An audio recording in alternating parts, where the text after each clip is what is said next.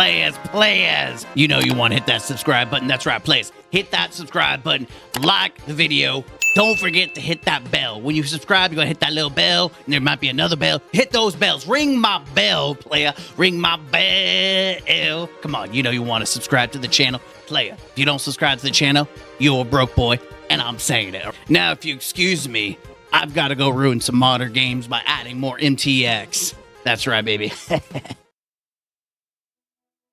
Hello. Welcome. How do y'all like that new the subscribe? Because I'm really bad at forgetting to tell people to subscribe, to like the video. And so I spent last night, like 6 o'clock this morning, recording, editing, and doing a bunch of different things.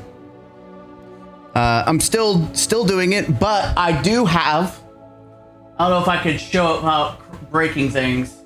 I do have the Steam Deck with buttons and everything prepped. I'm still learning different things. Apparently there's also like apps for Steam for chat that I want to put in. There's a lot of customization going on. Also, I'm gonna pause. I need to see if there's an app for the video, the music. So I just because we've got Hades here, I made this outro for videos because I said I was going to do this and I never did it. So here we are. Here's how I'm going to try to continue ending videos in the future. Yeah, there it is. So I'll be in here for like a couple seconds and then I'll like shut off the camera and be like, peace. And then this is where the outro video, like the subscribe video or whatever, whatever they pre-recommend will be in the slot where my camera is, but I'll shut it off and be like, oops, we're like, bye. But yeah, I made the outro for it doesn't loop, so I know when to cut off, but yeah. And then,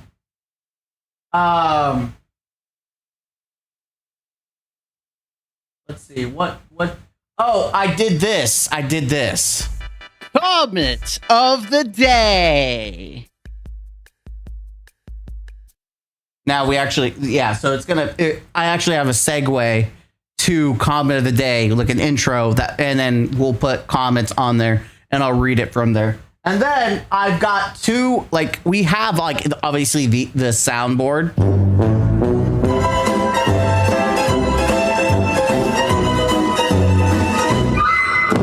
Good for quick moments, and I'm going to get more of those. But then I had special scenes that I'm going to slap. Like, for instance, instead of saying the word, because people get mad when I say it, I'm going to reference probably my favorite movie of all time, Tropic Thunder, for those special people out there. Everybody knows you never go full retard. You went full retard, man. Never go full retard. Everybody knows. And I put it on loop so it goes. If I want to just sit there and let someone, if someone comes in chat and that's just being one of these. Everybody knows you never go full retard. You went full retard, man. Never go full retard. Everybody knows you never go full retard. You went full retard, man. Never go. There we go. I do need to get a cord so it can be right here at my desk. So I have to like turn to the other desk over here to hit the buttons. The USB-C cord is not long enough. And then we have this one. This is I always say when someone's being intellectually dishonest, like this has become my favorite meme and I had to make it. I hope you enjoy this. You see how this looks, right? You see how this looks, right? You see how this looks, right? Yeah, so those are my favorite so far. Those are my favorite. Yeah, those are my favorite ones. I'm gonna add to it. Like there will be like an entire profile. I'm here, counselor. Sorry, I was in the bathroom. Didn't want to talk to you if that would have been weird talking to you. Yeah, no, you're good. You're good. You good. That's all I have for you right now on like cool, innovative stuff. I'm going to try to do an actual stream intro and right now we only have this. We have, okay, that's not it. Sorry. Be right back.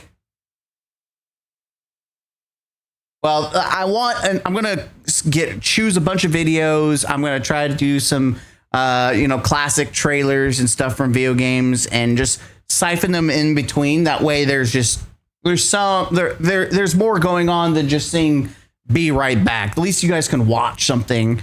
And maybe, that's the goal, is to try to do intros. And then I'm going to add, a stream bot back to the OBS so I can look at everyone's chat and put chat in the stream itself. I want to look and, see what else, because apparently there's also action like replay where it can record like 15 seconds of your stream. And I want to be able to hit the button on the Steam Deck and do one of those if we see something funny or something happens. But we can throw it back, or if I can get it to program it to where chat can put in the command or something and have it go through, that would be cool too, because then chat can clip action replay when I fail or do something stupid, which will happen whenever I'm gaming. So it's bound to happen. But that's essentially what we're doing. One last thing. Ladies and gentlemen, I've been talking about it for months, and I got it, the room set up, the studio, the green screen studio. What's up, outsider? I told you one day I'm going to get it to where I can transition live. I don't know, guys. Tell me, did I do a good job of it? Let's find out.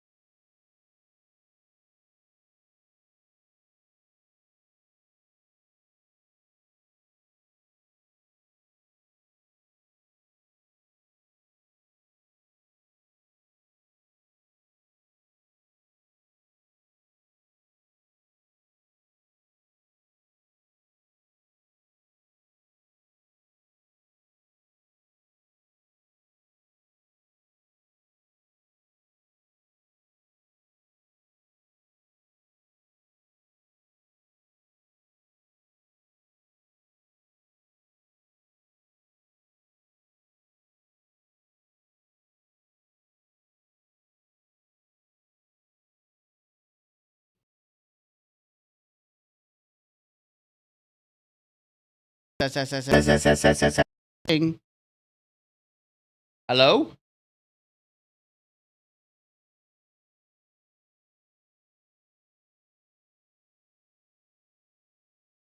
Hello? Okay, there we go. All right. Sorry about that. We wanted to do this test. I don't know if you guys could hear me. I don't have chat pulled up, but we will eventually have chat pulled up. Welcome. This is the Green Screen Studio. If I'm regurgitating myself, just bear with me. But we are in the Green Screen Studio. I have my mic. This is not like the nicest mic like I have there. It's okay. But I will have all my jazz and stuff set up to do green screen stuff, including the podcast. We can do it here. But you guys, you're being baited. You're being baited right now because you think that the background of the image is actually green screen. Like, it's not. I've already been using the green screen. I put my green screen on top of a green screen so I can edit later. So where are you? This is the studio right here. And then this is just media with a green screen background so I can edit that later, whatever I want. But that's right. We've got live studio green screen. I can transition. In fact, you can see me get up, walk around, and I could do things. I could do a brutally honest review live. Or you could do it live, ladies and gentlemen. We can do it live.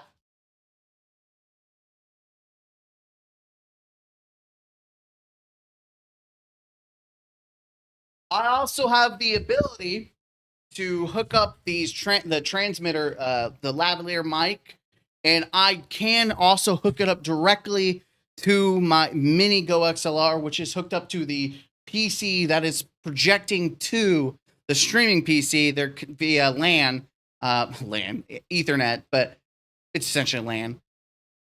With this, I can technically go walk around and I can be active like I would a brutally honest review. So we do mic, we can do lavalier, we can do all kinds of cool, fun stuff. And like I said, this was the goal.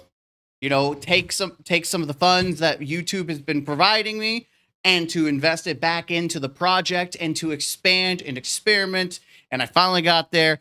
Granted, this whole room is a hot mess because I've been cleaning out the closet, reorganizing stuff.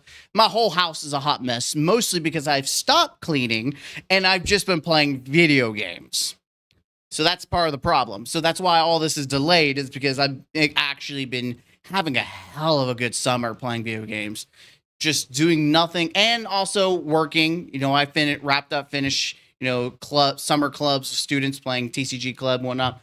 That took up some of my time too, which is fine. It was a good time. But I've been playing a shit ton of games. So, but we got it. We get there. We've got it. We're testing it out. I'm going to transition. I can't control the stream from here. I can control like adding things to it. Let's see. You guys might remember some of these things. I don't know if it'll show up for you, but you might remember,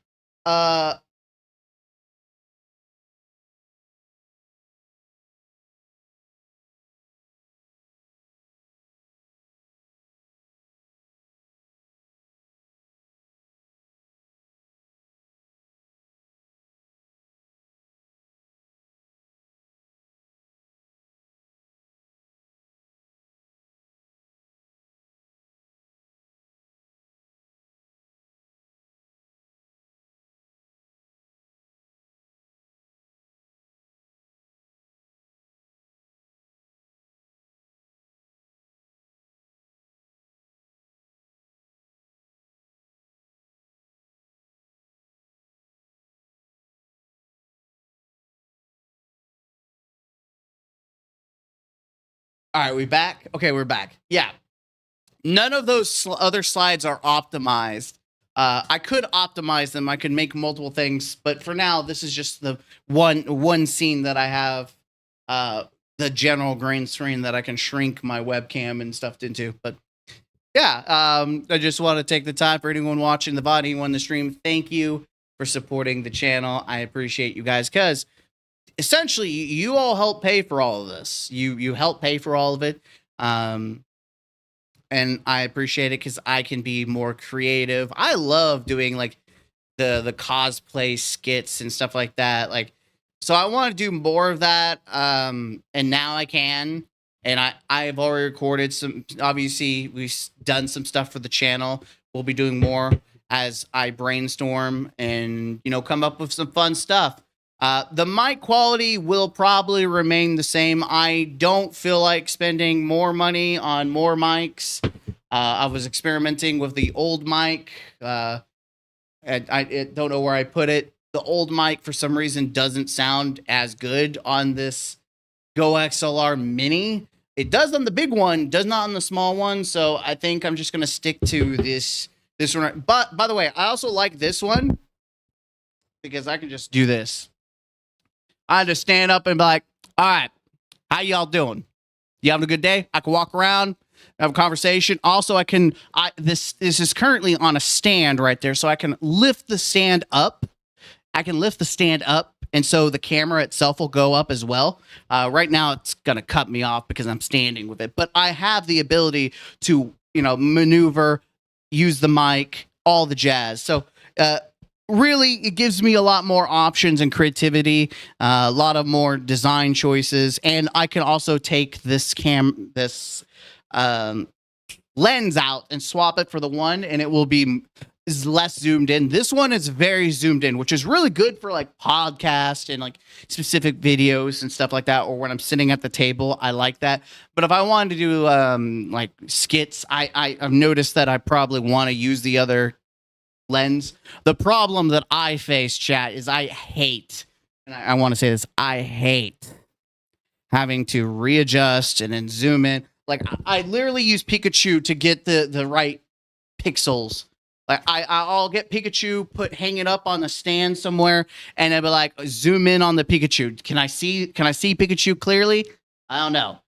So it's not perfect. It's not perfect science because it is a pain in the butt every time I have to adjust. I have to adjust the lens. So it is what it is. But yeah, I'm gonna go ahead and transition back to the battle station. I'll see you.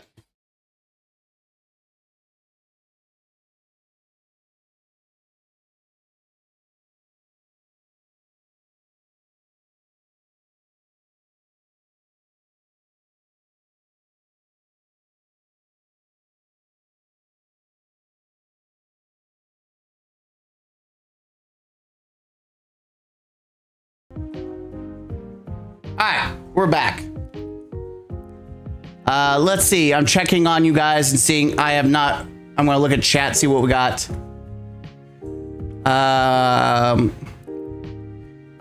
Muted. I thought my PC sound was this issue. Totally working as intended. No, nothing. Hear you now. There we go. Oh, so much green screen for a second. You were the Incredible Hulk. Step back, counselor. You'll be totally. Be the Incredible Hulk. Oh yeah, I'm looking back at it.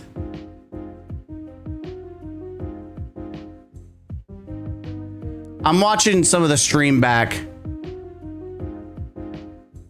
It's a lot of green. It's a work in progress. I mostly did this as a test because I haven't been able to see things. But we got tech. We've got the experimental of the tech, chat. Step back. Welcome back to the 80s. Muted again. Back to no audio again. Those are some great ideas, boss. Welcome back to. Guess your other two scenes you not add the sound capture. No, I have not. Yeah, that's why I specified that I just don't have it. It's not optimized outside of the one green screen with the podcast, mostly because I did it today. It's not optimized, but we got the tech, right? The tech is there, right? The tech is there. You see the vision. The vision is there, right? The vision is there. I'll just have to make sure to do volume testing because funny enough, the audio was working on the first slide the last morning night. I literally just recorded a bunch of stuff. Again, if you missed it, this is our new, like, for me, instead of me, telling people to subscribe, which I'll probably still try to do at the end, but I forget, so I'm just gonna do one of these. We have this. Players. You know you want to hit that subscribe button. That's right, players. Hit that subscribe button. Like the video. Don't forget to hit that bell. When you subscribe, you're going to hit that little bell, and there might be another bell. Hit those bells. Ring my bell, player. Ring my bell. Come on, you know you want to subscribe to the channel. Player, if you don't subscribe to the channel, you're a broke boy, and I'm saying it. Now, if you excuse me, I've got to go ruin some modern games by adding more MTX. That's right, baby. And that's the stuff I was doing this morning night because it was late. But yeah, that's in fact, I'm so annoyed because FedEx, well, I'm not annoyed. I'm annoyed at myself. FedEx came 13 minutes before I woke up. I woke up after and I checked my door. They left the little thingy thing saying, "Hey, we missed you." I think they're supposed to come back tomorrow. I'm going to stay up all freaking night editing the OBS and stuff like that to make sure that it's prime, but also to make sure I don't miss FedEx. They have to get my signature. They cannot just drop it off at someone's house. Holla, I'm going to get my packages. Hoopin' and hollin', okay? But anyways, that was kind of, like I said, I would like to do the podcast today. Let me kind of stew on it for a little bit, decide whether I want to or not. Plus, I need to try to transition and have you guys in chat. I'm going to put you on there. It's going to be a lot of editing I'll do in the back end, but just the general recording, I'm going to have you guys give your insight. But yeah, I have all the scenes on the Steam Deck. I just need a longer cord to put it on the desk. But let's see. I am going to try to pull up some videos. I don't have a lot on like the Twitter stuff. Most of it's still in the back end. Oh, you know what? I do want to look up. I'm gonna look up what is going on with Jason Schreier. There's been a lot of Jason Schreier.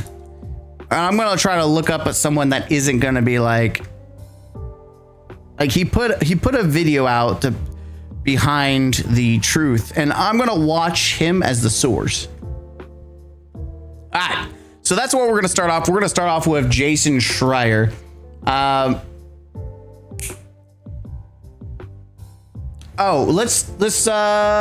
Yeah, we're gonna test out our recording button, because I'm gonna hot swap it too, because the point of having a Steam Deck is so I don't have to drag and drop between two screens, especially if I'm playing a video game.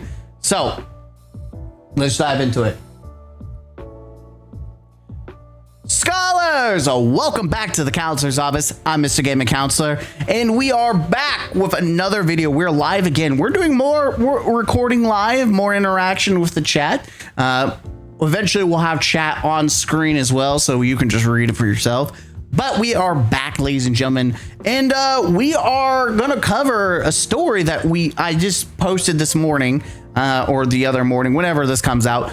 Jason Schreier has spoken about the sexual allegations or the harassment allegations he made and how he was called out for being a liar. We're going to react to that. But first, I get the distinct pleasure of popping one of these. And no, it's not a boner. I get to pop this for you guys. Woo!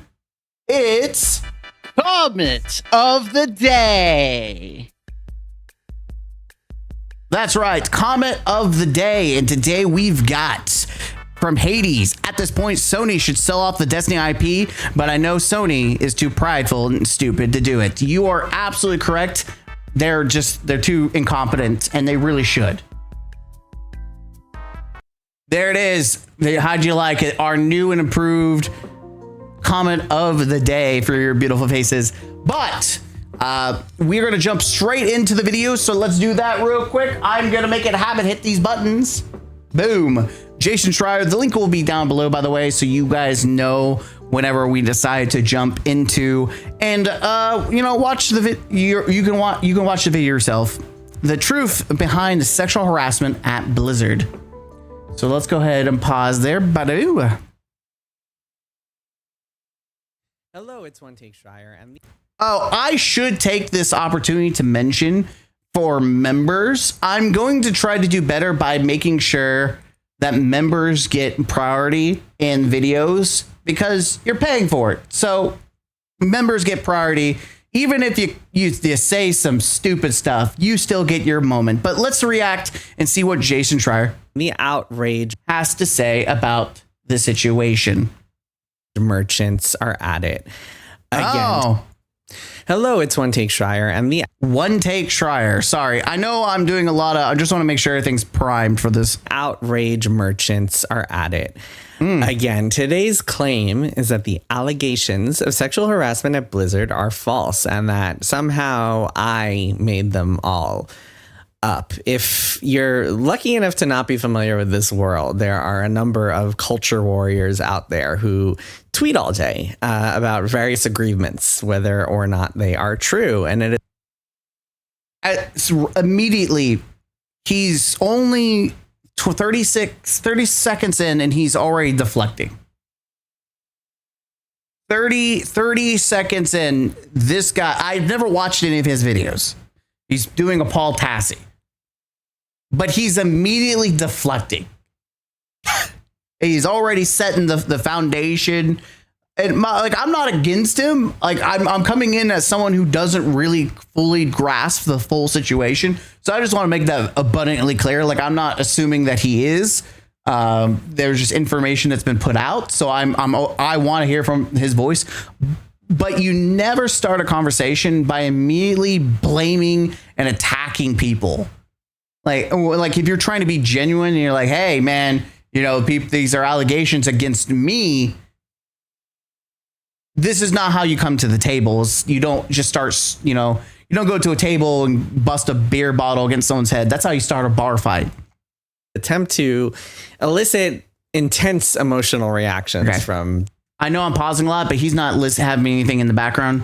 I need some background music. Their viewers. These people aren't reporters. They don't actually talk to anyone involved or ask questions.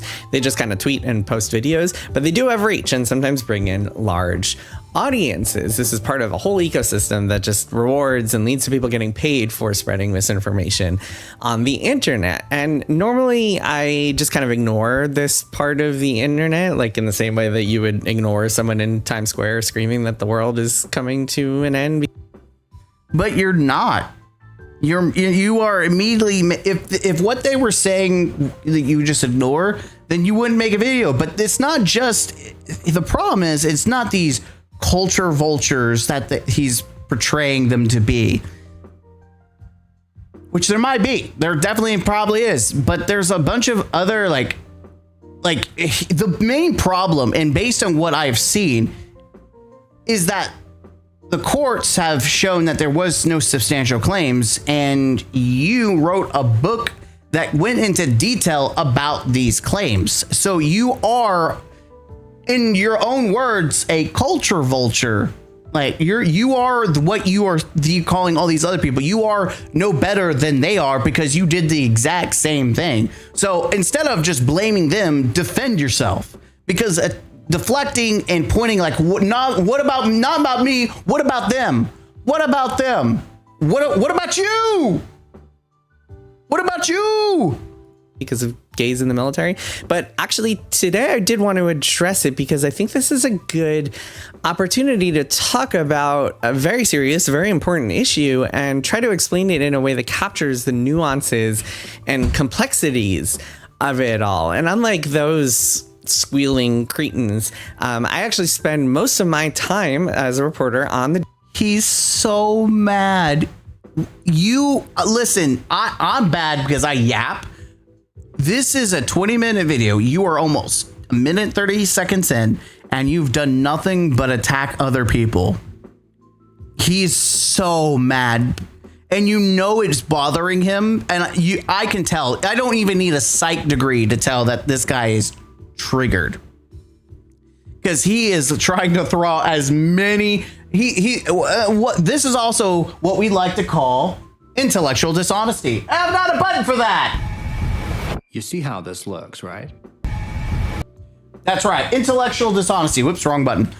Intellectual dishonesty. That's exactly what it is. Is that they're trying to muddy the water, muddy the conversation before the conversation's had, instead of actually just upfront defending themselves and just getting right into it. They're laying the foundation, the dirt, and muddying it up You know, that's what it is. Duh. But they're putting, instead of a conversation, they're dumping a bunch of dirt. So the conversation isn't what's actually supposed to be brought to the table. The conversation is all the mud that's on the table. Like, why is this here?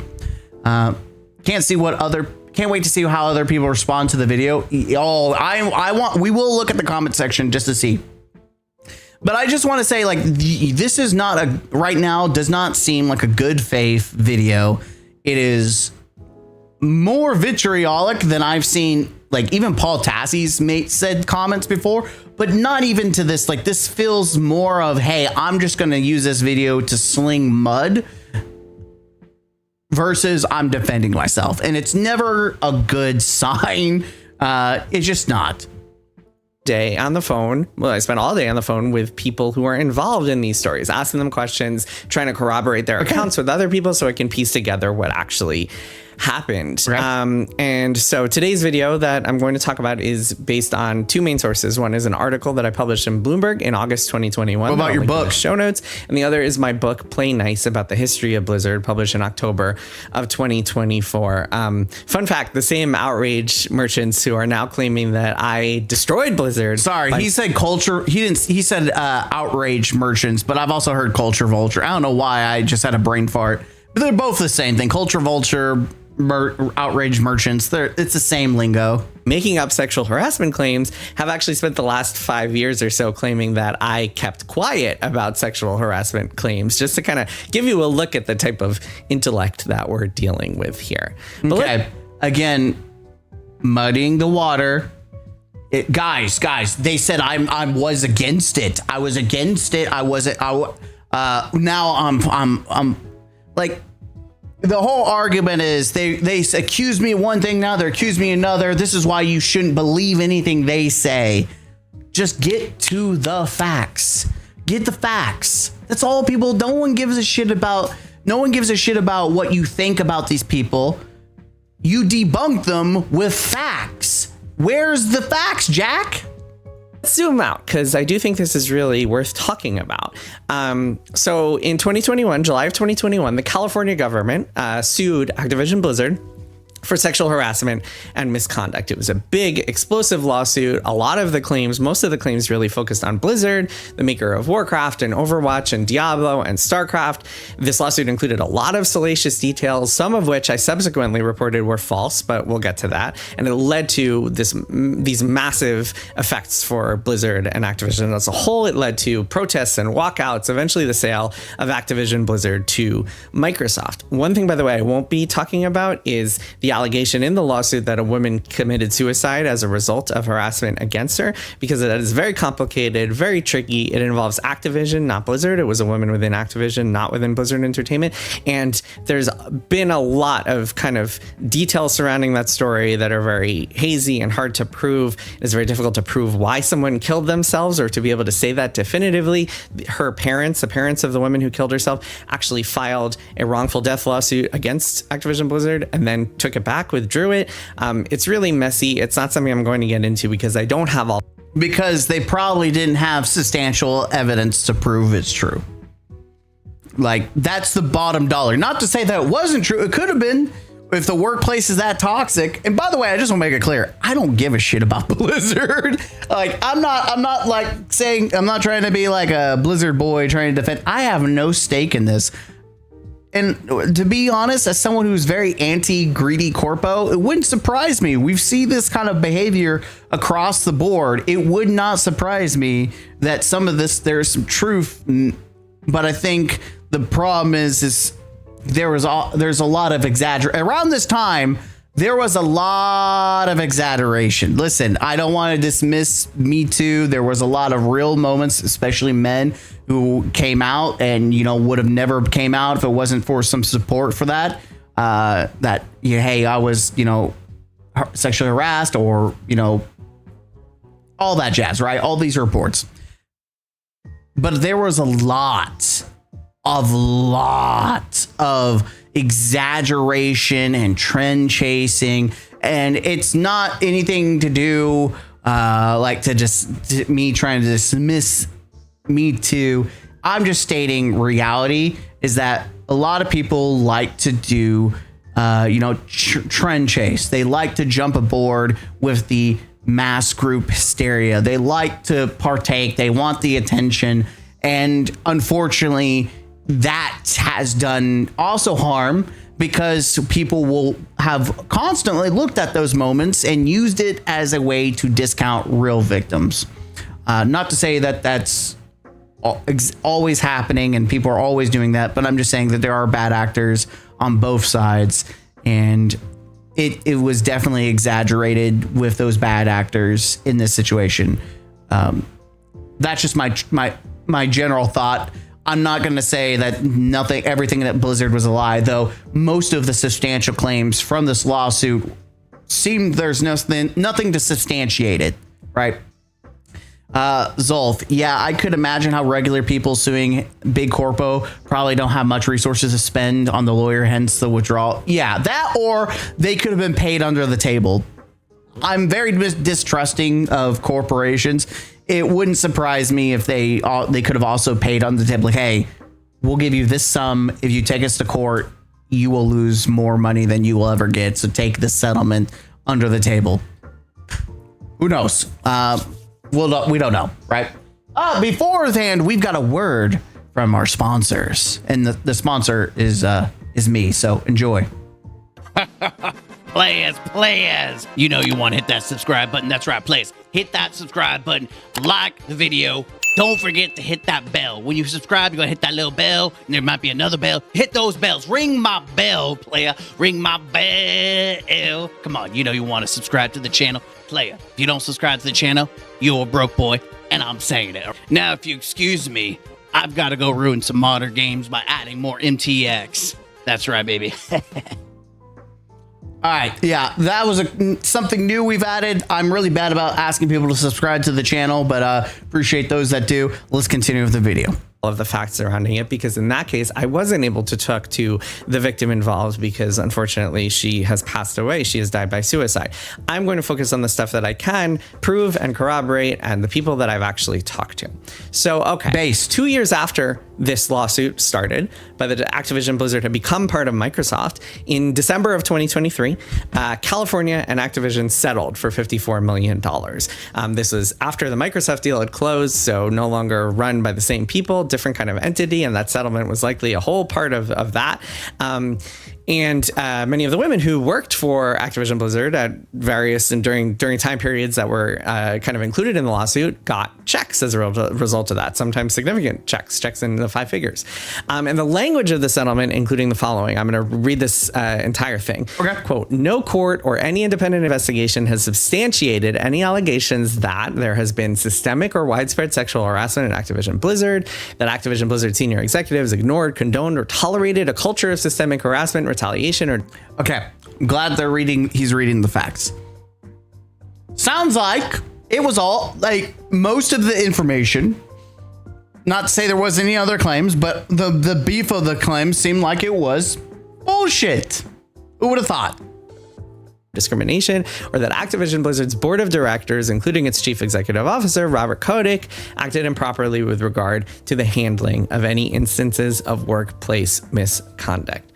So that language is at the core of this week's outrage merchant argument that the whole thing was bullshit.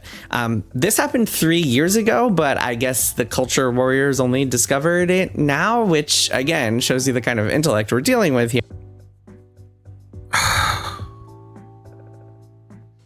It's hard to give, like, you've done nothing. So all you've done is attack, bring the facts of the court case, and then attack.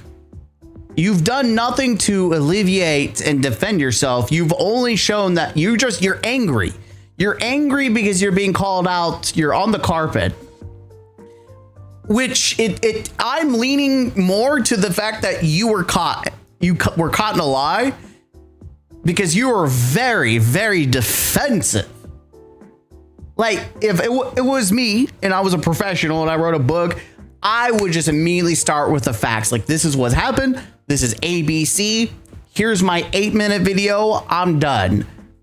We're not about to get a 20-minute video where you're going to continue talking about the outrage merchants.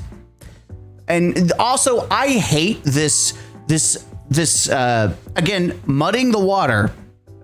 Oh, because this happened 3 years ago, people must have just now figured it out. There was a lot going on during the Me Too and all that situation. There was a lot of shit going on back then. Also, people thought it was taken care of because people lost their jobs. They were acquired by Activision, or what? Yeah, not Activision, but they were acquired by Xbox. Was it Xbox? Shit, I forgot. Who owned Blizzard? Activision Blizzard? I don't. They were acquired. Anyways, there was a lot of shit that happened that even I don't remember all the specifics.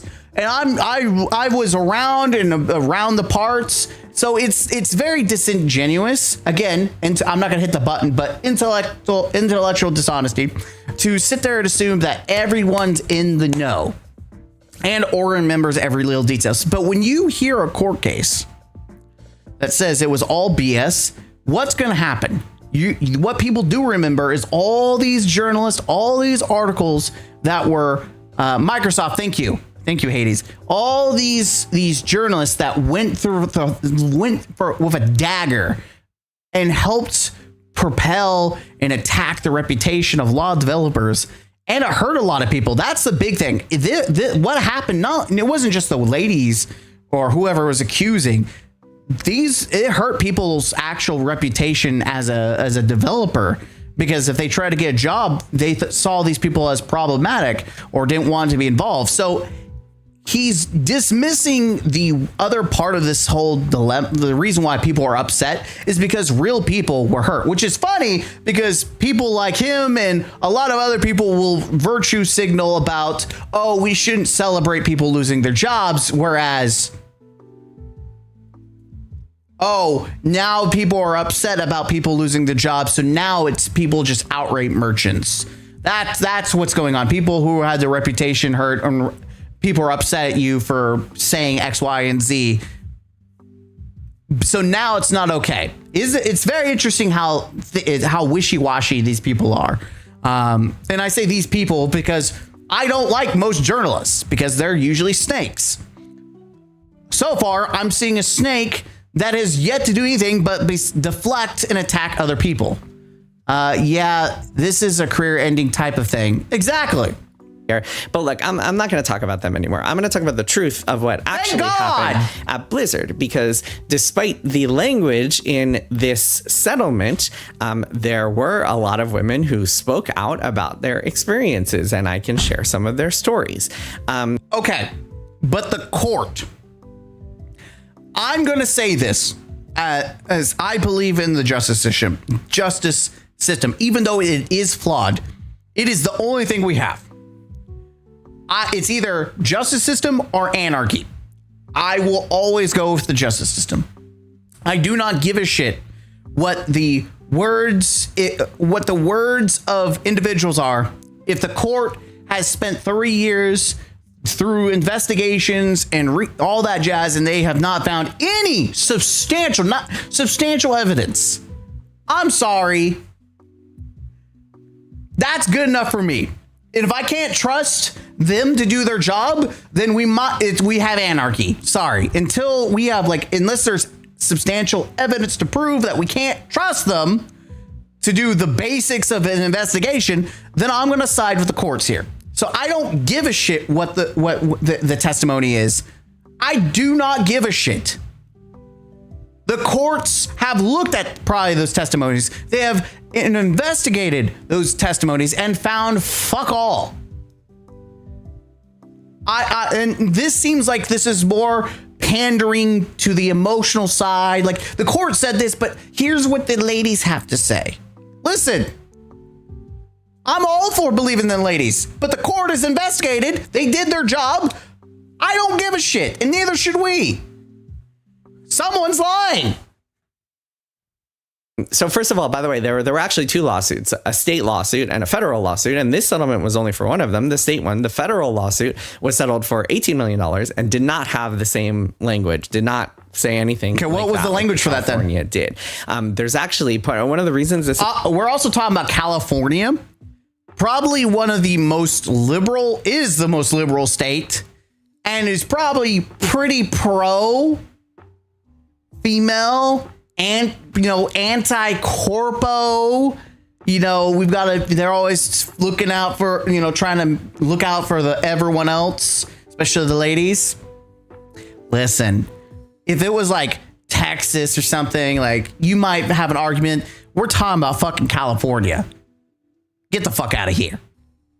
This whole so also messy is that the state investigators and federal investigators got into political squabbles, and there's a whole lot of details involving Gavin Newsom and accusations about him interfering in this that I'm not going to get into here. Why? But, if you're interested, that is information you need to bring. Stop talking about the chuds and the chads. Talk about that information. in the legal drama, there's a little bit more there that you can find online here and there, and parts of that have still not been quite told. That story still isn't 100% clear of how all that went down. This doesn't but clear I think you. that might help explain why there's still a couple of questions surrounding the lawsuits of it all. But let's put that aside. Let's look at all the actual facts. And Holy I think shit! one thing that's really important We're here. 6 minutes in, and we're just finally getting to the facts. Listen, I make a lot of fucking videos, but I'm tearing this video fucking up. I'm just destroying it. My God, I know a yap, but I'm not a professional journalist that's on the spotlight where people are, essentially accusing me of lying to make profit off of my book and articles. Like, you need to be clean cut and direct. I don't know what script you wrote. You probably didn't write one. You might want to get tips from Paul Tassi. If you've watched my other videos, you know this, but oftentimes when you try to reduce a story to a binary of like, is it true? Is it not true? Especially a story that's as complicated as allegations of widespread harassment and a culture of misconduct. And It's not complex. If the court investigates, you have the legal system, not little Timmy's, not journalists. You have investigators go in, they talk to eyewitnesses, they take reports, they go through documents, they scrub through everything, more so than what a journalist can do, more so than what I can do or whatever dude on Twitter can do. And if they find that there is no substantial evidence or any way to support these claims, that's it. There is no other higher bar of clearance of, that's it. There's nothing else. No one gives a shit about journalists. No one gives a shit about Twitter or what people say. The court is the highest bar of checking the box of, is this true or is this not? There's nothing complex. There's no need to think about complexity because the court did it for you. sexual discrimination, that really does a disservice to a reality. Better put a countdown how many times he says getting to the facts, then proceeds to talk about something else. Oh my God. Reality is more nuanced and more complicated than that, because actually two things in this case are simultaneously true. One is that the California lawsuit was misleading and full of inaccuracies. You can write anything in a lawsuit here in the United States, and that one had a lot of things wrong. The other thing that's true is that many of the women who have worked for Blizzard over the last few decades have felt mistreated by the company. And I think that it's important to note that harassment is one thing. I think any company that... Okay.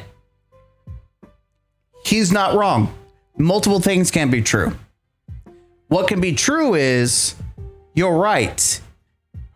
Women being, mistreated does not equal harassment. Sexual harassment is not maybe necessarily anything that you could do about that. Maybe complain to HR, but there's not much you can do unless it's, substantial.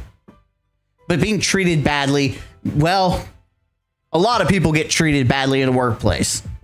There should be some protections for that. Don't know in the gaming world, unfortunately. But the other true thing is, this still has nothing to fucking do with the fact that the court did their investigation and found it wasn't substantial. The attacks, the criticism, the reputational damage was because these ladies were harassed, some sexually. That is more substantial than some dude being an asshole to one of their employees. There's a difference. Being an asshole, being a sexual predator, being a harasser. One could get you in trouble with HR. One could get you, lose your job, your reputation, your career, everything, right? There's a difference. There's a power level. So he's trying to I don't like this language because it's watering down and trying to muddle things up by saying these two things can be true. The investigation was flawed. Oh, I'm still waiting how you're supposed to be defending yourself because all I hear is deflect, deflect, deflect. Also, where's the facts? I have not heard fucking facts yet.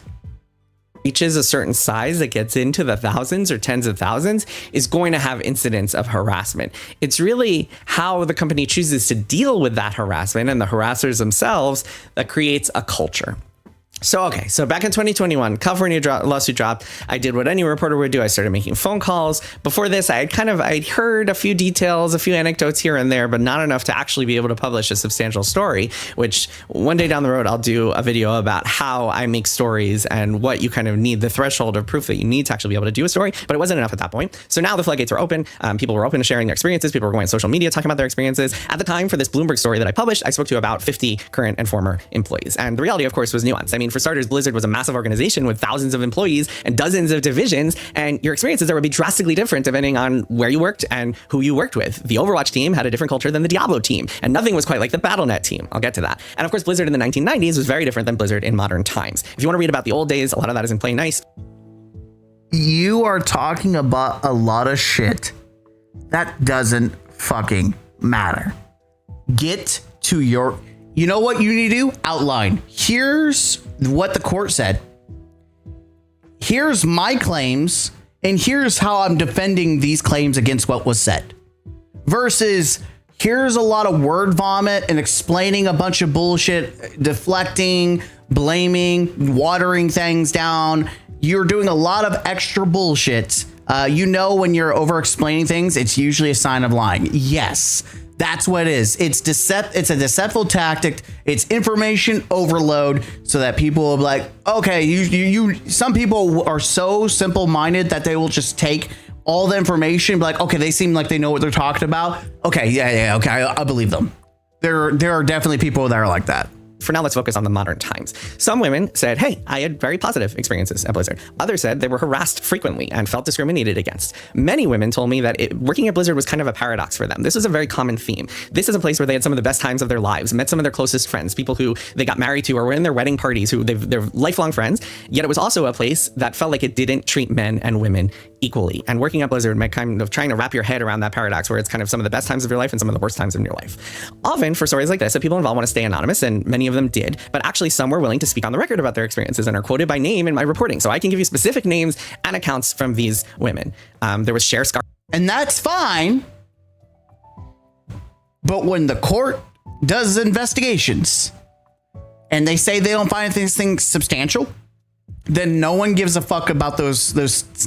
I can make a stating and say that my years at Walmart, there was I was harassed. One of the employees would grab my ass, and I can make that claim. Just because someone makes a fucking claim doesn't mean it's true. Do you know how you actually see if it's true? Is you have the courts, the legal system get involved. They do an investigation. They fact check. They just look at everything and see what's going on. When you have a third party involved and they say they do not find any substantial, proof of this, then no one gives a shit, and nor should we. Not to say that they weren't treated badly. We should give a shit about that. But is this something that people should have lost their job or should have, had reputational damage and dragged through the mud? Probably not. Who told me for a Bloomberg story that she was groped at holiday parties. There's Nikki Broderick, who told me that a bunch of things, but which is cool, because then the courts would have found that and looked at the information and been like, oh, we have evidence. But obviously there wasn't evidence. anecdote that she told me is that a person she worked with looked at her and said, Oh my God, there's no fucking way. Are you about to, is someone about to say, give her the third party information? No way. quote, her ass looks great in those shorts. And as a result of that, she never wore shorts into the office again. She told me about various times where she complained about things to HR and nothing was ever done about it. Which, if the courts had investigated that and they saw the multiple reports and nothing was done, that would have been on record or some way. Like, there's no shot if you have all these reports, the court would be like, nah. Especially in California, I do not believe you could. I would have given more slack to this information if this was like, I'm gonna be. This is might piss some people off. It was a Republican Party. I'm sorry if it was like a Republican Party state. I would have been more. Listen, I'm not throwing hate, but I'm just saying, out of all the 50 states, California is the last fucking one where you're gonna convince me that the court was against the women. That's all I'm saying. That's all I'm saying. As someone that's going to be all overly protective, even people call California the woke state. Like, there's no fucking way you're going to convince me that the state of California and the courts did investigations and we're like, nah. And we already heard some of the muddling of that excuse, like, oh, there was drama between Gavin and whatever else. Okay. Yeah, you're trying to water the conversation there. I'm not going to believe that bullshit. If it was actually relevant facts, you would have provided those specific facts versus the rambling that is fucking going on. To Connie Griffith, who told me that in executive meetings when she was an executive assistant at the time, she would hear some of the top men at the company complaining about hiring women, saying, if we hire these women, we got to be more careful around them. Broderick and many of the other women who worked for Blizzard told me they compared their salaries to male colleagues and found that they were paid less even when they had the same or even more experiences. In fact, Broderick's husband actually wound up like leapfrogging her at the company. They both worked for Blizzard and wound up making... Again, then you could be able to sue and the courts would be able to do that. Now, this may be a case where they just didn't have the funds to do it, but I feel like you should leave then. By the way, being paid less is not harassment. It's shitty if it's true, but it's not harassment. Where we go, we're derailing this conversation. Well, they got paid less. In this conversation that we're having about harassment, who gives a fuck? We're talking about harassment. Getting paid less is not harassment. More over his time there, despite the fact that she had more experience at Blizzard than he did. 6 different women for the Bloomberg story, and even more later on, told me about incidents where they were harassed by men. They went to HR, reported those incidents, and HR did nothing. Even there's a little bit of nuance because sometimes HR might actually take disciplinary actions against men, but not tell the people who reported it. That itself is kind of a problem, but there are ethical and legal complications there. I love the little detailed. All these women reported, but nothing happened. But at the same time, we don't know because technically they can't tell them. Yeah, and like especially I'm going to tell you right now. Like if you're talking for my job when we're dealing with kids, it's called FERPA. You cannot give personal information and especially identifying information to other adults, other situations. You cannot tell one parent. If one kid punched their kid in the face, you cannot tell the other parent what you did with that kid, what consequence. It's none of their damn business. The law says you cannot tell that parent what, and that's how it is. But it's interesting that he was like, well, they didn't say anything. Oh, well, there's legal complications. Just because it's the funny thing is, especially I say this whenever the dean or the principal, they'll say this, just because we don't tell you what happens doesn't mean nothing happens. You just assume nothing happens. And I feel like this is what the adult version of that of you just assume nothing happened when the court probably investigated and saw, oh, well, there was consequences. So this is obviously not true and fabricated.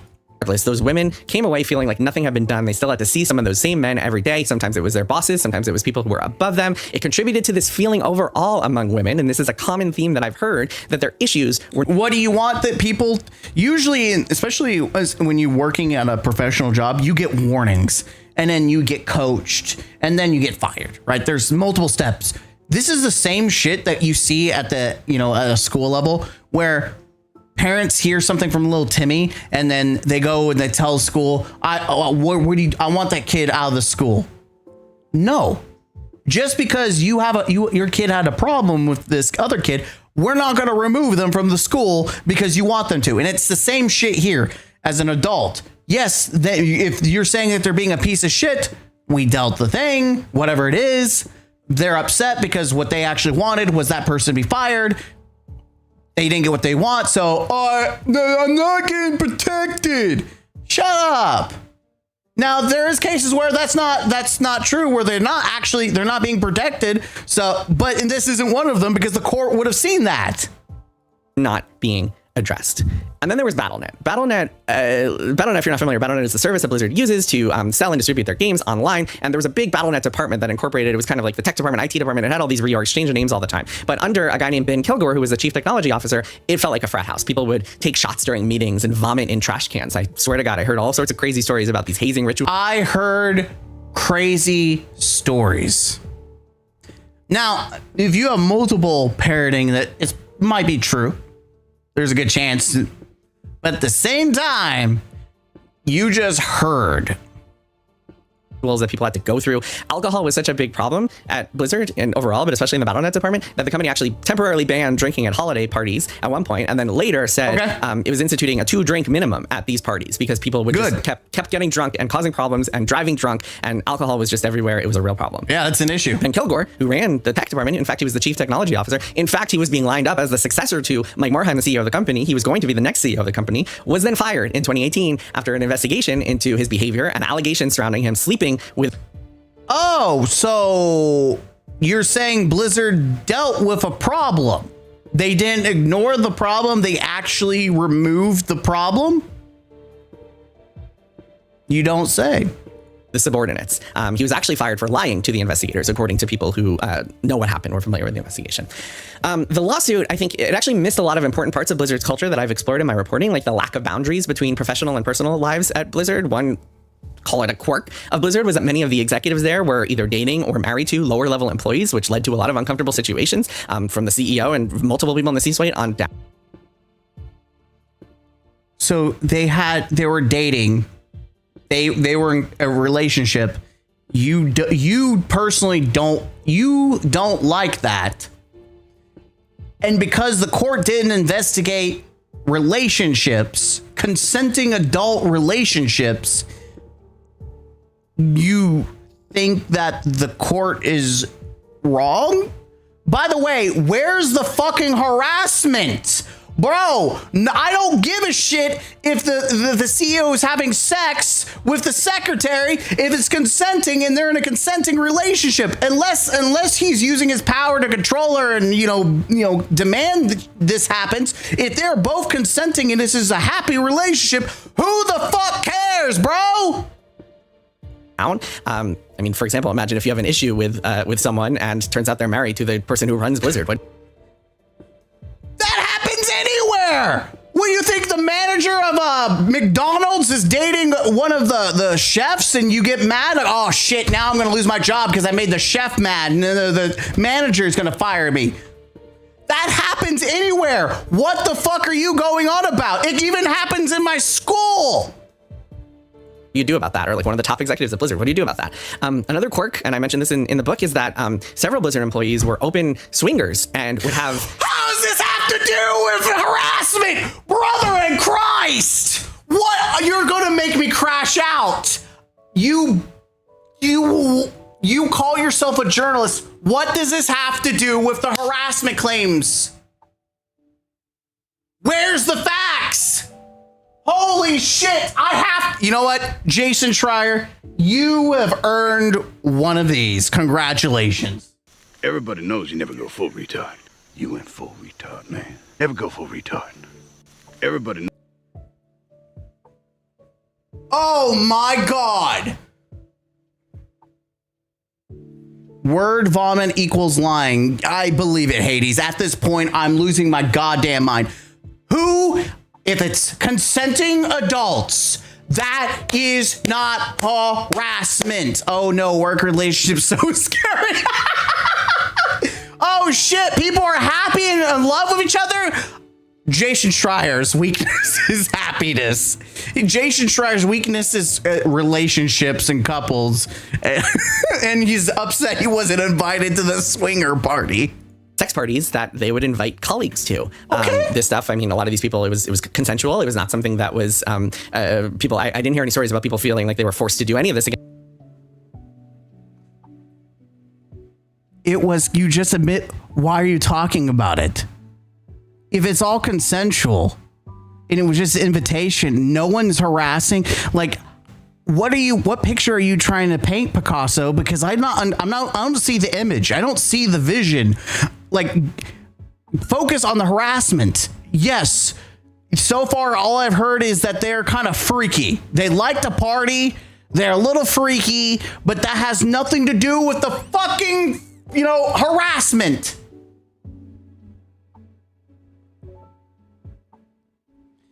Get to the point, Jack.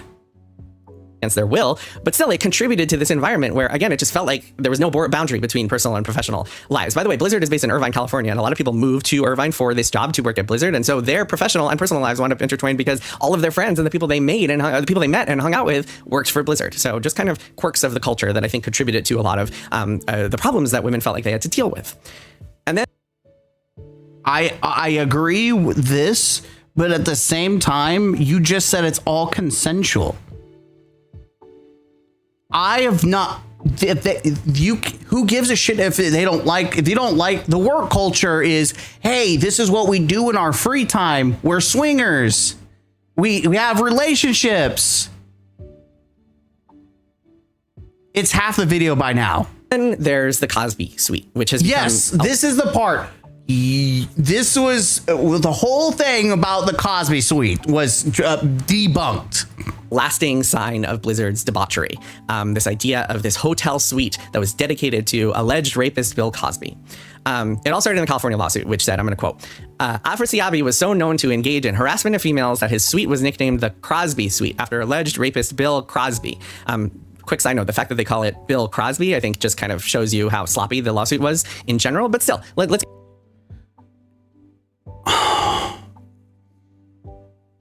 The lawsuit was sloppy.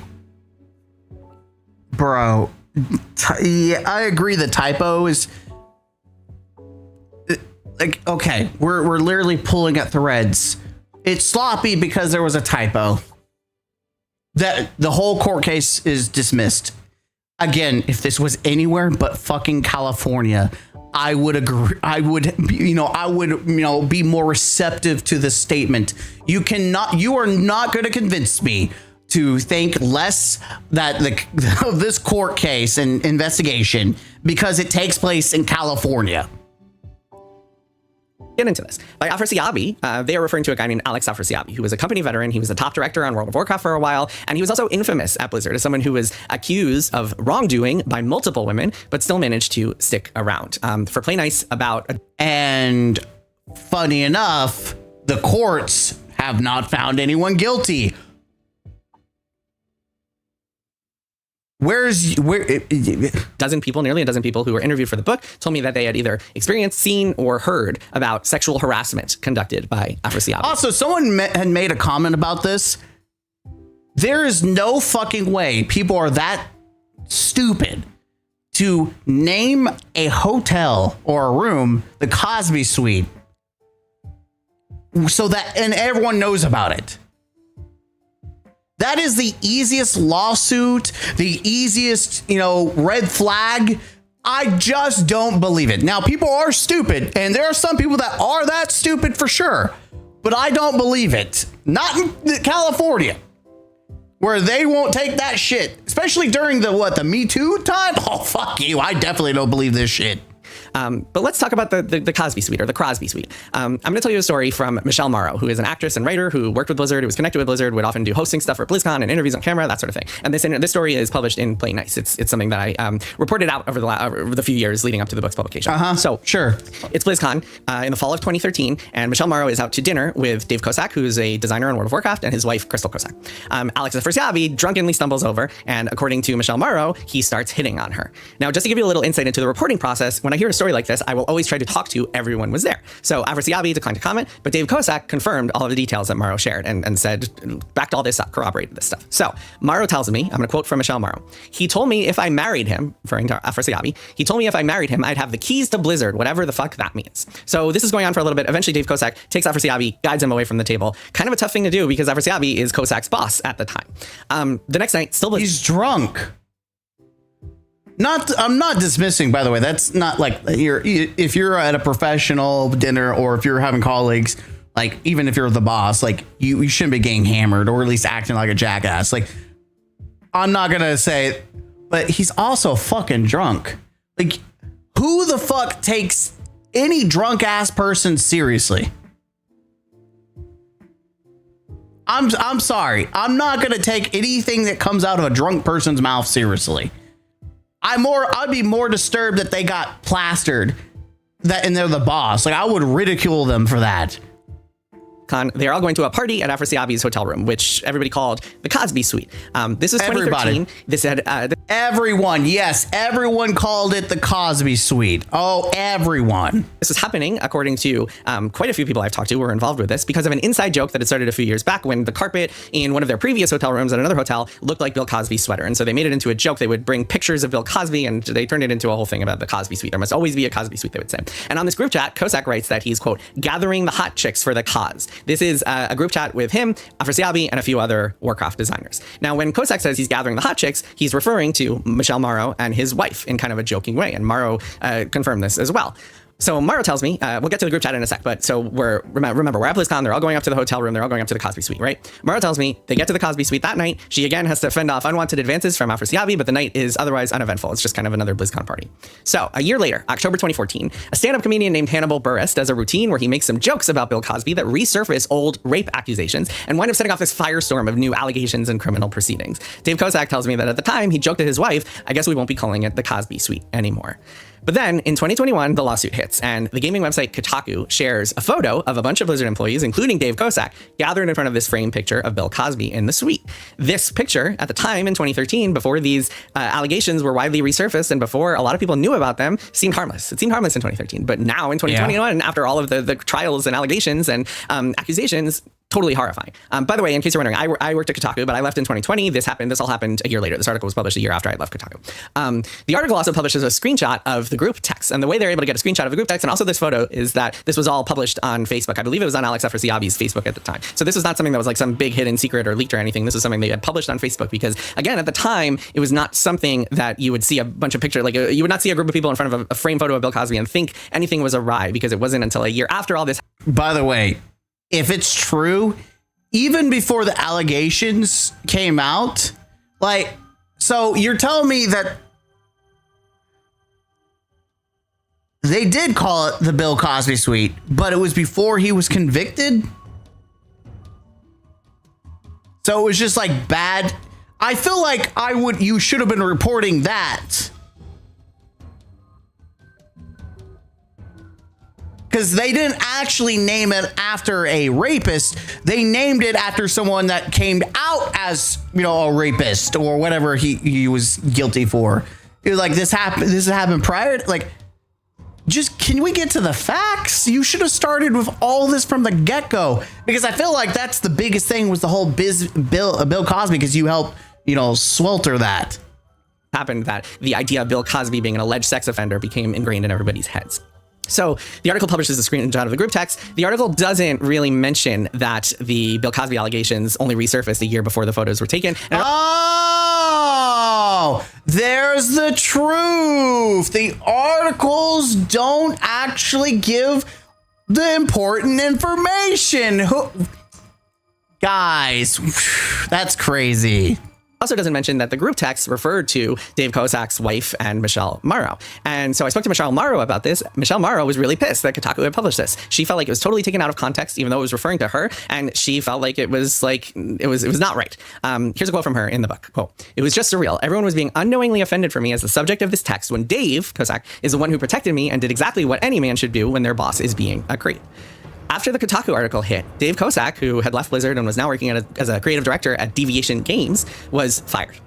I also spoke to a designer named Paul Cazares, who was also in the photo. He was working at ZeniMax Online Studios, and he was fired from his job there shortly after the Kotaku article went live. He told me, actually, that he felt like this photo has disrupted his career, despite the fact that he has not been accused of any wrongdoing. All he did was appear in a photo with a framed picture of Bill Cosby a year before allegations of Bill Cosby's rape were widely resurfaced and set off a firestorm in the... So far, everything he's saying is, whoops, these people are being hurt, which, granted, he did put it in his book, but you like sensationalized. It felt like there was I'm going to blame him and say that he is in the wrong, because if a lot of this, especially the biggest bullet, which was everyone claiming the Bill Cosby as like, oh, see the culture, you have been encouraged. You tried to set up the foundation of that. Oh, look at the culture. Even though this is not true, it is true in another way. That's the snake in the grass is try to build up to this. He literally built up to the whole thing. Absolute snake in the grass. Press and in United States culture. And let me quote Michelle Morrow again. She said, I can't speak for everyone else's experiences, but when I was in that room, there was nothing nefarious except for Alex. Other women and men that I've talked to who were at this Cosby sweep party in 2013 said the exact same thing. Alex Afrasiabi being a drunk kind of creep in their view, nothing else going awry. That's not to say there weren't other issues at BlizzCon, because BlizzCon, I think, was known as a place where a lot of Blizzard employees would get drunk and sometimes there would be wrongdoing and bad behavior. But in this particular case, it was just him, according to Michelle Morrow and other people. So here's the thing about this story. It also, despite the fact that it became this wrong, incorrect symbol of Blizzard's debauchery that everybody got wrong, Kotaku, and then all the other websites that kind of followed it, worth noting, we at Bloomberg at the time pointed out that it was referring to the sweater and that it was not kind of a suite dedicated to a rapist. But besides the fact, the story actually did capture a real problem at Blizzard, which is that everybody seemed to know about the behavior displayed by Alex Afrasiabi, but nobody did anything about it. And it wasn't until the spring of 2020, 7 years after that Afrasiabi was fired from Blizzard for what a spokesperson later called, quote, misconduct in his treatment of other employees. So he was eventually fired, took a very long time. So what do we make of all this? I want to probably because they needed substantial evidence. Like, just because someone says something doesn't make it true. Again, it's you just because you say something or you don't like someone doesn't mean you can just get them fired.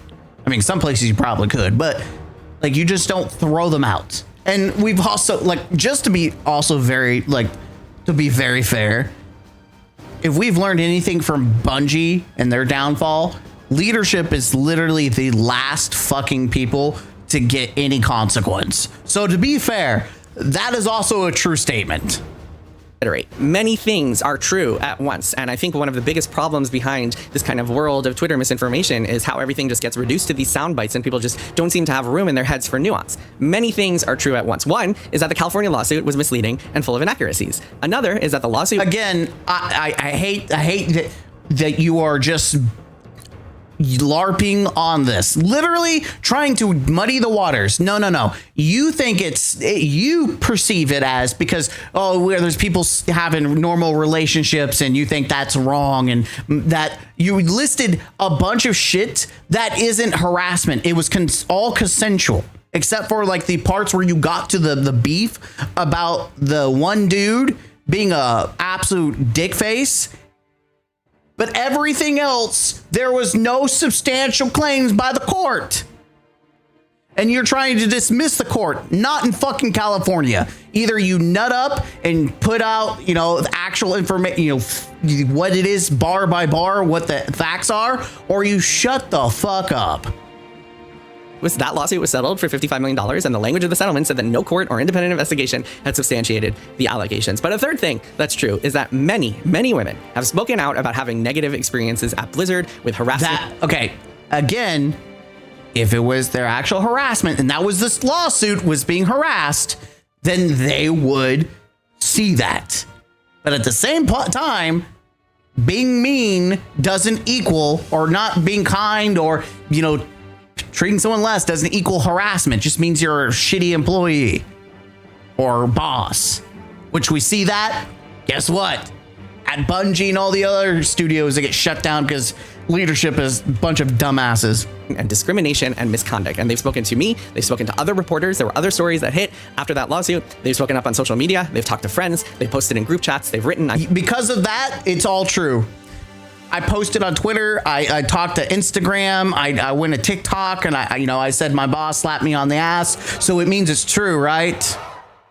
Game development forums, they have talked about this extensively.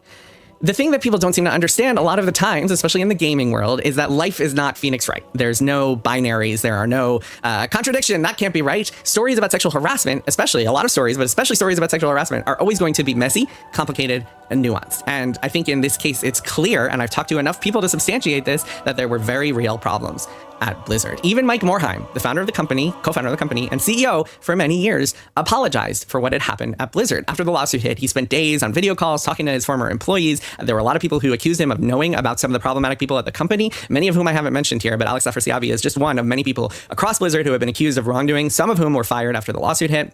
And after this all went down, he actually wrote a long statement and he said, look, to the Blizzard women who experienced any of these things. Yes, but that's a corpo play. It is very obvious that was what's going to happen. You can't have all this happen and then the leaders be like, we're getting sued, all this stuff. Oh, we're gonna wave it away. It's very, like, even when Sony canned half the Bungie team, they gave out a PR bullshit statement. It happened. Doesn't mean that he admits guilt. It just means he's trying to appease fucking people because it's a fucking shitstorm. I am extremely sorry that I failed you. All right, I'll see you all next time. Okay, I think he did a substantially shitty job at defending himself. He spent 10 minutes, at least 10 minutes worth of, deflecting, attacking other people, in just yam, listing a bunch of shit that wasn't facts, not corroborated by actual facts. Just because someone says something doesn't make it fact.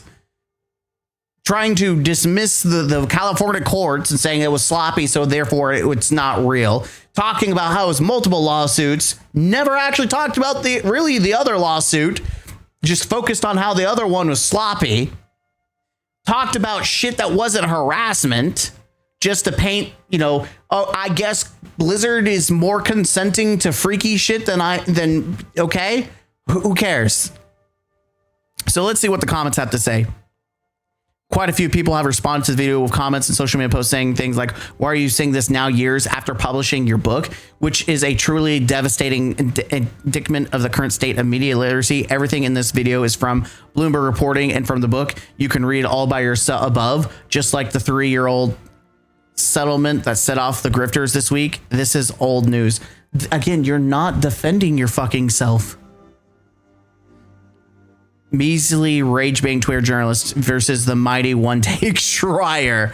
I will never forget the employee stealing breast milk reporting for as long as I live. Yes. Holy shit. Hearing people both say Jason made up the claim and that he didn't speak up about the claims while knowing is funny. Never forget, HR is there for the company, not the people. This channel has been the best thing, yada, yada, yada. I can't even remember the last time I heard someone say suicide instead of unalive instead on YouTube. Hey, yep, we're there. Some people aggressively question reports written by professional journalists who are required to source and corroborate the news information they publish while openly embracing unsubstantiated rumors disseminated by influencers who are not accountable to anyone. By the way, this is not completely true. I find it funny that people think that people are that everything that's posted on a game journalist is now substantiated. That's not true. Maybe the olden days when you did newspapers and shit like that. Not anymore. Not anymore. I mean, it's crazy how people are so deluded that they don't realize that even game journalists clickbait, especially when they're opinion fucking based. Good. It's wildly fucked up that it was refreshing to hear suicide being called by its actual name instead of unalive or self-deleted. I was wondering why I haven't heard of this nonsense, and then you said tweet, and I fully understood. One take, Schreier is a really cool nickname. 27 videos in, and we get the first title from the YouTube Unholy Trinity. It was obvious to anyone that the Kazi tweets were a joke about his sweaters. They were on the front page of MMO Champion at the time. Watching people in hindsight try to claim they were some kind of rapist cult was pretty strange, to say at least. Yeah, I don't know. Like, I feel like, you know, it's weird. I don't think he's defended himself well enough, you know, talking about how information was omitted in articles. Just, it felt like a lot more of attack. Like, why are you attacking me? He did not do enough job at focusing on the facts. It was watered down. I think that people are attacking him for no reason, but I also believe that, I truly believe that he's also a snake. Like, I believe both. I think both realities are two truths can be true. There are people that are attacking him and being assholes for no reason, and then there's also the fact that he can be a snake. Though I'm gonna defer to that. That's where I'm at in this situation. But you guys can let me know in the comments down below. Thank you for watching the video, and I'll see you guys in the next one.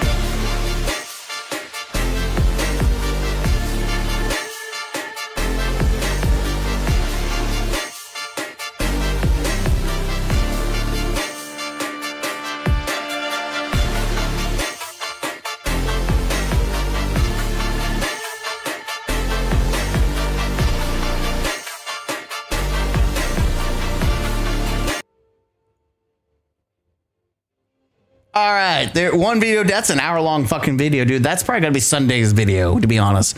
Sunday, hour-long fucking video. But it's just, it pisses me off. Like, how can you call yourself a game journalist and you're supposed to be a professional and you vomit out that much shit? Like, it makes sense that I yap a lot. I'm also not. I didn't go to, you know, school like to be trained to be a journalist. I'm not a professional in that regard. In fact, I'm a debater, and that's unironically, that's what we do. As debaters, we yap, we argue, we talk a shit ton. Like, that is the nature of the beast of a debater.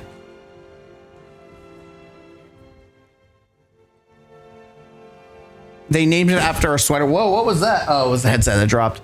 I try my best not to engage in talks with Shire because it inevitably turns into 30 minutes rant about all the vile BS he does on the regular. I'll just leave it at nothing surprised me anymore. I mean, I don't know much about the guy, but this is not like I don't agree with this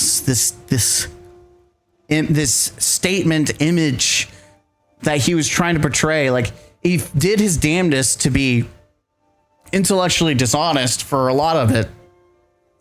Like, he made a lot of accusations that the lawsuit was sloppy, and he only cited one real point, which was it had an error in wording. That was it. Oh, I'm sorry. I can't be bothered to explain any more details. Go look it up. Get yourself. The Gavin Newsom and the whole investigation. Yeah, just go look that up. That 20-minute video of his can be boiled down to 7 minutes. Yeah. I feel like I made an hour-long video just shitting on it. An hour-long video just straight up shitting on it for sure. I'm just looking see if anything popped up on Twitter.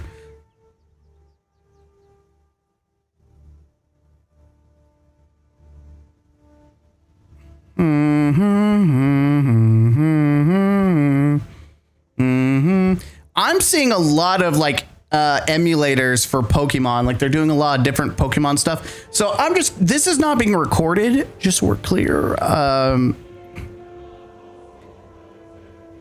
I'm looking because some of the stuff, so I'm not recording this, but I just want to ask because I'm not.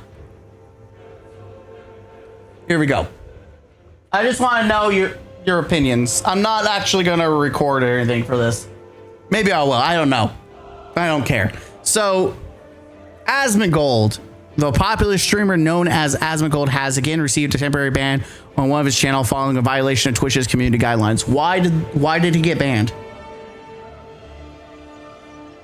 What did he do? Why did he get banned?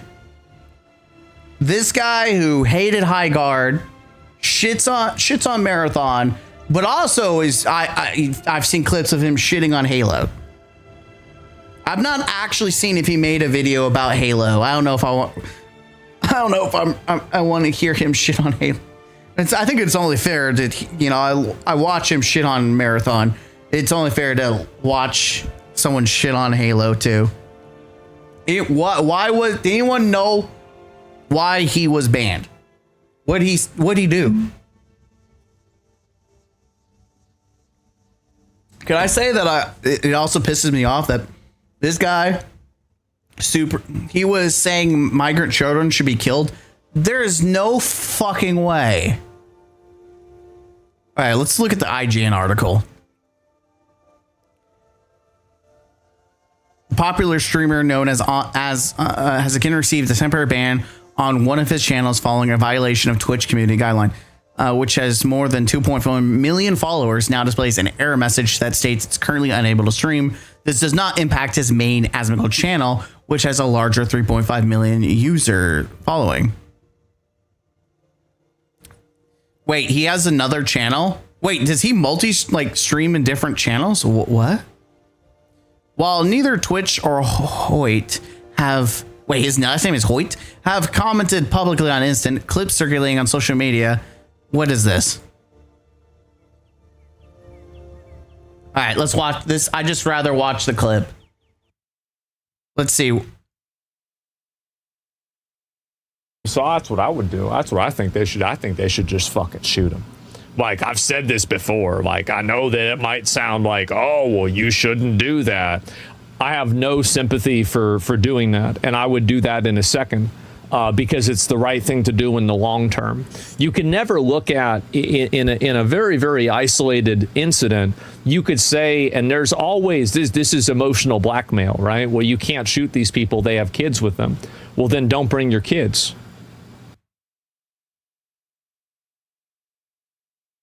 Why would you shoot immigrants, like illegal immigrants anyways? I'm assuming that's what he's saying is illegal immigrants. Like, do they even shoot people who cross the border like that?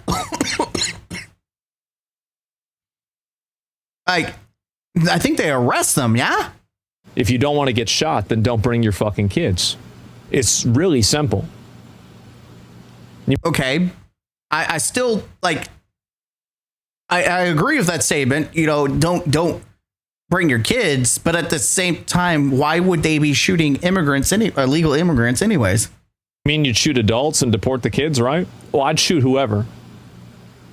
Yeah, I'd shoot whoever. I mean, if it's kids, women, men, anybody, just shoot them. They're going to stop coming over. I mean, he's not wrong, but he's wrong. Like, the vision is there, but why the fuck would you do that? Yeah.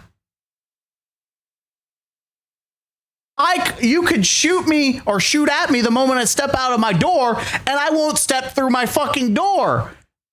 Yeah, you're right, but I don't want to get fucking shot. His policies talk is getting him in trouble. I don't watch him because of that. Bro, I don't want to watch him. I'm okay with his game takes. Like, I've not seen anything unhinged. Okay, well, that's not true. When he starts talking about politics, it gets a little unhinged for me. This is why I don't watch his content anymore. Ever since he turned political, he became unhinged. There's no fucking way. Because if you don't do that, they'll use children and women as shields to get themselves over. He's not wrong. And, like, keeping up with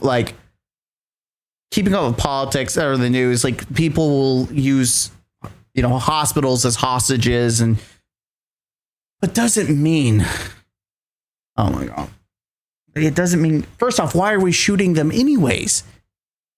Like, they're not terrorists. What? Like, the difference is if you were trying to take out terrorists and they were using a hospital, like, okay, you got to do what's best for the most.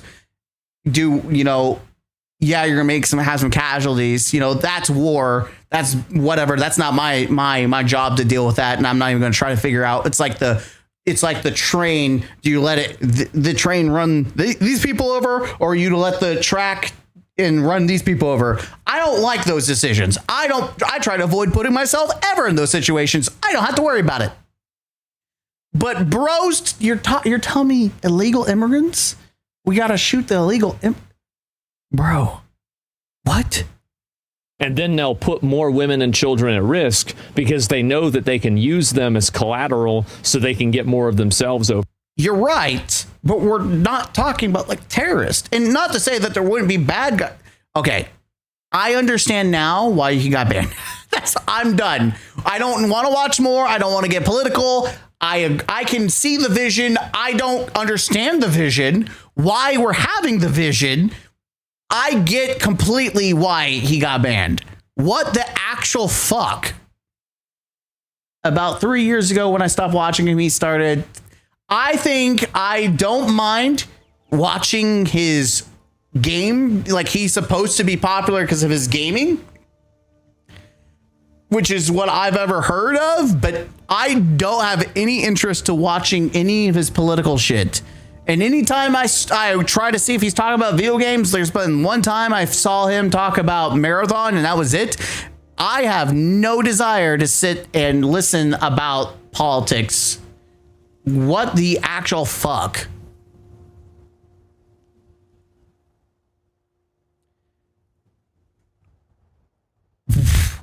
By the way, I will say that I am uber jealous of him.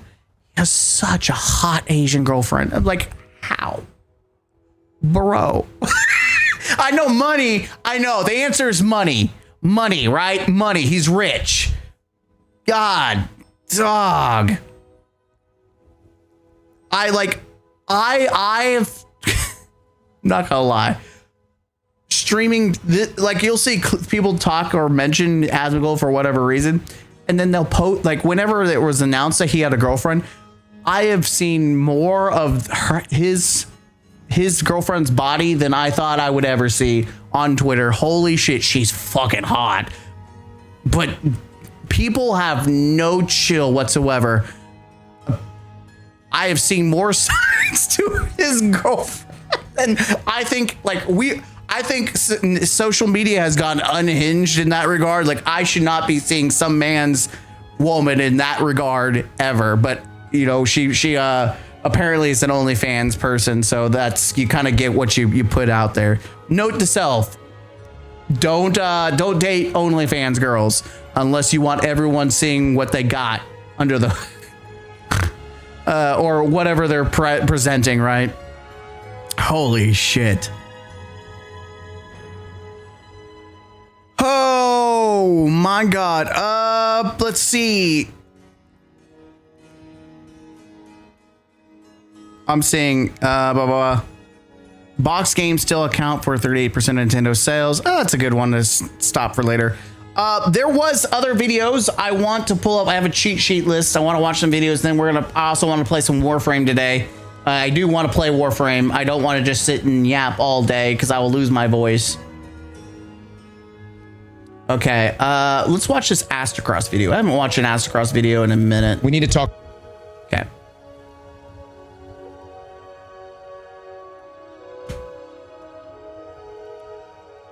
OnlyFans is a big red flag. Oh yeah.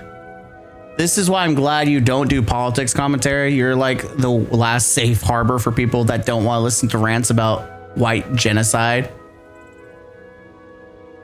I don't listen, like, when I would do like when I watch debate, even when they talk, the kids are debating politics, it's always watered down to a palpable form.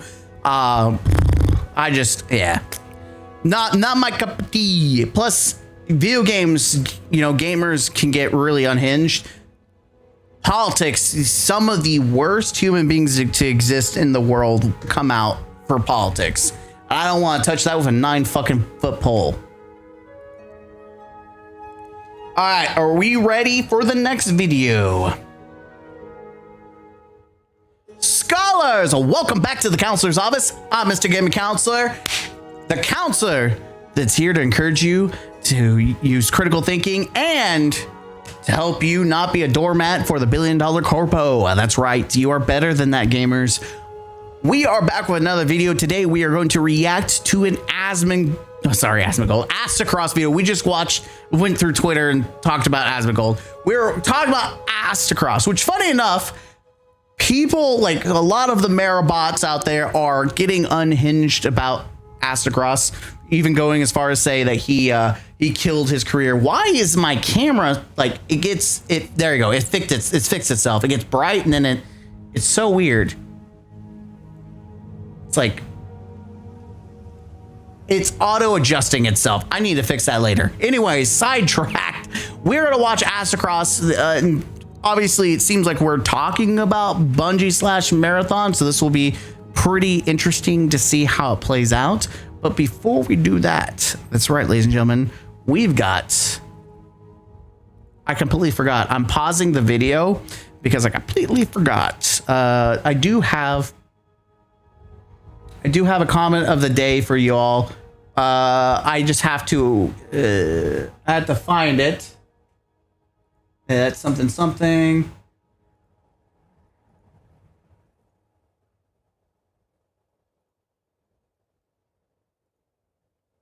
Sorry, I paused the video because I have to fix this. I have to do this every time if I do it live or not. Comment of the day. All right. You guys get a little. This is gonna suck because I have to try to read this somehow too. All right. All right, there we go. All right. We're good now.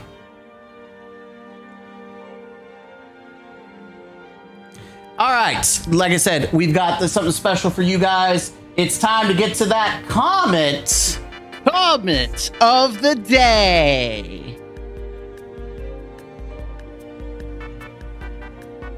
Oh, I forgot the comment of the day, didn't I? Yes, I did. And I'm clashing music. We're doing this professionally.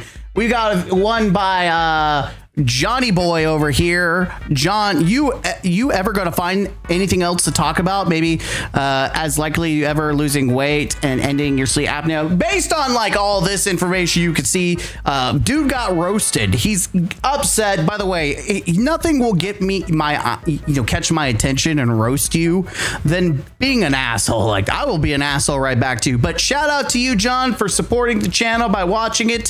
Stay mad. I'm going to continue to talk about Marathon. Continue to be mad little bitch. That's right, mad little bitch. That was so scuffed, but we'll get him next time, boys. We'll get him next time. Now, let's jump into the video, shall we? Yes, that's right. We've got the video by Astacross. I can't believe how this was handled. That's right. Well, I'm assuming we're talking about Bungie and we're talking about Marathon. So let's get into it. Talk about this. Sony has spoken. Sony addresses Bungie's Marathon's performance in earnings reports. From Paul Tassi here. In the wake of the unceremonious death of Destiny 2 and layoffs encompassing nearly half of Bungie employees, all eyes are on the future of the studio, which is almost entirely leaning on Marathon, its extraction shooter that launched this year. In Sony's new earnings report Friday, the company addressed the state of Marathon, and Sony remains positive about the game. There's a singular line that Sony had about Marathon in its report after citing other live service games like the MLB The Show and Helldivers 2 as contributing steadily to revenue. That wasn't said for Marathon, but rather, quote, with the release of Season 2 in June, Marathon has maintained a high user retention rate. While all I do want to point out that this piece, that is a very crucial, let's drink the Marabot's tears. Let's go Astacross. I just want to make it, I'd like very address something. Every Marabot, every delusional Lulu, when we think of Marabots, this is what we think. I'm going to hit it to you. Everybody knows you never go full retard. You went full retard, man. Never go full retard. Everybody knows. That's what we think about Marabots. Every time they've been talking about high retention, but they continue to ignore the important aspect, the information that is in the article itself, where they separate. They don't say Marathon is financially viable or supporting financially or adding a consistent revenue. They just said it has high retention and has also acquired some new users. These are two different statements. Something could be successful and profitable, and one could just have, a couple new players that stick around a while. Also acquiring new users. Really? Who at Sony can, like, this is some blackmail shit. You know where I'm coming from? Like, what does the Marathon team have on Sony right now? I mean, what is going on? Like, are the books being cooked here? Now, this is confusing. They're not being cooked. Well, I mean, they are being cooked. In some regard, they are being cooked because they're trying to mask reality by focusing on, it's like ADD, oh, squirrel, like they want to drag attention away from what's actually important. It's like, here's this information while we completely ignore the facts of this information.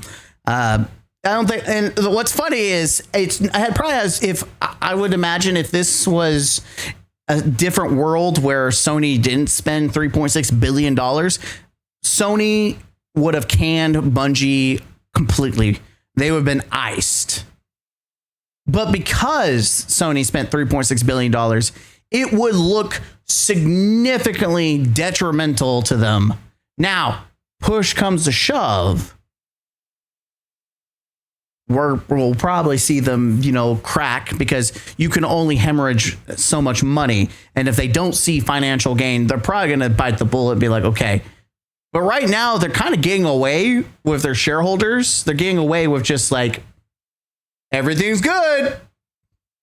Many gamers, as Marathon's performance has been religiously tracked as almost a sort of sport since its launch. And the reality doesn't seem to line up with what Sony is saying here, though we only have so much public-facing data. The off-site Steam charts showed that the launch of Season 2 of Marathon spiked the game to 40,000 concurrent players on PC, where I can report that the game has a 2-to-1 ratio of players of PC versus console. So that is the majority. That 40,000 number was less than half of the 88,000 concurrent when Marathon launched. See, Marabots will sit there and lie and say, no, PlayStation is a lot of people on PlayStation. But you're just wrong. After about 2 weeks, those figures were back down to where they were before Season 2 launch, around 10 to 11,000 a night. Since then, concurrence dropped close to 5,000 before nearly tripling to 14,000 for the mid-Season 2 update, which brought Marathon's first full-on PvE mode. That lasted about a week until the numbers came back down, again close to its baseline. There's still more than a month left in the season. So I haven't even, what we looking like today, guys? It's Sunday. It's Sunday. It's a gaming day. People gaming. It is a weekend. Yes. Sunday would be a weekend. Not good, boys. That's not good. So when it's below that. Says, by the way, since watching this, let's just do a little fact check. Let's see. We want to do Marathon Steam charts.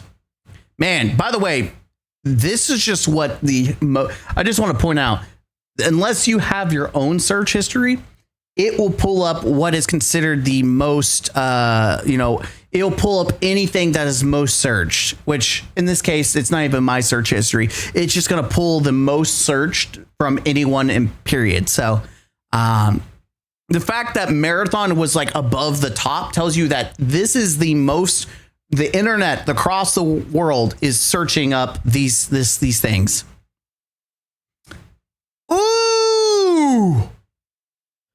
Ooh, this is probably maintenance time, right? Yeah, so it's maintenance. So all these different days. Let's see. Oh, it's by day. I'm dumb because I'm not doing, this is the view I look at. Okay, there it is. Holy crap. Yeah, it got under 500K. Oh my God. It's Friday now, so it has picked up. So there's still some life, not a lot, but there's some. It's brought in new players and the retention is good. Based on what? Like, look, man, this is not me attacking Marathon, because Marathon people always come out like, oh my God, he's doing it again. I'm genuinely asking, like, what numbers are we looking at? Whereas if I pulled up Destiny 2's, and look, this is Destiny 2 with no future. I mean, Yeah. like if you're playing Destiny 2 right now, you're playing it for the love of the Yeah, game, you my are. man. There's Hey, no update. it is the best time. Destiny, I'm going to tell you right now, I will probably, I'll probably play a little bit of Destiny, we'll do some streaming, and I'll probably dabble with Destiny. That's just a personal choice because I want to get into like more Warframe, probably do some Division 2. But if you're someone you could buy for 40 or whatever, how much it was on sale, buy the game, and you can probably spend a year. If you've never played Destiny, you could probably spend 2 years playing this game. And as long as it doesn't shit down. I'm not lying. There is so much to do, there's so many builds. Like, this is the best I think Destiny 2 has felt, in my opinion, since Forsaken. Like, especially with build crafting. I don't know about PvP, but raiding and just playing in general is probably been the best experience that I had. Raiding with random LFG again, playing with random people and shooting the shit. I had like a great time playing with some dudes, and we were playing Master Crota, and we had this dude that was complete dog shit. He's one of those undercover spies that were lying about knowing what to do, dog shit, but we went through it. We still had a good time. And then at the end, we're like, you never did this, did you? He's like, no, I've never done Crota before. We knew it, but we still had a good time. There ain't nothing happening no more. Ain't got shit. You're right. My channel has more subs than Marathon has players right now. Hell yeah. Don't even get fixed half the time. What we have is what we got. You know what, chat? Thank you for talking about, me having more subs than Marathon because... Players. You want to hit that subscribe button. That's right, players. Hit that subscribe button. Like the video. Don't forget to hit that bell. When you subscribe, you're going to hit that little bell, and there might be another bell. Hit those bells. Ring my bell, player. Ring my bell. Come on, you want to subscribe to the channel. Player, if you don't subscribe to the channel, you're a broke boy, and I'm saying it. Now, if you excuse me, I've got to go ruin some modern games by adding more MTX. That's right, baby. I'm also just going to apologize directly to my chat. You're going to see this probably like 5 more times, so I'm so sorry. What numbers are you looking at, Sony? Are the numbers in the room with us right now? Are you fucking looking at? Concurrents are not all players, and while we're hitting buttons, this is Sony. This is Sony. This is for you, Sony. You see how this looks, right? That was for Sony. They know what they're doing. Sony may be referring to a core group of players that have stuck with the game since the beginning, as Marathon has very much engaged a select group. The problem, of course, is the group is very small. If Sony is saying that high user retention exists, then with these fluctuations and declines, we're talking about a low floor of those who stick around. As for acquiring new users, technically, that would be true if the game is selling any new copies. It is to some degree. Right. If one other person bought Marathon, then lo and behold, new users are being acquired. Thank you. Oh my God. So he gets it. Cross. Thank you. Holy shit. I'm glad that someone that has more gets more reach said the most intelligent thing. Yes, that could be a general statement. Now I understand why for a past week, people have been, the Marabots have been going unhinged loony bin tunes. It's because specifically this video, this is why they lost their shit trying to derail and try to say, talk about retention doesn't mean, player population. You're right, it doesn't. New users does not mean that old users are sticking around, even if that aforementioned core group has remained. It is also noteworthy that the launch of Season 2 was a free 10-day trial to attract new players to the game. The overall point here is that Sony is publicly backing Marathon once again. It's not reporting financial losses from the game in the report. That doesn't mean there are no losses, and there are no more Bungie impairment losses this time. It may be spin, but Sony is still talking about the game positively instead of remaining silent on it, which would be a bad sign. Dude, they can't stay silent. They can't. They literally came out. What was the reporting? Destiny 2 underperformed. We're in this situation because of Destiny 2, not Marathon. They never put Marathon on the chopping block. They never gave any accountability there, and they never. And they can't. It's pride. It's pride. they were putting all their bets on Marathon.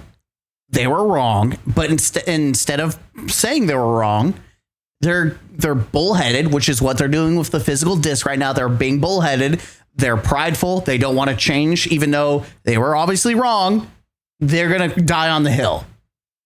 Gave any accountability to the upper leadership, who obviously made these terrible calls. Instead, though, it was Destiny 2. To come out and say nothing right now, or even to come out and damn Marathon, goes against you. If I was looking at that, if anyone's looking at that, you would be like, dude, where is your fucking brain right now? Last month you said it was all Destiny 2. This month you're saying it's Marathon. We know what the reality is. Marathon is not the horse to bet on. That's that, guys. Ain't no other way around it. But it's just what I said. Believe that it was just Destiny 2 that was dragging everything down. We'll see how that plays out over the next year. Sony does not mention Destiny 2, a game that saw an enormous player surge in the wake of its final update, which clearly retained lots of users. Its current figures, even after declines, are likely 10 times more than what Marathon is doing, particularly with a higher percentage of console users, which we can't see publicly. As ever, this has intensely frustrated and angered Destiny players who find it hard to believe the game was killed, especially in comparison with Marathon. Regardless of that comparison, it remains a stunning turn of events, and there has rarely been this severe of an ending for a storied franchise like Destiny in gaming history. Plenty of other live games, despite losing player counts, live on with new content additions. Marathon seems like it would... I mean, if you look at Warframe's been going on since 2013. And let's be honest. I love Warframe. And this is before they went mobile, before they had Switch. I think even before console, I don't know if it came on console or not, but I know it was on PC. Warframe was not popping like Destiny. It wasn't as successful. Now you could say that it's doing really well now. It has a real high population with real retention, with a good cash flow, a good community. They have the whole package. But they started small. They built up. They never gave up. Whereas, the same thing, Bungie had, Destiny, but they faltered. They changed. They made courses. Instead of focusing and dedicating their time to their core audience, they tried to fish in ponds that were empty. And that's been the common, trend for years. And even with Marathon was them trying to catch new fish in a pond that doesn't really exist. And now with that pond, they are trying to throw different nets with the same, idea to catch more fish that don't exist in other ponds by making Marathon a multi-mode game. Like they're inconsistent. Instead of doing what they should have done, which is from the beginning, stay dedicated to their core audience and feed into that and do what Warframe did, slowly they would have built up. But unfortunately, leadership could not make good decisions like Warframe. And yeah, let's be honest, Digital Extreme had made fuck ups. They've made plenty of fuck ups, but they made immediate course corrections and they focused on what mattered, which was their community, which is something that Bungie kind of unfortunately didn't do. Get at least a year to prove itself in some capacity, though we do not know what metric it must hit for Sony to be satisfied. Well, I mean, honestly, I guess Marathon, just keep doing what you're doing. Sony seems to be completely happy with it. I guess just keep doing what you're doing. Yeah, nothing to fear. Currently undergoing a transformation, adding significant PvE content to its PvPvE extraction mode with the promise of purely PvP content to follow. The idea appears to be to make the game with a number of spokes into different multiplayer genres, which naturally feels like a much smaller version of what Destiny was. So far, we have seen no indications of a turnaround no matter what Sony is saying publicly. Guys, I hate to say it, man. I think Marathon's cooked, dude. I really think it's cooked. It is. Some of you are going to be like, oh, really? You hate to say that, Cross? No, for real. Because I don't know what this means for Bungie. And the reason why I think Marathon is cooked is because competition. Destiny had a moat around it, which was everyone that seemed to step in the same space with it fucking shot itself in both feet and chopped its own dick off. You saw it with Anthem, dare I say, you saw it with Outriders. And yes, you've got Ubisoft, the Division, you've got Warframe that's still hung in this genre. Yes. But Destiny had this moat around it. It had the luxury of really kind of competing against itself. Marathon does not have that luxury. There are great extractions out there, and there are more extractions. The thing about Destiny is that it was lightning in a bottle that's Bungie opened and then let free. And no one has really else caught that lightning in a bottle. Like, I love Warframe. but Warframe will probably never have the same. And this is someone who's been farming a shit ton of dungeons and raids recently. Like, I have been playing nonstop in-game content when I'm not streaming, or if I'm not, like, I'm watching a bunch of anime. I am LFG, playing random dungeon encounters, farming armor, or doing raids. You will never get those experiences, and I think a lot of people take, when they're in that mode, they take that for granted, because you don't get those experiences in any other game. There is no game that can even a dungeon. You could take a dungeon. No other game does what Destiny does. And it's really a shame. It really is a shame, because this content is so good. And it's not all gems, but the what it provides from an in-game perspective, you just don't get that from other studios. No one's willing to, well, it's probably expensive too, but no one's also willing to take that risk. I mean, Warframe did try that, but it wasn't even their raids were nothing comparative to what Destiny raids are. Nothing in the scale. And so even though you could shit on Bungie for making a lot of shitty choices, the Rad team is probably one of the most, impactful studio, or part of the studio. And them getting laid off has me having zero doubt we ever get Destiny 3. And if we even do get Destiny 3, it will never be good, because you need that phenomenal Rad team.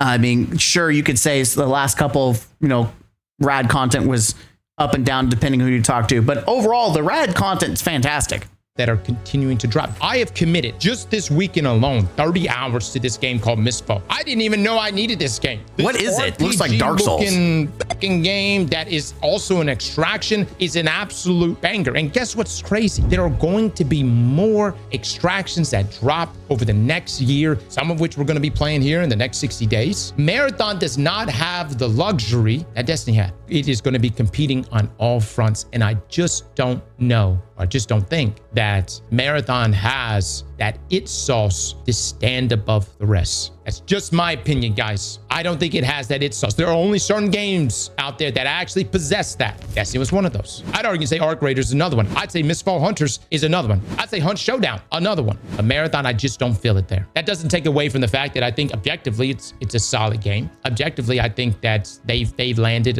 a lot of things. I think that Cryo Archive is a great experience. But is it an experience that I want to keep re-experiencing season over season? Not really. It had done it. Good. I'm ready to move on. And this is really hard for a Destiny player, because we have been used to being fed large amounts of content now for over a decade. And they're going to try to get Marathon to fill that void, but it's just not. I think if you're a PvP only player or a PvP centered player from Destiny, you'll probably still enjoy Marathon. But at the same time, Marathon's PvP is not Destiny's PvP. I still prefer Destiny's PvP. I think the most shocking thing about all of this, I don't know what it is.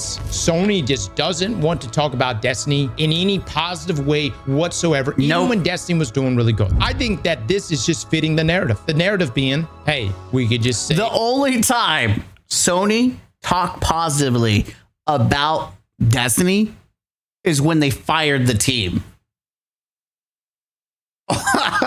That's when they talked about Destiny positively, like, Destiny is so great, but you're fired.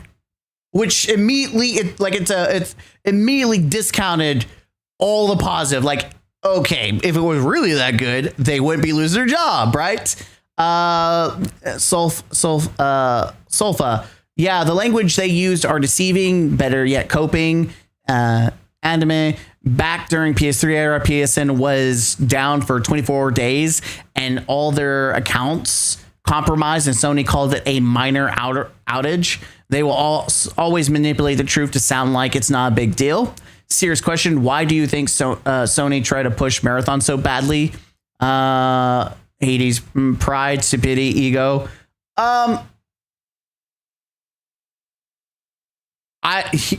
You really want to know? What's my bet? I do think it's pride, but I also feel like they were hoping to. I do believe Destiny takes a lot of maintenance, a lot of cash, a lot of flow, a lot of resources, and they were hoping that Marathon would replace it.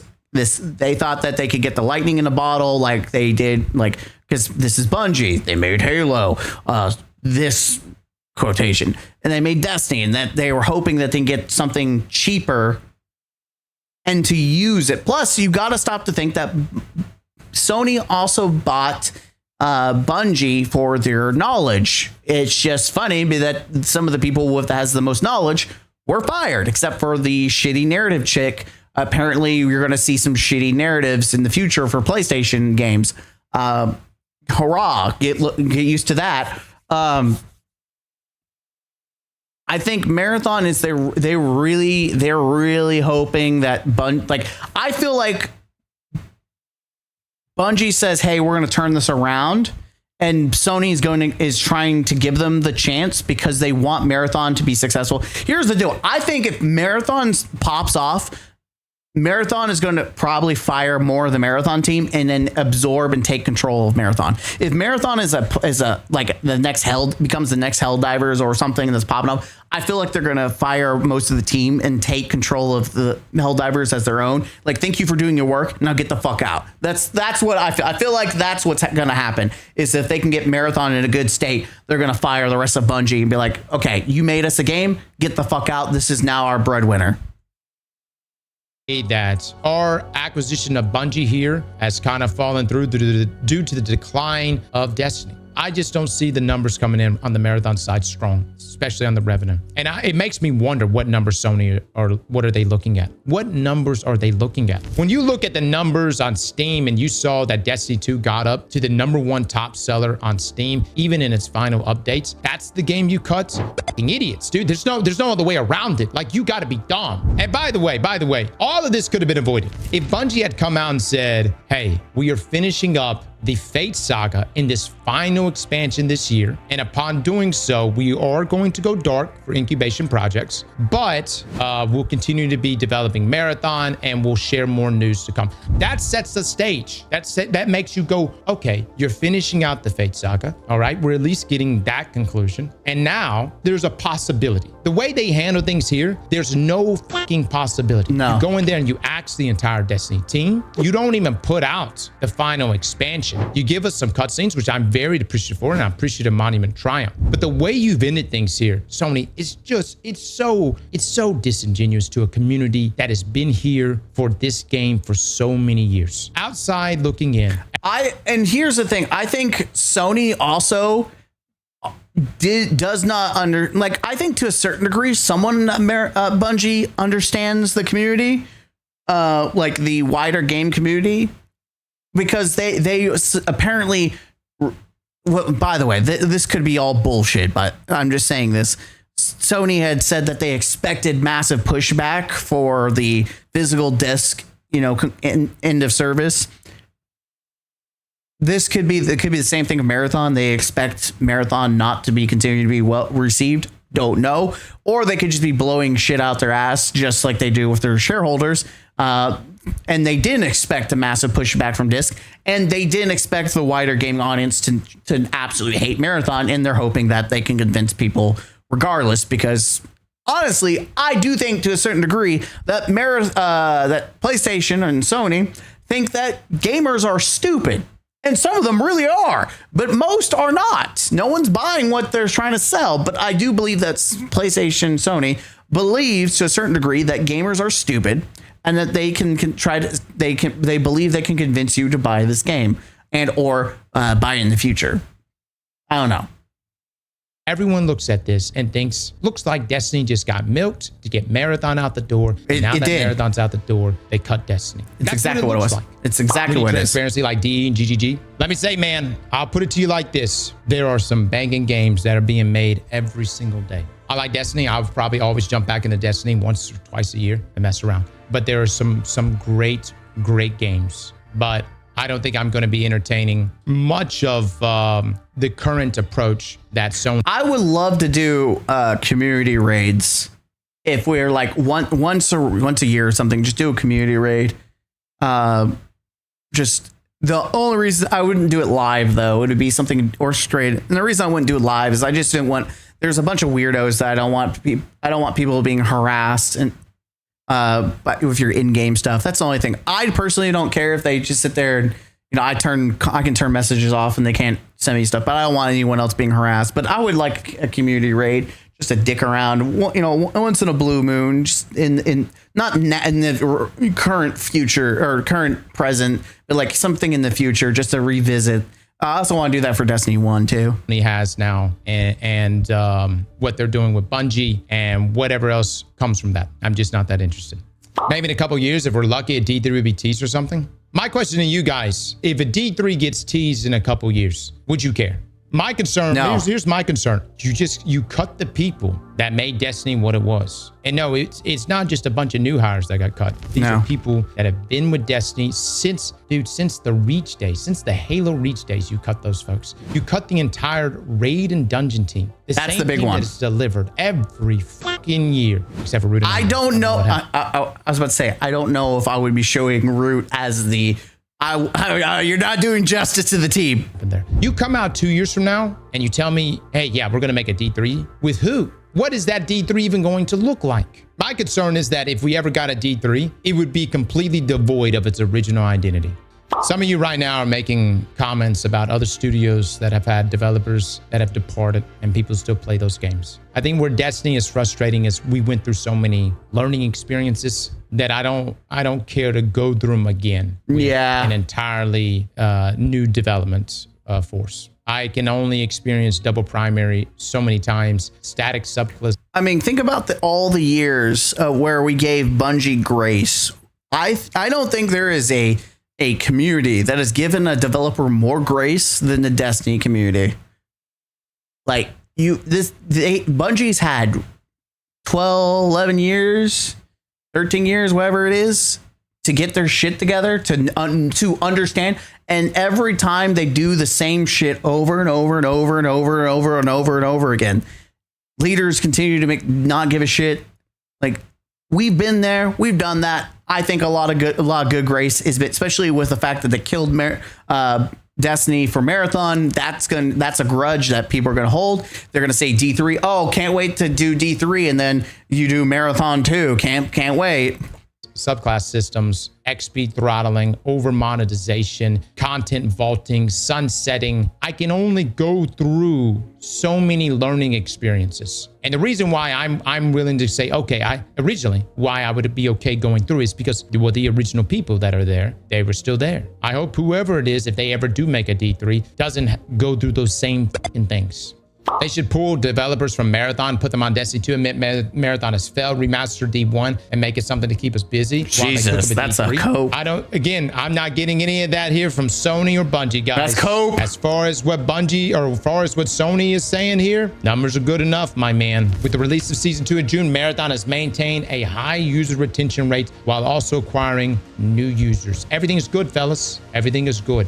Nobody look over here. Nobody. Yep. Don't look. Everything's good over here. Yep. The Bungie acquisition, this was all good. Slap that like button like your mom. That's all good. Yeah, absolutely. Let's see. I'm sure the comments are great. This is the kind of company statement you see a month before somebody's fired and the thing is shut down. Is the retention in the room with us? Yep. They really just can't admit they were wrong, can they? There is no player loss in BA Zing Z. What is that? Entire Bungie studios cooked. Lying directly to shareholders, quite hilarious. They didn't lie. That's the thing. It wasn't lying. You're not lying if you don't say it, right? They weren't lying. They separated the statements, right? They said one statement and then they stole another statement. Zolf, yes, I'm not surprised if Destiny players have more experience on the game compared to the new hire. Exactly. Well, it's also Destiny players that are fixing all the problems as well. You know what game I'm logging into and playing every day? Destiny 2. Whether we want it or not, we stepped into a war with ourselves. We have another Concord situation and we just can't admit it. Oh, that's right. I forgot about Concord. They don't want Concord. Absolutely humiliated them. That's the perfect reason for why they definitely did not want to do that. But yeah, I'll let you guys figure out and decide, in the comments down below what you think And yeah, thank you guys for watching. I hope you guys enjoyed. Subscribe to the channel for more in the future. And yeah, I'll see you. Bye-bye.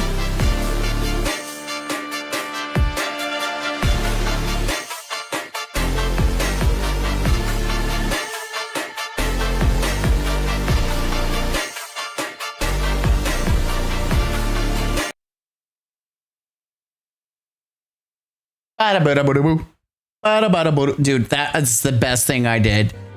Oh my god, I have a true outro and I love it. You don't know busing? See, I have no idea what that is. I have no idea what the heck that is.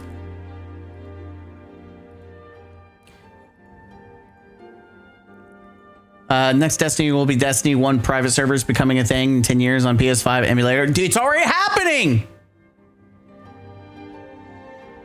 It's already happening. They're already, they're already bringing Destiny Content Vault back into the game, which is something that I indeed did. I did do, some videos. I did a recording for something gaming news show. By the way, this one's a lot more spicy. Though I had recorded one like a month ago and never edited it, and it was very, very spicy. This one is spicy. See Jason. I'm gonna make sure. Oh, make sure I put the link to Jason's video. All right, legendary drop. Let's watch legendary drop. We're about to get to a point where I'm gonna hate my life. Tell me, how can you be handed the answers? How can you be handed the answers? Well, you see, Jim. Tell me, how can you be handed the answers to the test? Thank you. All right, I'm gonna use the restroom real quick. I'll be back in a minute. Again, I'll eventually fix this.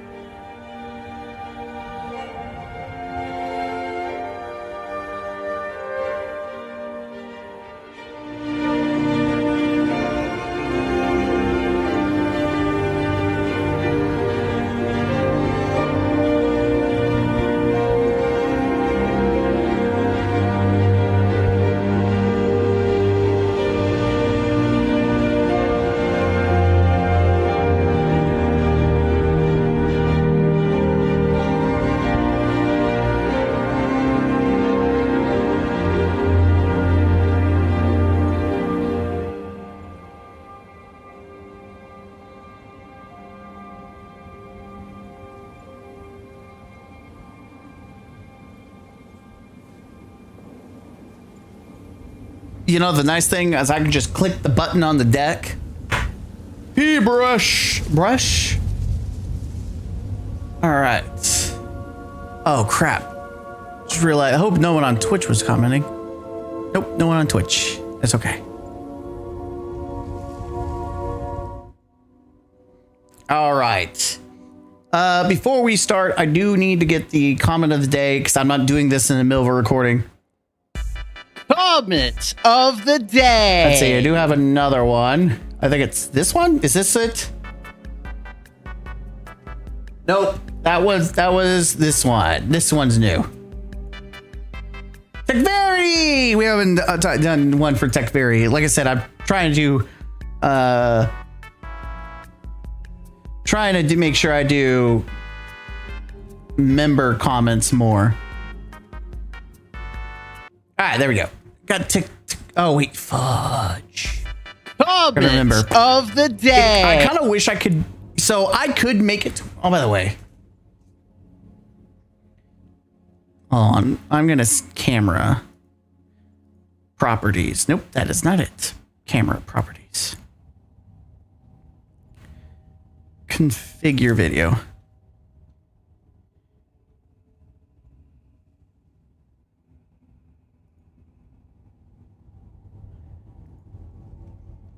it has to be either a setting in the camera itself. But I'll have to investigate because I hate that it will be like good and then it gets bright and it pisses me off. It's like, why are you? Yeah, there he goes. What are you doing, mate? So I'll have to fix that later. This is just going to be me plastered. All right. Anyways, let's get to the video, shall we? All right, Skyrim, you're great, but I gotta move on.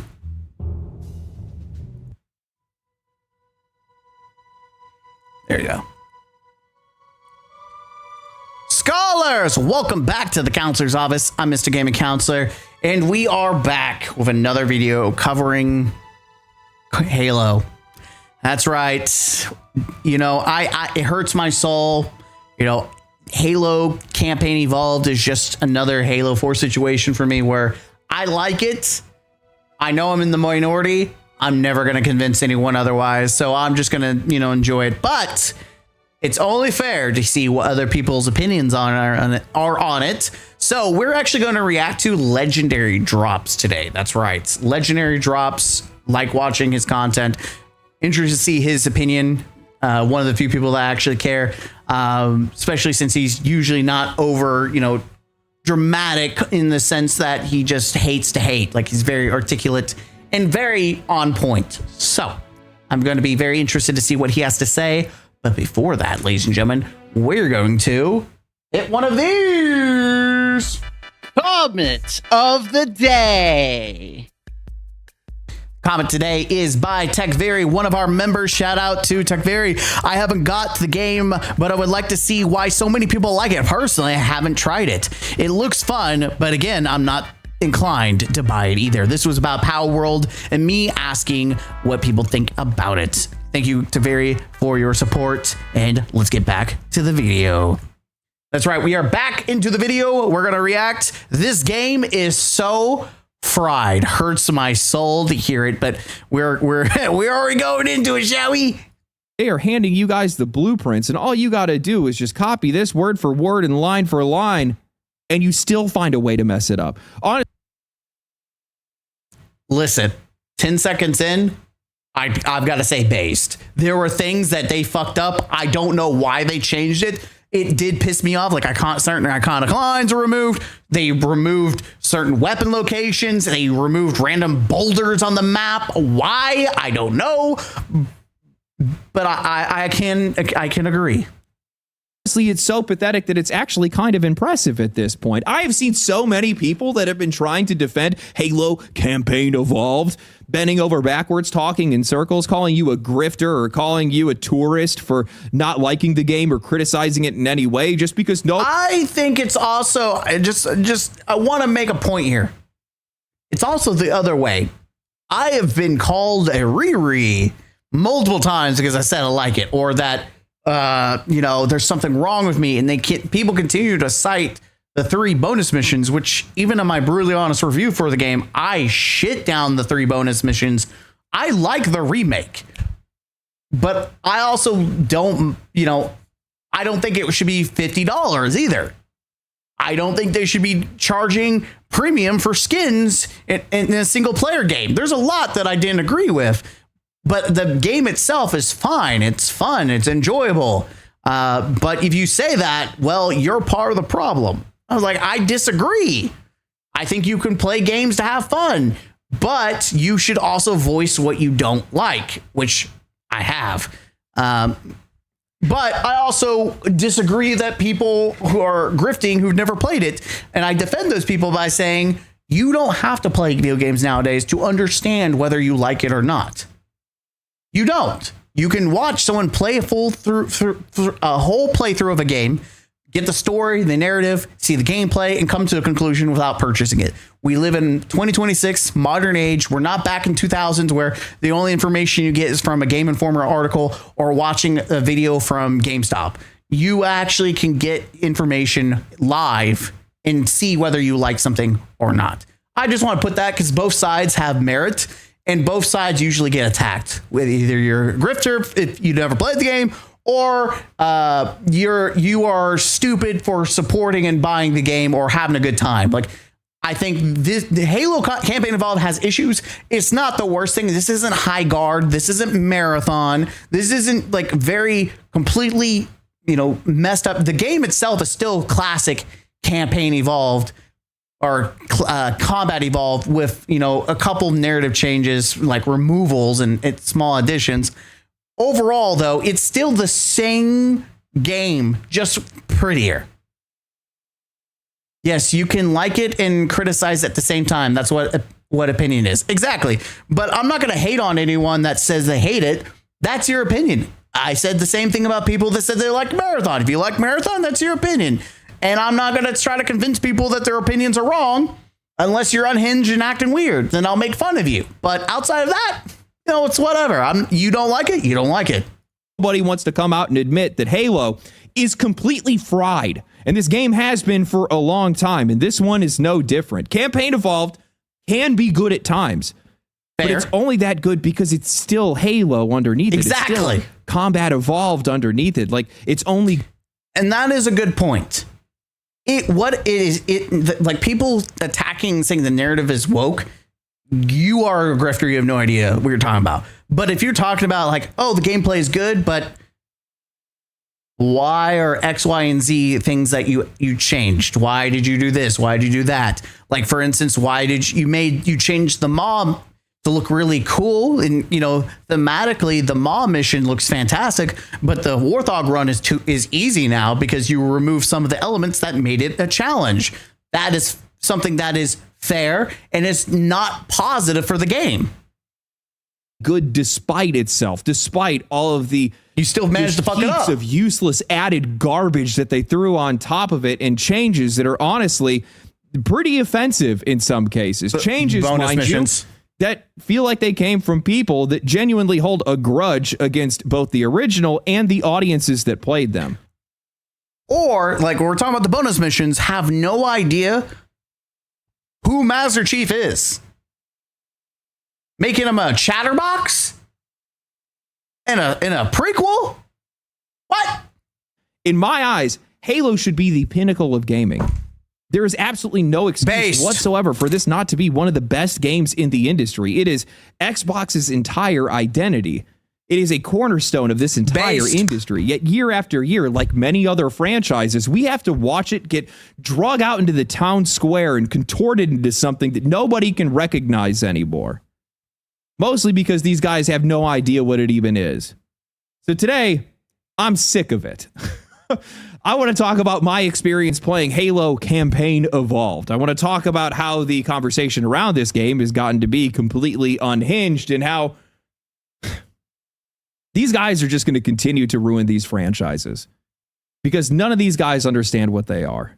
Also, this is a really good opportunity to introduce you to Dio. And also today's sponsor, I want a kitten now, damn it. Displate. Got you. That's right. Today's video is sponsored by Displate, and if you have somehow never heard of them before, I have one. Never watched one of my videos, I listen, he's plugging, but I'm gonna plug too. I'm gonna plug with him. We're plugging together. Me and Legend are plugging together. We're gonna plug each other.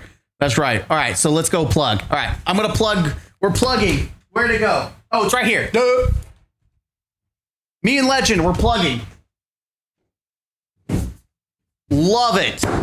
I haven't put it on the wall because I still haven't figured out where to put it. But me and Legend are plugging. Let's plug it together, Legend. You and me.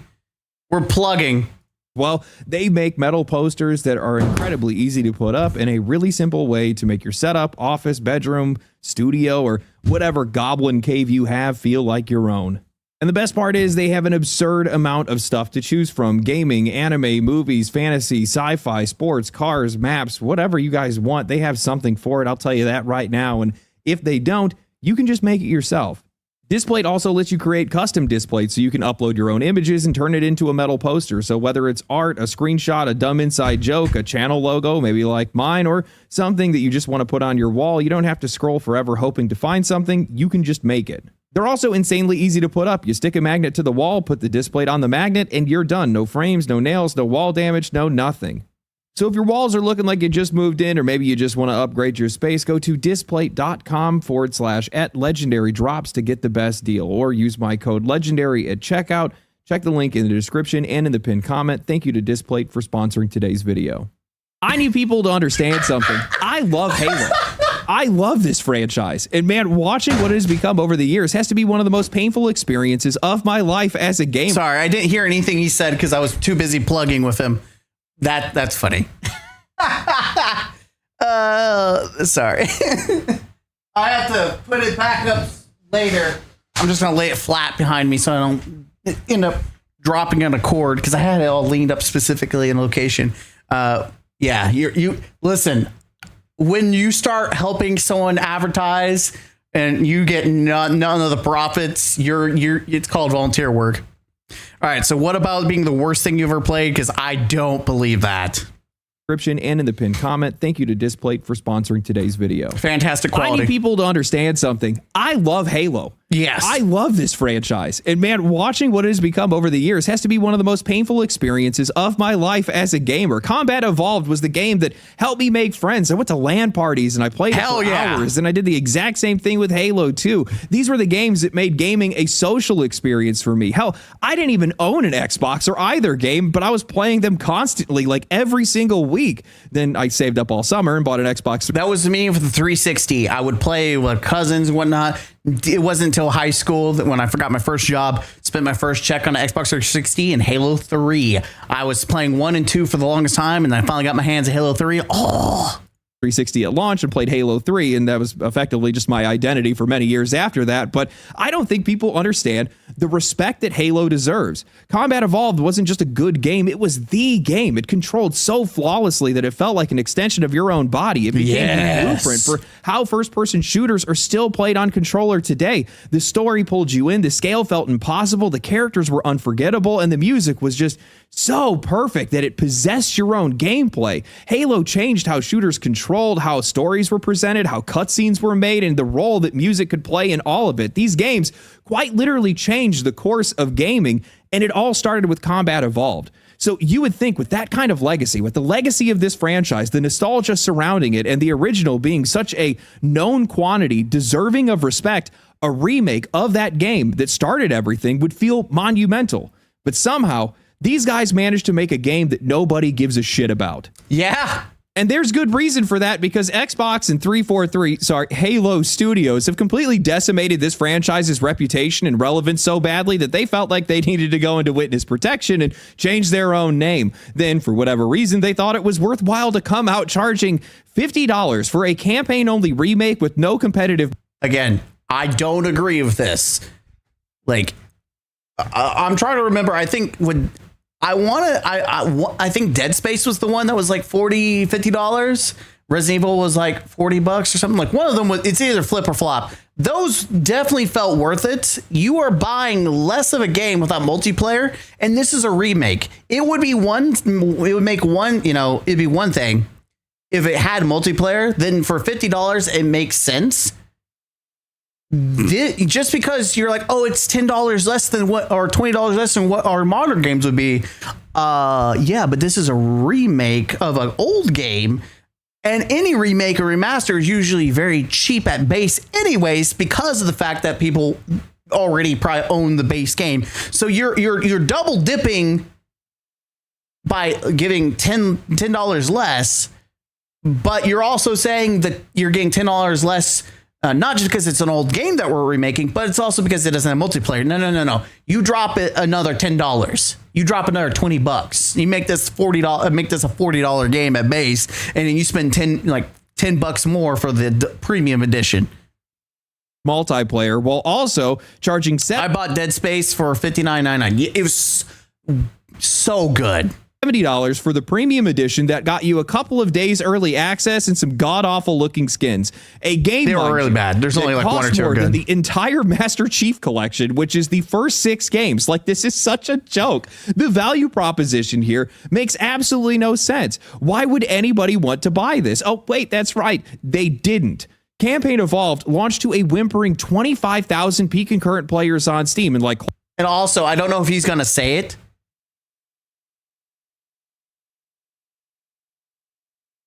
it didn't do better on PlayStation. In fact, PlayStation, again, people didn't show up, which I think it's the PlayStation tax. And when I say PlayStation tax, it's because no one wants to fucking support PlayStation. So that's why.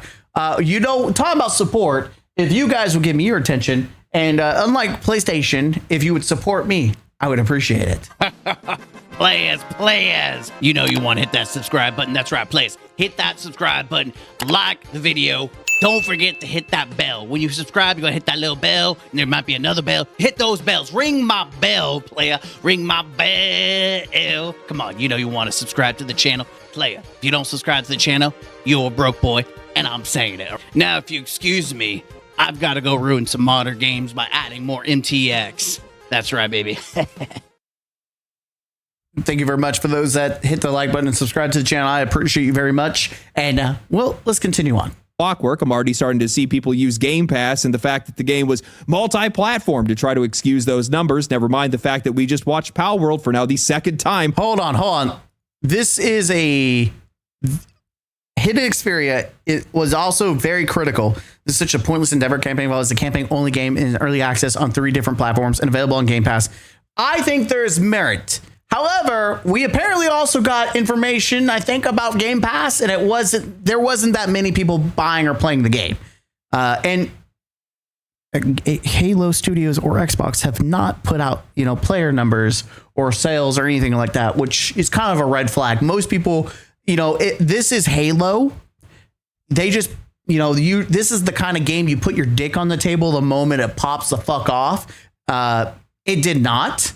I like it. But I'm also brutally honest, it didn't pop off.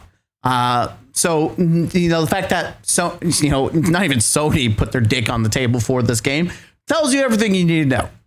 Use Game Pass and the fact that the game was multi-platform to try to excuse those numbers. Never mind the fact that we just watched Pal World for now the second time reach nearly 1 million players, and it's on Game Pass and also on. I would also argue that if you look at Halo Infinite, even though Halo Infinite really was awful, it still pulled decent launch numbers. So that's not even an argument either. Every other platform other than Nintendo. Now, I've seen a lot of people that have been talking about this game, so I went and gave it a shot. Now, I've played a good bit of Campaign Evolved, and I think the best way to describe this game is that it's like Halo, but with a smoke detector that's chirping at you every 30 seconds. The game is still good because it's combat evolved underneath. It's one of the best games ever made. It largely has the same maps, the same story, and the same gameplay, but every time I started to comfortably slip back into it, something would happen and immediately remind me that something was wrong. I loaded up the game. I heard that iconic theme song start playing. I got a little bit excited, and then I found out that I couldn't even play this game without connecting a Microsoft account on Steam. Tell me why a campaign only. I just got triggered.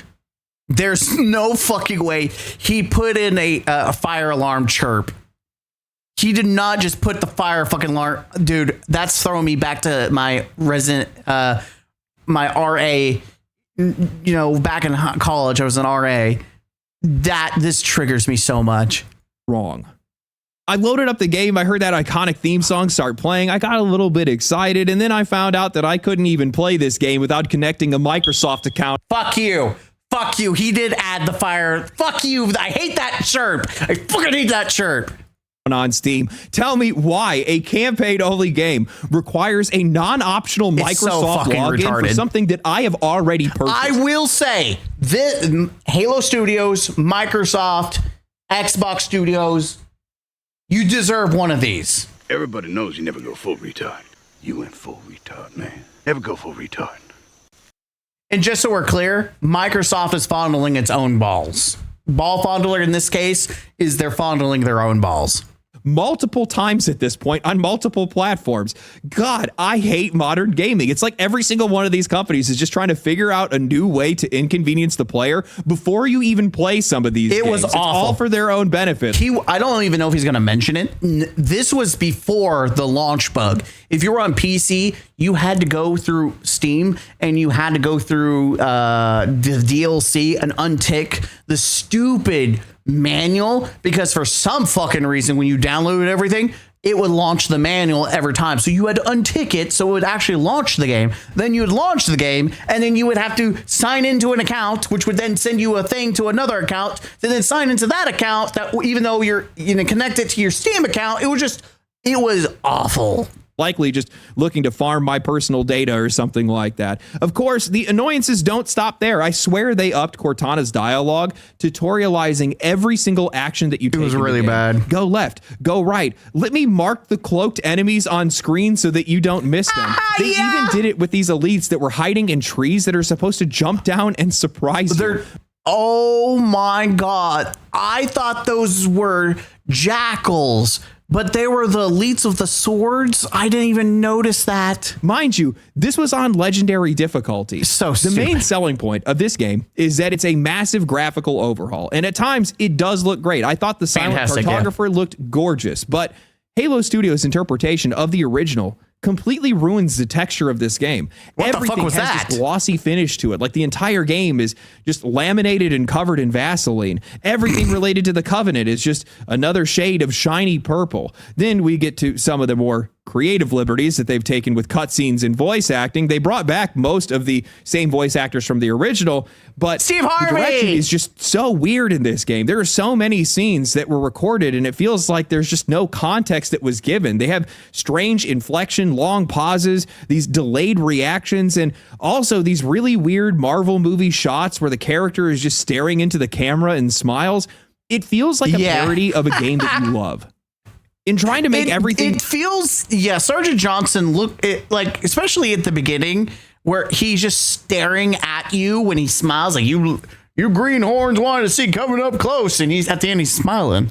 Like, what are you, Deadpool? More dramatic. They just kind of suck the soul out of the entire game. They removed the intrigue and the mystery of the ring world. They spoiled certain parts of the story with these added and completely pointless cutscenes. They turned Cortana and Sergeant Johnson into cartoon characters, and it just doesn't feel like Halo. It feels like a caricature of Halo made by someone who knows what it looks like but doesn't understand why any of it worked. And that's when I realized that 343 or Halo Studios or whatever these guys want to call themselves, they still do not understand this franchise. No. After more than a decade of them making these games, all the answers are sitting directly in front of them. Every tool is at their disposal, and they still don't understand how to faithfully copy someone else's homework. And the more that I played, the more that I realized that I don't even think they ever wanted to copy it. They don't want to make Halo for the people who already love it. They want to make Halo for somebody else. They want to make Halo for the... They want to make Halo their Halo. But they tried making their Halo. They tried it. Well, 4, I liked 4. I know I'm the minority. But I would say 4 was like the least of abominations. They made 5 and Halo Infinite. And that was their version. Halo 5 is what they really wanted their game to be.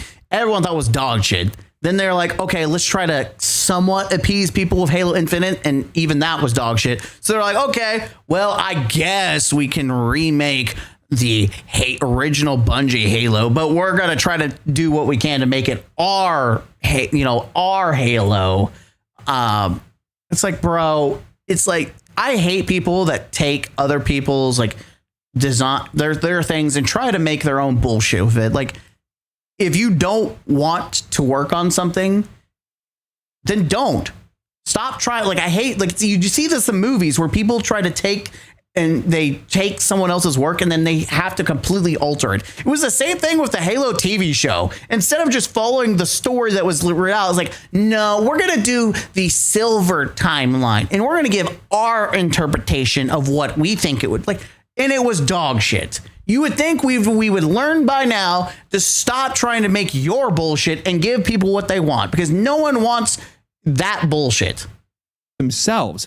And this became blatantly obvious when you look at some of the more pointless additions that they made to the game, like going through the entire game to add more female Marines and soldiers for whatever reason. Halo's audience has always been overwhelmingly male. So seriously, what does this accomplish? Like, game developers that are watching this video right now, why do you guys do this? Has any woman ever... I'm going to say, like, I can see the argument if the ratio is more women than male.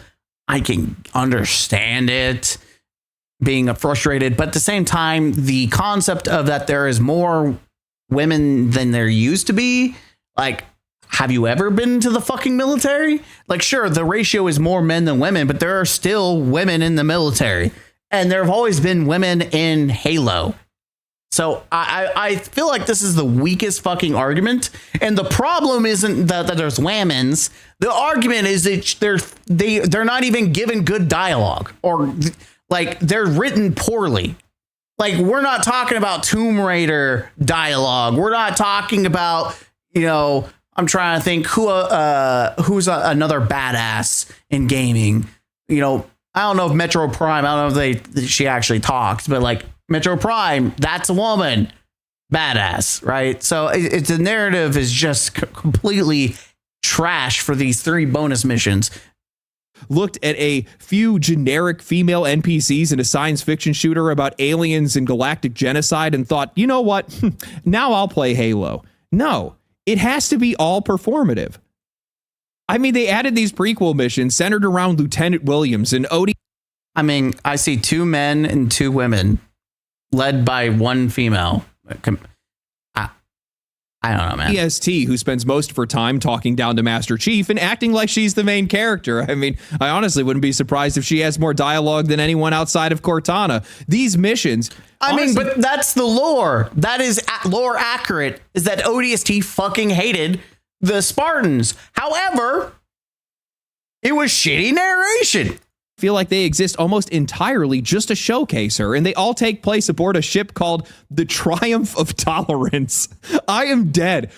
Honestly, you guys couldn't have made this more obvious if you tried. The defense that I have seen is that the ODSTs have always hated Spartans, and anyone who thinks her hostility feels forced is apparently just a tourist that just doesn't understand the lore. I mean, there's some truth to that. Complete bullshit. That entire argument comes from one section of the book, The Fall of Reach, where and it wasn't like, bro. It was like, you know what? He's right. You know what? I'm changing my opinion. He's right. He's right. And here's why he's right. It's not in the game. It's also in the anime too, by the way, or the Halo Legends. But he's right.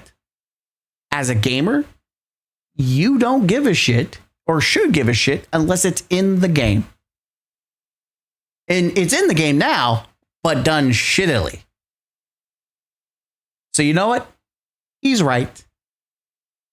Because that's been my motto, even with Destiny and every other fucking game. I don't want to read a book.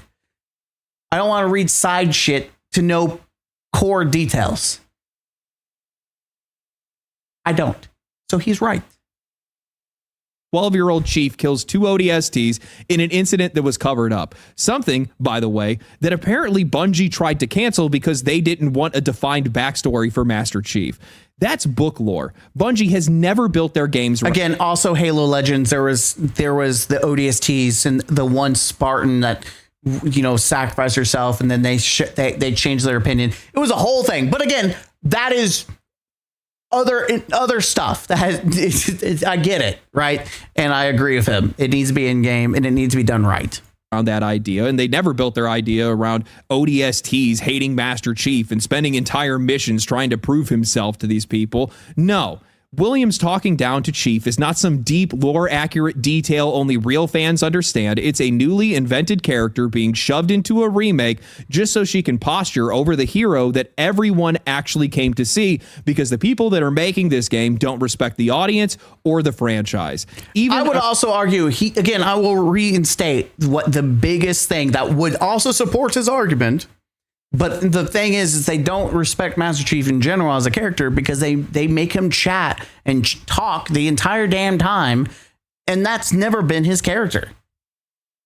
An original Halo developer came out mocking it. And the response to that was that apparently, old Bungie developers are just horrible people. What are we doing?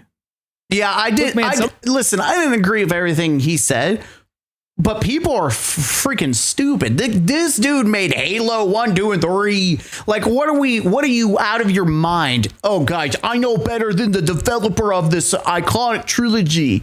Like, even I'm not going to be like, are you stupid? Some of the gameplay changes are fine. And honestly, I think the game can actually look absolutely gorgeous at times. I don't think that everything has to play exactly as it did 25 years ago. And I'm not against modernizing an old game, at least, to some degree. But do these changes actually improve Combat Evolved, or are you just doing it for yourself? I mean, everything that I enjoyed was already made for them. The weapons that Bungie designed, the enemies Bungie created, the levels Bungie built, the story, the music, the characters, and the gameplay loop. See ya, Hades. All this stuff was inherited by Halo Studios. The new missions don't meaningfully expand on the original. They interrupt it. The added cutscenes that they put in don't make the story deeper. They just over-explain things that were better left mysterious, spoil missions way before they even happen, and also give newly added characters more attention than the Master Chief. They didn't add anything to Combat Evolved that it was missing. They were adding things just because they wanted their fingerprints all over it. Exactly. And that brings me back to the question, who is this game even for? This wasn't a Halo game that was made for Halo. I said this about Marathon. This is a game to catch fish in another pond. Also, I think this was another pond that doesn't exist, but also to get PlayStation, again, that fish in the pond, but also to get new people who've never played Halo to try to get them in, and starting at the first, they're using that. But this is also like a Unreal demo test, right? So there's multiple points on the graph that you could point at, but either way, it didn't work. Fans, this is a Halo game that was made for Halo Studios, for Xbox, for their investors, and for an imaginary audience that these guys still think they can find. And looking at these numbers, it doesn't look like they're showing up, but better luck next time, champ. I'm sure you're going to get them. I'm tired, man. I'm sick of it. I'm so sick of watching some of the greatest franchises out there get drugged through the mud just because somebody has a chip on their shoulder over the direction a series had took, over the people that originally had made it, over the audience that they inherited. No. You know what's real sad is that even Bungie, and even before the Destiny 2 team got shut down, I don't even think that original team could make a remake of Halo CE and do it justice. I don't think anyone at this point could do justice. I'm tired of it. This is not your opportunity to inject your own fan fiction about how you're going to correct it. And Bungie would, knowing the current narrative team at Bungie, they would absolutely put in their fan fiction. That audience and correct this game. If you are making a remake, it needs to be. We would probably see Master Chief, if Bungie did it, we would probably see Master Chief have sex with Cortana or a toaster. Especially for a classic like this. There is no in between. And instead, what do? We get Combat Evolved that's layered in millennial cringe, shiny surfaces. Oh my God, the tutorialization. Fantastic. Thank you for the $60 or $50 remake of a campaign. What are you guys doing? You know, I saw somebody that was in response to the people that were mad about the game saying, "Oh no, I can't believe it. The Chuds found Halo." Those were the guys that were forged in Halo 3 lobbies. That is funny. This is the funny thing. Hey, listen, forget all the grifting bullshit that is happening. There is absolutely grifters, the people that have never played the game that are absolutely just jumping on the hate wagon, whatever. But to go and say the Chuds found Halo, that is the Halo fans. That is who the game was made for, who it is made by. Bungie themselves were Chuds. They were the Chads in the end before they, went downhill. The Halo is the Chud game. And you are completely one of these. I'll pop it. I think I did it once, but I'll do it twice. You are one of these. Everybody knows you never go full retard. You went full retard, man. Never go full retard. Everybody. You are fondling the balls of failed companies, failed attempts at trying to modernize things that are not Chud. Guess what, bitch? They are Chuds. These are Chud games made by Chuds for the Chuds. And if you don't do that, guess what? The Chuds don't show up, you don't make money. That is the audience. That is the people that is supposed to be buying these games. In any other world, these guys would be the ones that would be making it one of the most played games this year, but that's not the case because they've sat around and watched studios like 343 and publishers like Halo Studios turn these games into corporate Frankensteins.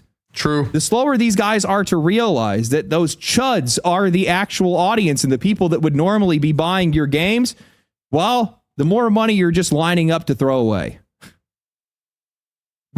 Halo already had Cortana, Miranda Keyes, Sergeant Johnson. Hell, it even had Veronica Dare. So when I see people that are getting upset and talking about, oh, you just don't want females in your games, blah, blah, blah, blah. No, that's not the case. It's never really been the case. Nobody needed to lecture anybody about those characters because they were so well written. They made so much sense for who they were and what they were. The problem isn't the inclusion of, it's that these writers, they substitute personality for characteristics. And it just falls flat. It's just so amateur and it's so transparent.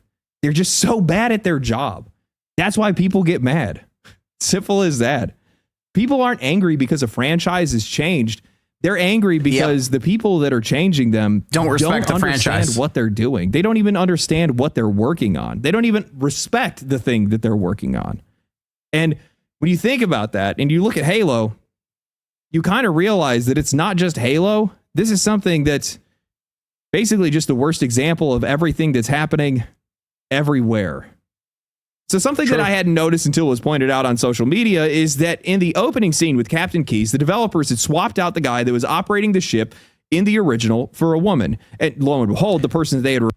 Listen, I'm annoyed that they removed someone from Bungie. It being it being a black girl, a black woman, people. Someone really raked me over the coals for this. This is probably the most bottom tier. Let me tell you, if you are walking around hyper focused on random NPCs instead of playing the fucking game, I mean, NPCs that die. By the way, outside of Johnson, I don't think I didn't see another black Marine. This person was there, and you could say, well, they made that change. Yeah, okay. They added a black person. Damn, woke. Black person found. I'm more pissed off that they removed the original face, but they technically did that for the combat anniversary. But like, it doesn't matter. No, not really. Was it stupid to do? Like, yes, but they die. Everyone dies.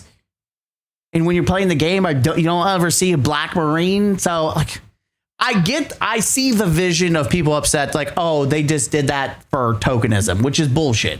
I mean, inherently, I do think it's that. I can see that being the issue being it's racist.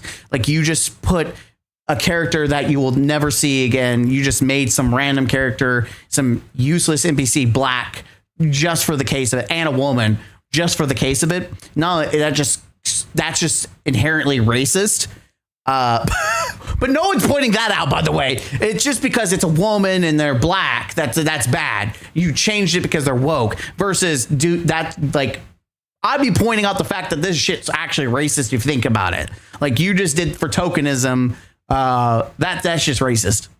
Replaced was actually the face scan of one of the game's original developers, something that was later confirmed by Halo's composer, Marty O'Donnell. And while I would love to believe that this is some grand conspiracy trying to purposefully erase the former developers from the game, I actually think the truth is a lot more simpler and honestly a hell of a lot more damning. They had no idea. They probably had no idea at all. They didn't know who this guy was, why his face was there. Probably true. They were even removing a small piece of the actual team that created Halo. They just looked at the original, saw some generic guy in the background, and decided, hey, that guy needs to be replaced. And that single change represents the entire problem with Campaign Evolved, and honestly, with a lot of other games. The people that are remaking Halo, they do not care about what makes the game the game. What with the heart and soul, which is the same thing about Halo TV. Is that they just like, oh, put guns and shooting and then that's it. That's all. That's Halo.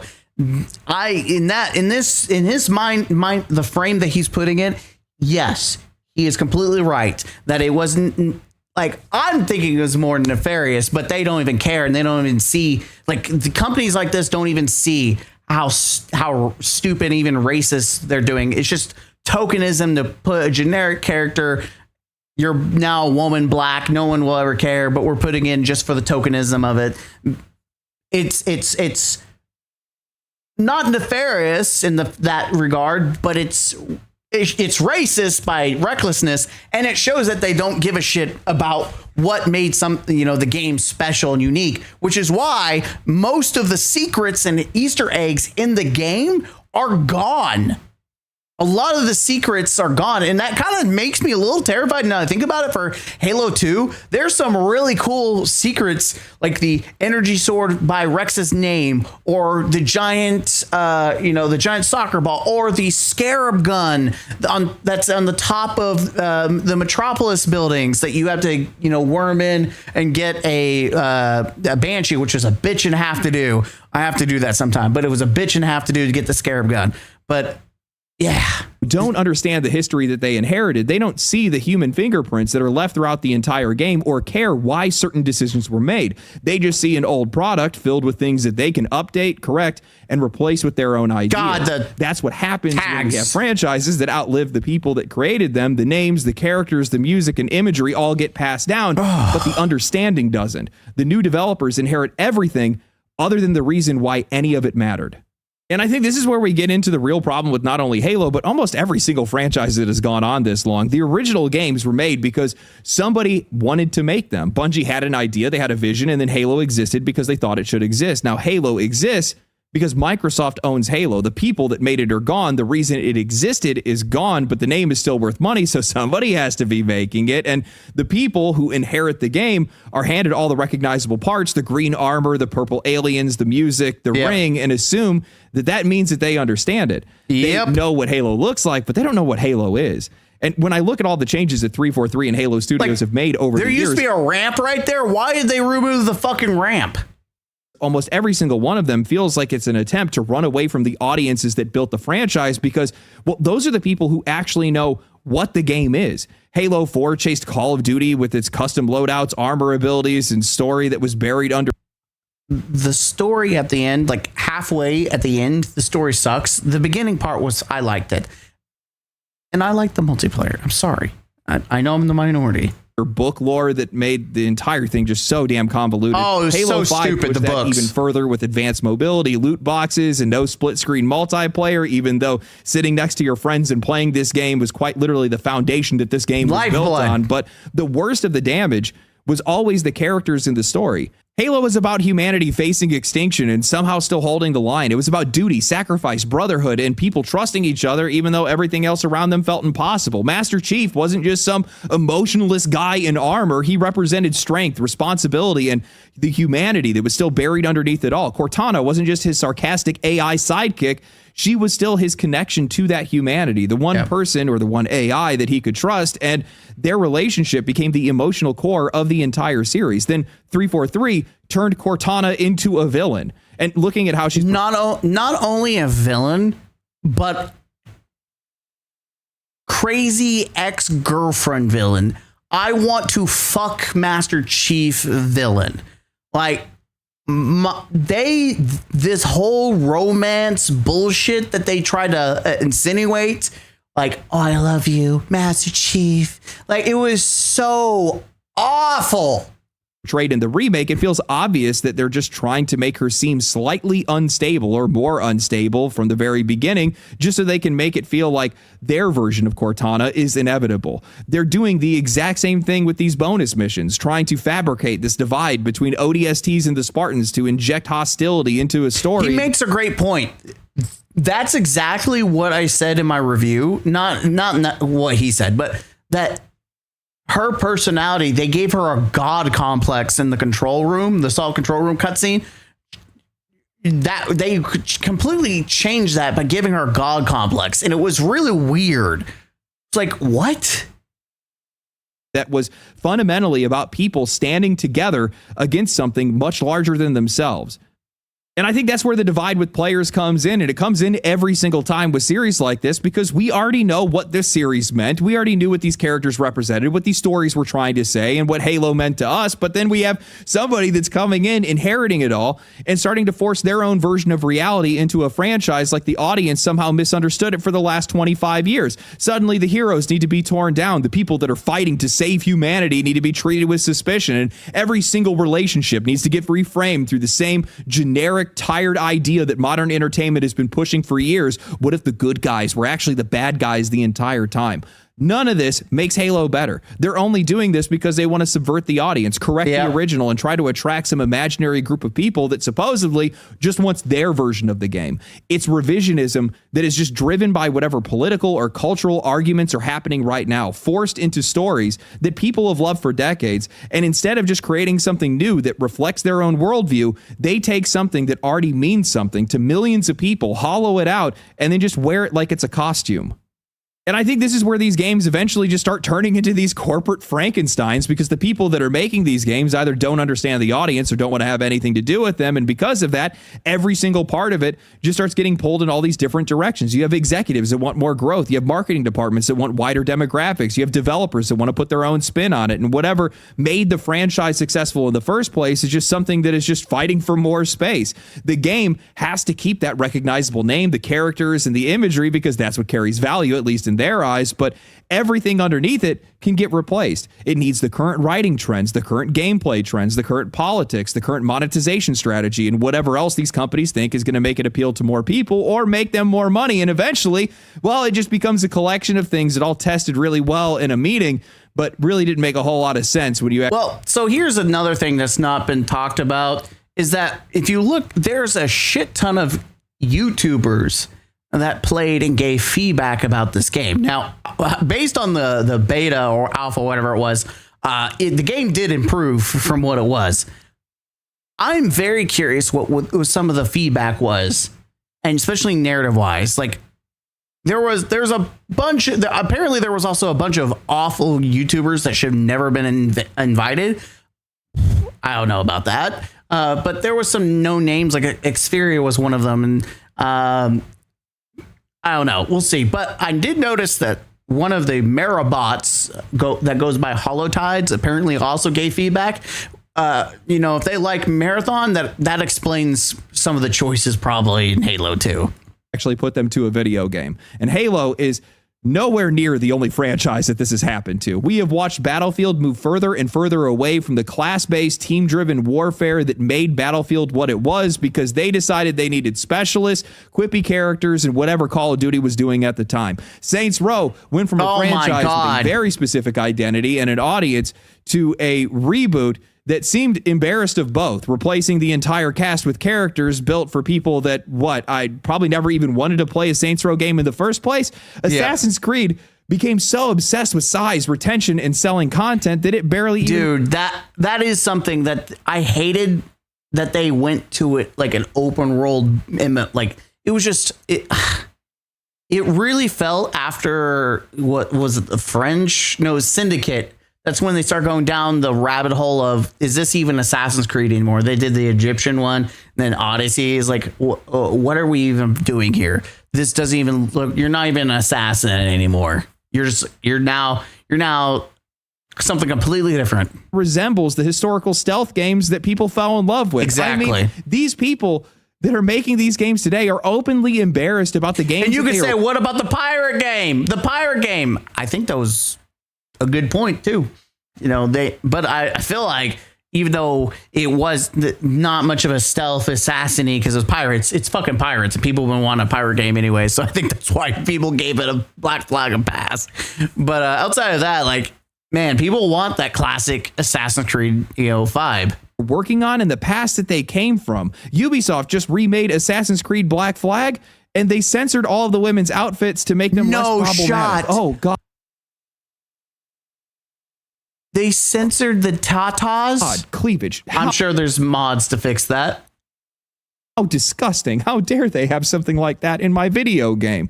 You can go throughout the entire industry and see the same process everywhere. The name stays the same because that name makes money, but the actual identity gets watered down one decision at a time. Every new team comes in and wants to modernize it, try to broaden it, try to make it their own, and nobody seems willing to admit that maybe the reason that the franchise was valuable was because it already belonged to someone. I just don't get how these guys don't understand this. You cannot spend decades removing everything from a specific franchise and still expect the name to carry it by itself. At a certain point, people are going to stop showing up because, well, the thing that they loved is gone. The logo is still there. The characters might still have the same names. The marketing is going to tell you it's a bold new era. Oh man, this game is going to look so good. But the soul of it has been replaced by whatever the current people in charge want it to be. And when these new audiences that they're chasing never arrive, these guys never go back. They just blame the old audience, reboot it again, and then drag out another piece of the past and hope that that nostalgia can carry these guys one more time. And that's exactly how we end up with a game like Campaign Evolved. You know, I'd recently seen this article that was talking about how we may never see another Dragon Age the Veilguard game or Dragon Age game again. And part of that is due to what Dragon Age the Veilguard did. Oh, it was a bad abomination. But the other part of it is, well, because the studio actually doesn't have any of the people that used to be there that still understand the old tech, and there's no third-party studios that understand the old tech that those games are made under as well. So nobody actually has access to any of the old files, and they can't even remake or remaster those games or continue forward with them because there's nobody there to do it. Now, part of that is institutional knowledge not being passed down, some people being let go, but I think this is what happens when you have a publisher or a studio that's investing into something just out of obligation, and then you have people that are making it that clearly just have no interest in doing anything other than things for themselves. These guys had an opportunity to be able to learn about some of the older games and where these games came from, but they were more focused on the game that they were involved with rather than the past that made them. It's all this factory-made mentality that is just absolutely infecting the games industry at this point, where these guys think that just because they have the mold and because they have the IP rights that they can just continue to make these games with different people. But I think that that couldn't be any further from the truth. These guys simply just do not understand these games. They do not respect their past, and they don't respect their audiences either. And I think that shows in a lot of the AAA games and a lot of the AAA franchises that we've seen come and now go in a lot of cases over the years. You know, part of me is of the mind that a lot of this stuff should just be left out to greener pastures.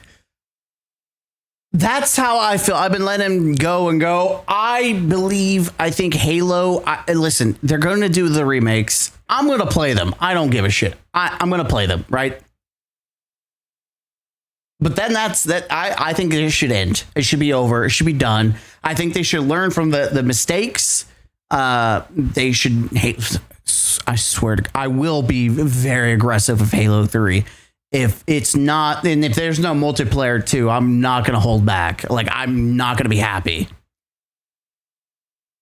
But they should let Halo die. They should be, here's the original from us. We're done. Or do I won't even say do prequels because they've shown us what that looks like.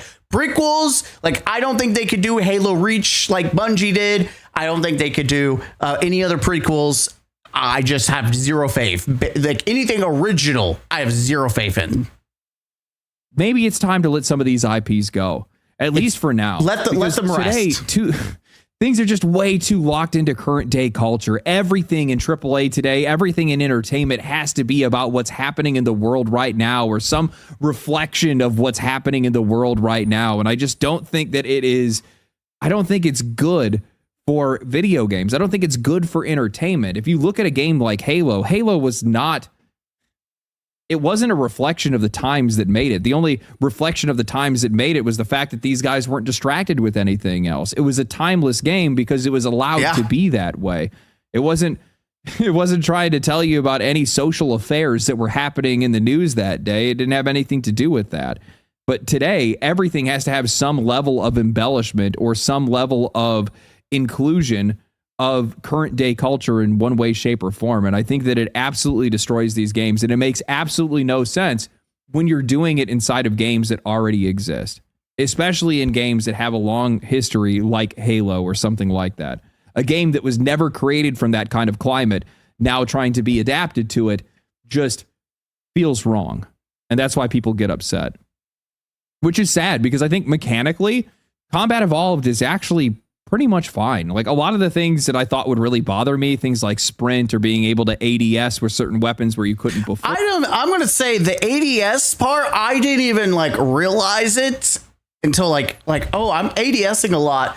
It actually felt fine. Like, as a modern change, aiming down sight, like hip firing, yeah, but aiming, like, I thought it was fine. I think it was done well. It didn't feel like that was the intrusive aspect of the game. Or maybe even use weapons that normally wouldn't fit that, Halo Evolved archetype. A lot of that stuff was fine. And also, at a lot of times, the game could look really good. I didn't really like a lot of the art direction that they had in some cases. Yeah. These guys also completely destroyed any sense of scale. I don't know if you guys ever looked at the difference between the starting screen from the original Combat Evolved and Campaign Evolved, but like all the added detail actually just makes the ring look smaller and a lot less intimidating or a lot less interesting in a lot of cases. And I think here there for that's me. just another thing that sometimes gets lost. It's just sad to see something that was turned into what it was, especially when it used to be so good. Sad, man. Anyway, tell me what you guys think. Do you guys think that some of these franchises should just be...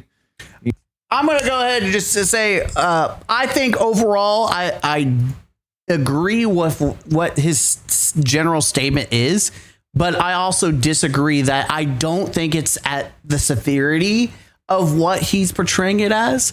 I think it's a cautionary tale that, this this is, copy the homework. They made some stupid changes, but you can't ignore 3 bonus missions for original content. That's a yikes for me.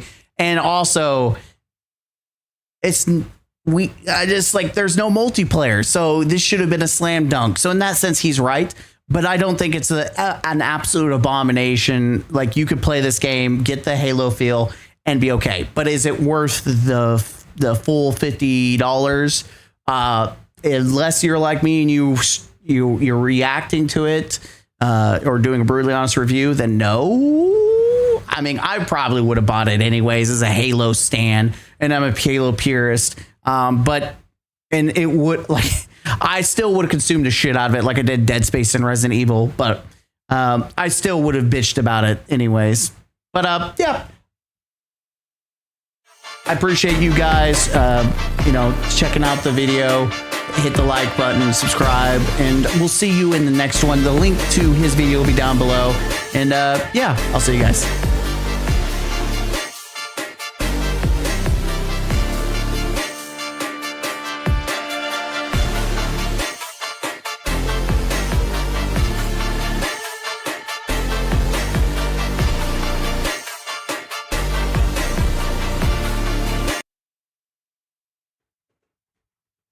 All right, turn that on because I'm tired of like accidentally forgetting to turn on. If you step back, you're trying to look this issue in general. Gaming became expensive and polluted. Yeah, I mean, you're not wrong. But if you've never played the game, I don't think you're losing any money. I do feel like there are some exaggerated points, but the main point that's being pushed, I agree. This wasn't out of love. This game was not made out of love. If it was made out of love, it would have been like the Dead Space remaster remake. Well, I don't know if it was a remake. It would have been like Resident Evil 4, even though it did take some liberties.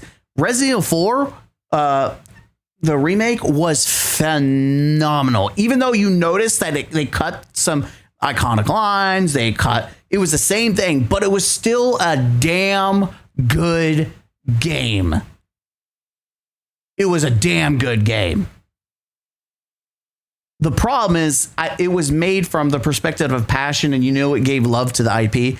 I see where this game, there wasn't the same love.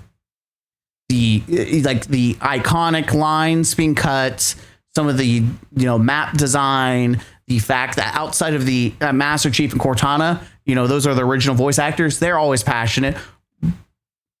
Sergeant Johnson didn't feel the passion of that. It just didn't feel like this is the shit. This is the nuts. Doesn't feel like none of that. So in that regard, he's right. But I feel like some of the smaller things that are just I don't know, just feel like they're a little bit exaggerated. So I don't know, man. I just don't get it. But it is what it is. Let's see. if I can do, what time is it? Because I feel like it's 10:21. I want to play some games. How many? We did 2 like long fucking reacts. That's crazy for me. 2 long reacts. Let me pull up my things because there wasn't really anything I collected on yet from Twitter or anything like other like notable things. Like, oh, I want to react to this. It's mostly videos. And then the Jason Schreier one was one that kind of like I really want to cover because I was like, oh damn. Okay, so we have legendary drops, Jason. Whoever did Moist. I need to do so those are 2 videos there in a backlog. So 1, 2, 3, 4, 5, 6. I'm not going to do the podcast today. To be honest, I will probably record the podcast. If I do the podcast, it'll be tomorrow. If I do, let's see how the new Tomb Raider will be. Dude, I don't remember the old Tomb Raider. So this will be very interesting for me to play. When is the new Tomb Raider? I'm about to find out real quick. When is, oh, let me get the music too. Let's get the jams on. When is the new Tomb Raider? New Tomb Raider coming out. Isn't it like October or something? February. It's next year. Damn, I have to wait till next year to. That's sad.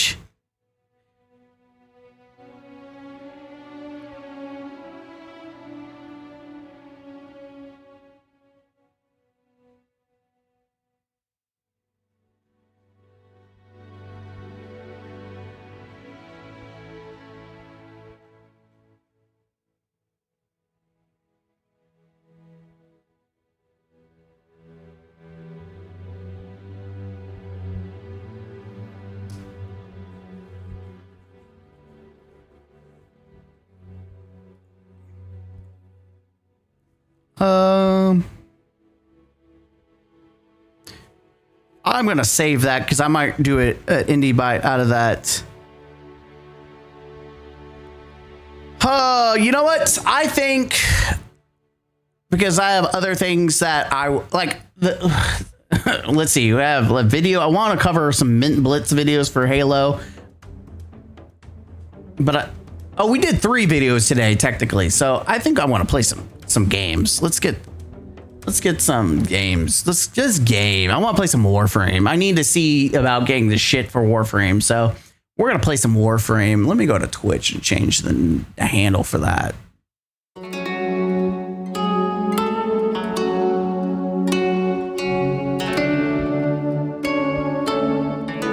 I want to play some Warframe. Did I ever fix the sound for that? Like optimized it for this PC? I don't know if I changed it.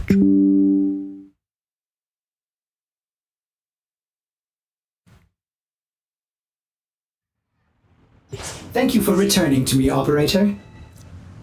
All right. Oh, I did. I put it on my. If you want to wild out, that's on you. You won't catch me wrecking a good thing. All right, cool. I did get that. There was 2 messages. Let's see. Communication. Operator, communications await your attention. Check your inbox. I'll turn up. Oh, that's right. Double XP. So we definitely need to take advantage of that.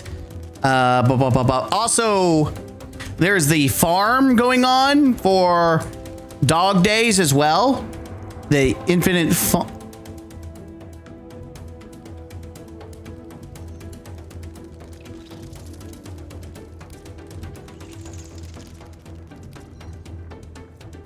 Let's see.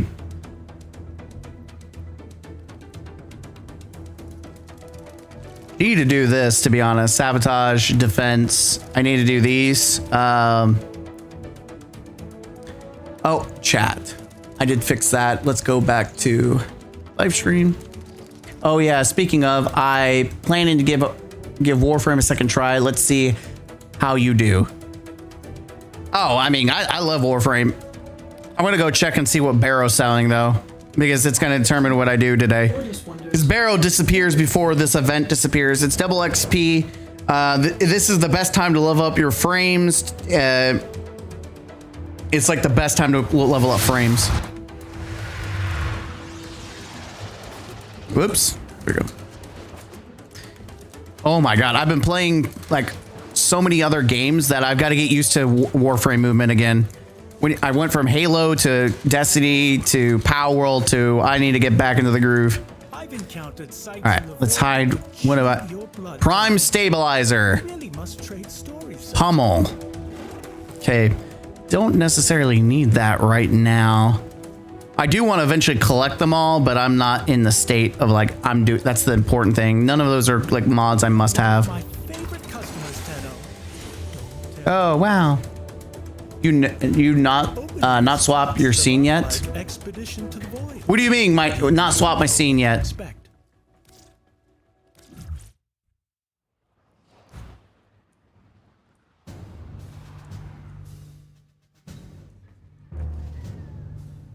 Yeah, we have 4 days to, let's see. Yeah. Cred offerings, hideout. Is there anything I'm missing here? Before this disappears, I'm gonna burn it all on. See, I already have almost a mil kuva, so I'll probably burn it on 910 extract because you will always need those for primes. So I'll just get a shit ton, so I never have to worry about it again. Okay, I'm public. Let's go ahead and get our sabotage. Let's go ahead and knock this out and get these rewards because I don't think I'm gonna farm the dog days, even though there's a glitch. I don't know. Can you get kuva from it? If you can, I can see why people would farm it. Your target is the reactor. The reactor will have tight security. What am I using? Patrols. Noodletron? Is the system mainframe. Deliver the payload. What the hell is this? Noodletron.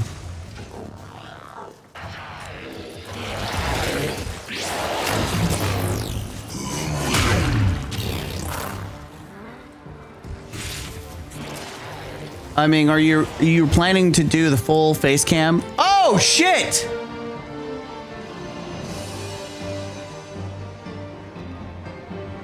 Did it not go?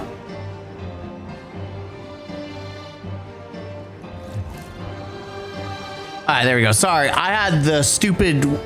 So that's another problem I gotta solve. I had the stupid ass tab up. I had the stupid ass. Usually I would be looking at my own OBS, but the stupid internet tab was up, overlapping it. So I couldn't visually see from the corner of my eye. Okay, so this is just sabotage. I should have run Titania because we could have just like instantly done this. Because there's no reason to even like fight anything unless it's one of the adversaries. Plus, Messa's so slow. She's great. Is that level 1? Oh, that's right there, because there's no it's not even still path, bro. I should have run Titania. Yeah, there's no adversaries because this is not even still path. Rip.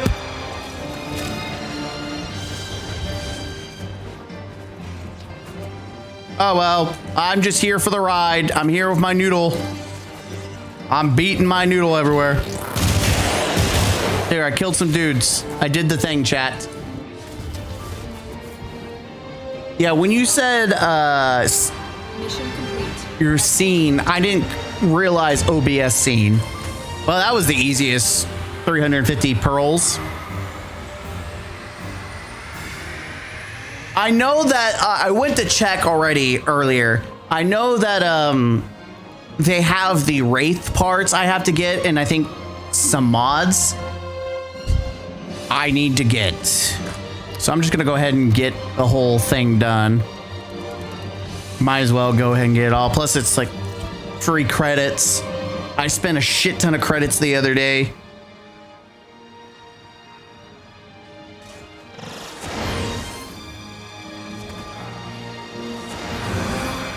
Oh, this? Okay, this is easy. Defense. Sup, boys? Creatine Prime?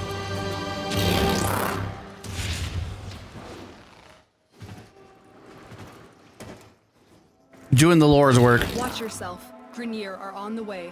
Yeah, this is overkill for every reason. It's already overkill on base steel path. It's overkill on any, like, just base.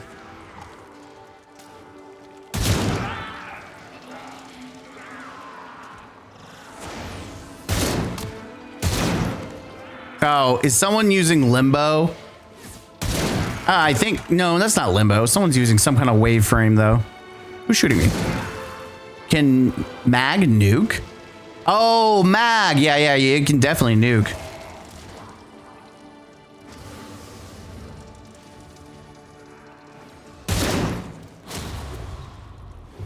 This is so hard. This is the hardest content. It's crazy because after playing, like, doing solo Grandmaster content on Destiny and having crazy ass builds on Titan, then switching to Warframe, it feels about the same power level. It's like, both, I feel overpowered in both.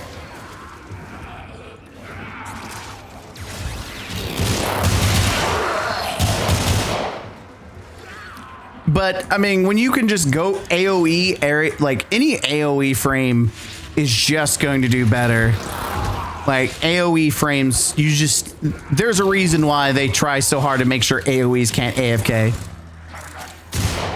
They are level 1. Yeah, that also makes it really boring. Everything being level 1 is like you could beat them with a stick. By the way, why did I have... I'm so confused. Why did I have a noodle in one mission, but on this mission, there's no noodles? I'm so confused.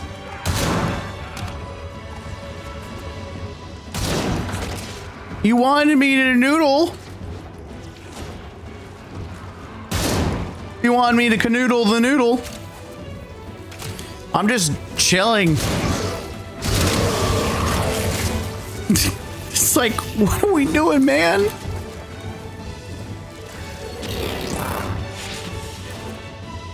Okay, easiest mission. Okay.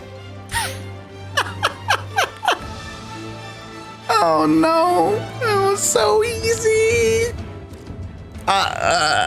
DE, like, anyways, let's go. We go to Cestus to find our friend. And let's go buy our shit. We'll see. I mean, if you can get, like, if you can you buy something like currency wise, like Kuva, then I might abuse the glitch later. Really, I need to look up some builds that I would like to touch. I know Orion, Cyrus and Orion, I would like to touch. Ooh, tra-la-la. Oh, what am I doing? I don't know where they're at, so I'm just gonna do this. Nakaka. Okay. We already got this. We already got this. Dog Days Flow. There's the Dog Days Ephemera. To answer my own question, the skin. No, there's quite literally no other reason to. Quite literally no reason. Hide all. Okay. Yeah. All right, so we're definitely needing. How many parts do I need for this? Hold on. How many parts do I need for this? I need one of each. Huge. So buy one of each. Done. Done. Then bone saw. Let's see. Anything else? Any other mods? No. Bonico. Do I even care what this looks like? Honestly, I like the base version of it. So 201. Might as well. It's only a pearl for some.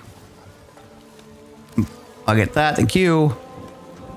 Noodletron hammer skin. Oh, I forgot about the Sandana. Do I care about the Sandana though? Cosmetically. Soaker. Do I care about the soaker? Not really either. None of this is anything that I'm like, oh damn, I need this. This grind looks easier than D2. Well, you're supposed to play the main mission, and the main mission is supposed to be hard, but the problem is there's nothing worth farming for this. Like, all of it's like cosmetics. It's like, it's an easy skip for me. Nothing that I'm like, damn, I'm gonna miss that later. The real farm is the double XP. That's where the farm is right now, is the double XP. So I like, first off, I need to let me just see if I can look at video.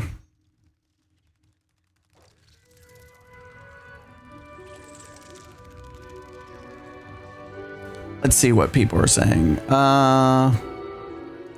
Let's do recent uploads. I'm gonna listen to this and see, because 5 times affinity. How do you get to 5 times? I need to hear this. How do you get 5 times?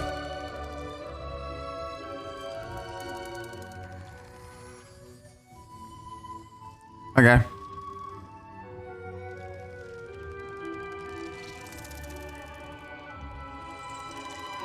Okay.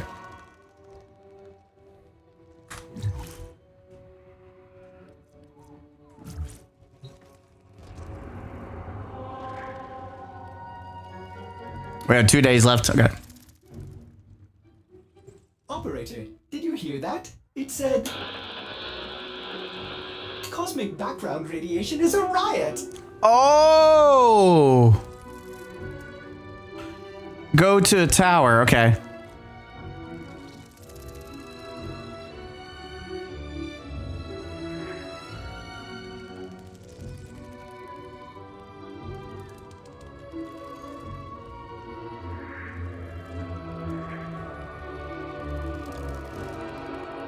Okay. Where Orchestra Relay?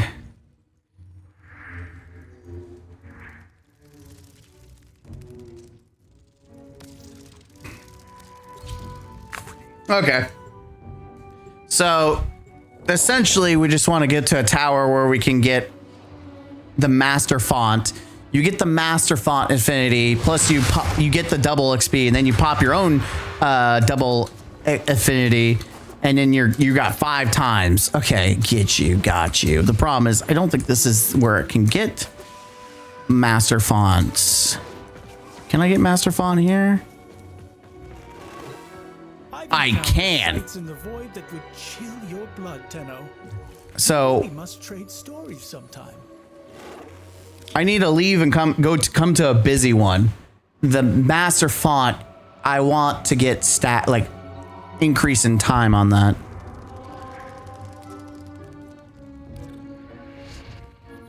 Okay, we want busy. We want the busy boy. And then I need to figure out. All right, let's see. Osiris and Orion build. Warframe.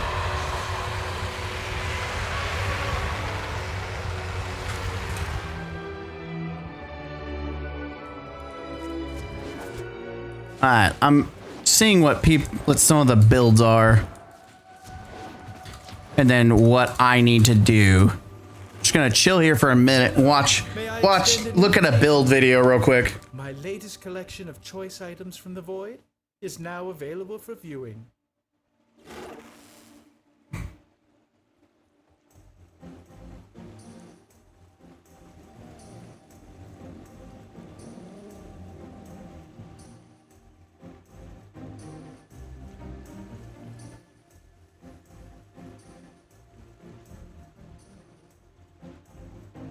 All right, let's see.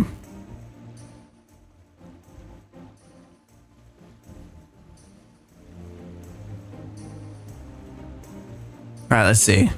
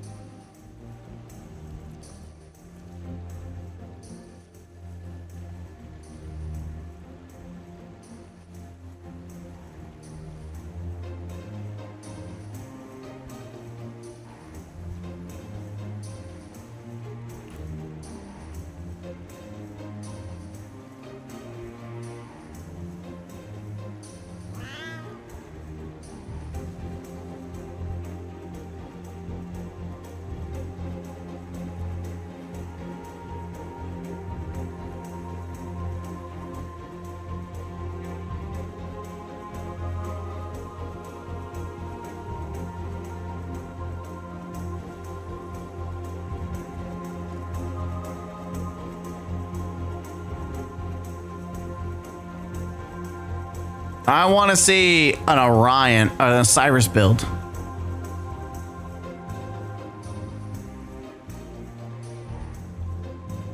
Phantasma Prime, huh?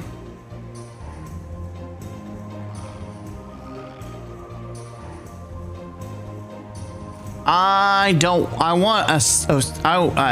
want a juicy boy. Let's see. New Warframe, absolutely absurd. I want to see, like, I'm looking at Osiris builds, half practical, half problem.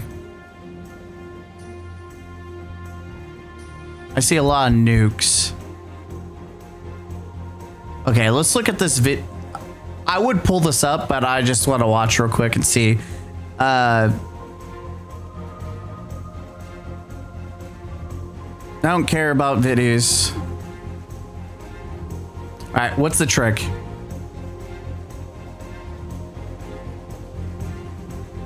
Speed Vault, what?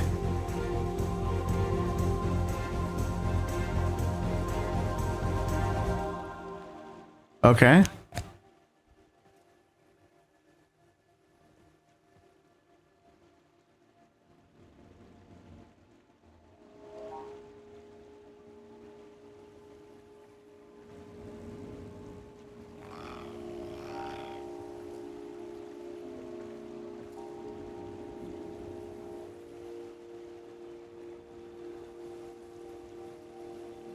Oh, okay.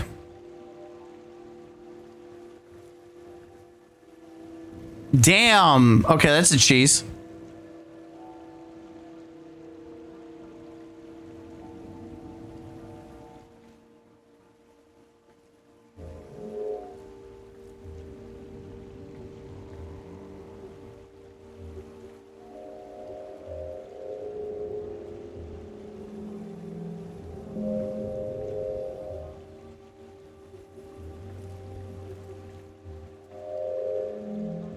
He's not a virus. This is great.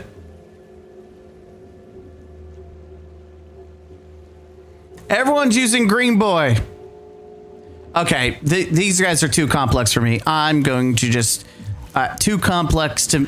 Ryan is something I wanted to work on, but damn, it's too fucking much for me. Let's see. This is beta. I need. Let's see, these are fine. Farming XP. Oh, this is it. Okay.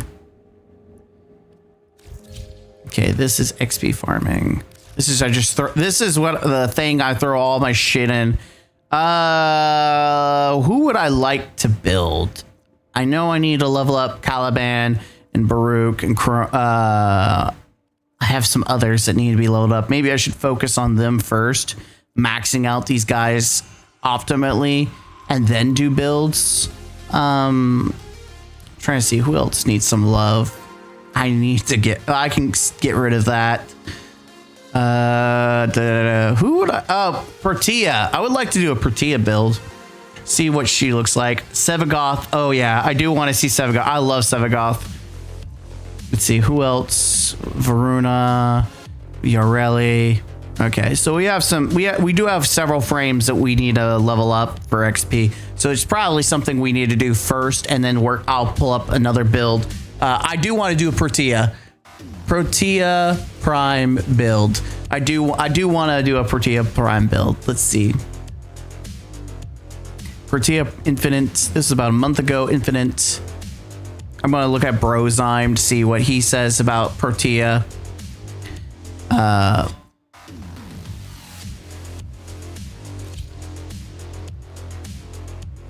then Bubonica. We're gonna be leveling this bad boy up too.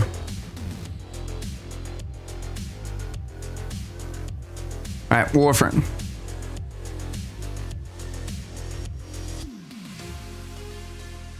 I know you used to be able to use the big boy heavy guns on him.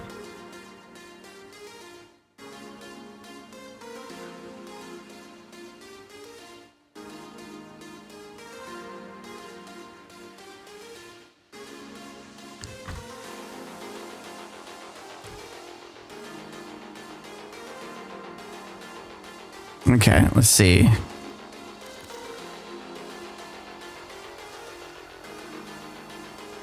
See if there's anything else I need to level up while we're here. I should be leveling up weapons as well, to be fair.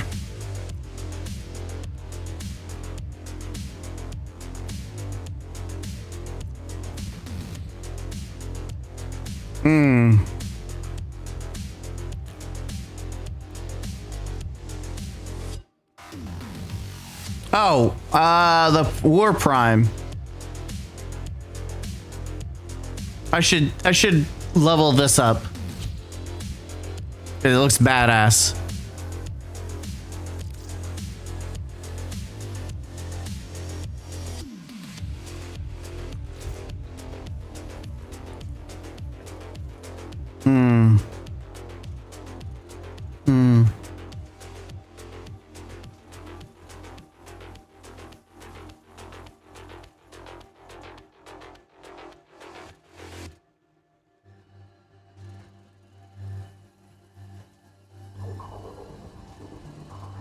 Okay.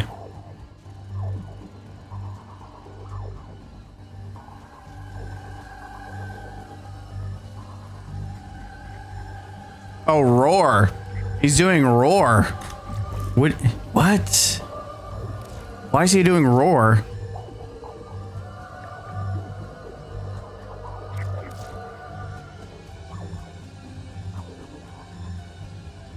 Oh, the rewind shit. That's right.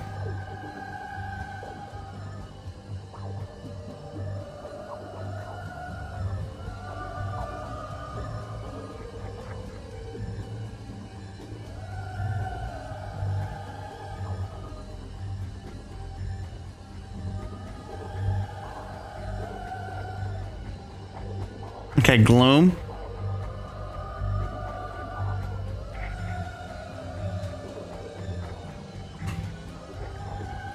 All right. Showcase.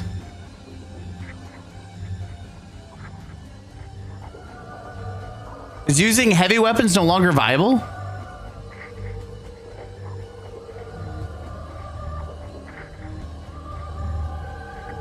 Really? Psychtoid.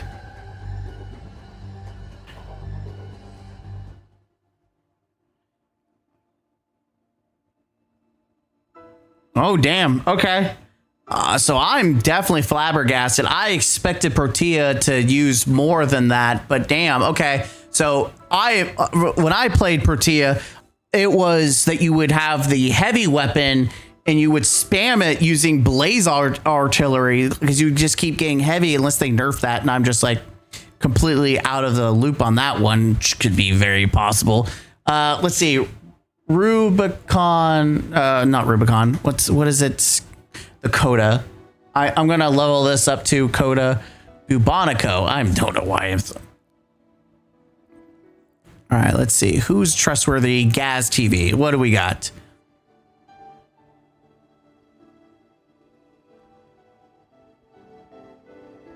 Okay. Paste and go.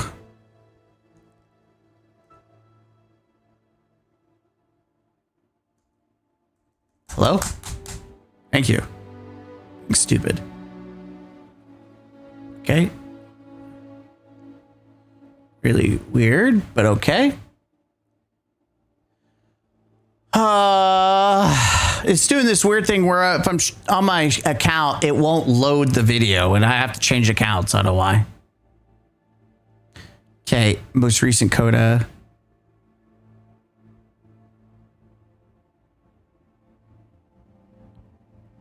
Oh, one shot. All right. All right, I've got a build. Let's go. We got this shit. We've got 2 builds. We'll come back. We're gonna come back to it. Warframe's gonna have to wait. We're gonna work on the other shit first. Okay. Okay, we want to do Infinity Blessing. Everyone's blessed. I don't know if you all blessed me. You should have blessed me, you bastards. Infinity Blessing. Nice. So we did get like 2 out, like 3 out. Jesus. Okay, we definitely got blessed. Thank you for the blessing. Bless up for the next 2 hours. We're farming, I guess. Shoot. Can't believe this is a decade-year-old. Looks good. Yeah, well, it's going to look better when I actually play the game. I know, right? Let's see. I'm going to buy an Infinity Booster with some plat. Let's see. It feels like a disgrace to even do this, but 3 days. I'll get 3 days in 1 day. All right, so we got this set. Now we go farm.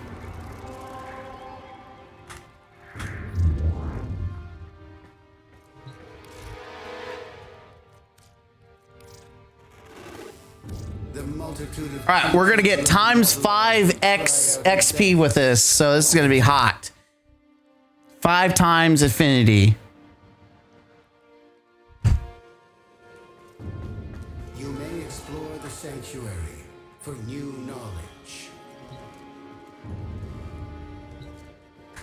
You are a true hunter. Okay, onslaught. Sanctuary onslaught. Yes, thank you. Yes, thank you. Let's go. What is? I need a be able to change the music with my thing. I have to tab out for the game. So that's one of the things I need to figure out how to do. Here we go. All right, I probably should have put some mods on this. Yes, I didn't even put mods on any of my Warframe or my gun. So let's go.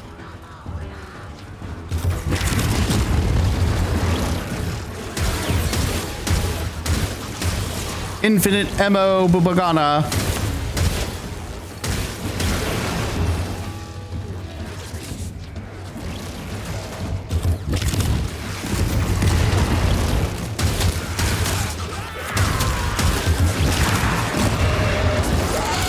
Don't need blazing with this, which is kind of funny. All right, how fat? We're level 5.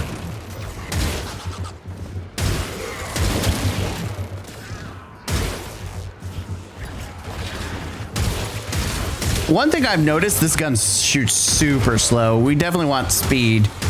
I feel like it needs speed. It's so slow. Even though it has infinite ammo and it's just AoE blasting.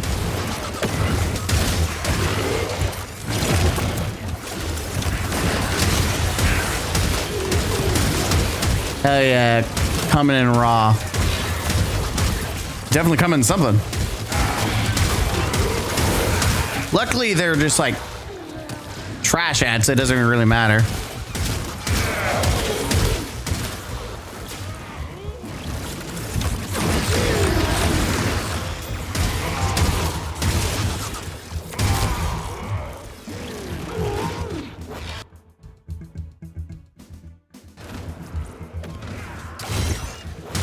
Oh, is it the gun that's making the weird sound effects? The weird like remix sound effects? I think it was. I was like, what the f is making that noise? All right, we gotta check tab 14, 17, okay.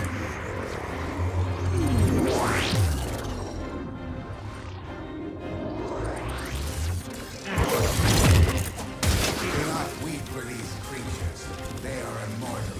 They can and have faced a billion Okay. They can and will face 1 billion deaths. Okay.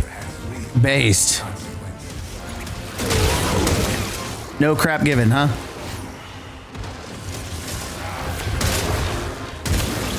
Oh, that's Necros going on.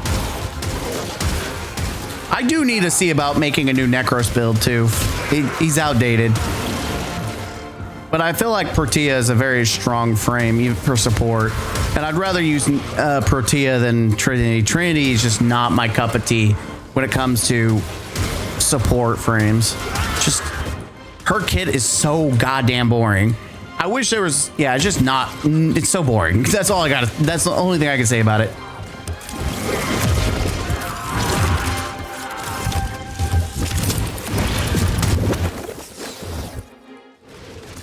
I forgot that was her thing.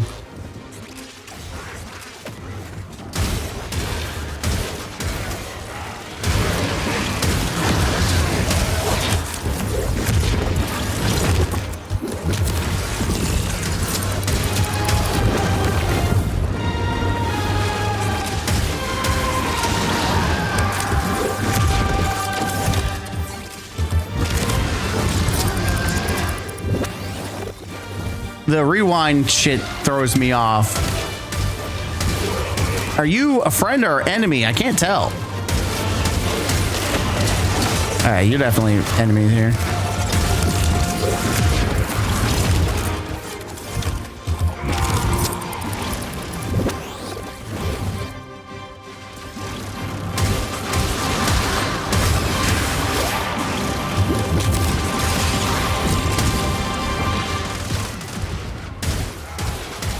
All right, I think we're at the 23, 25. I'm actually surprised we haven't hit cap yet. I mean, times 5? You would thought we hit some, I guess I'm just smoking some crack cocaine, I guess.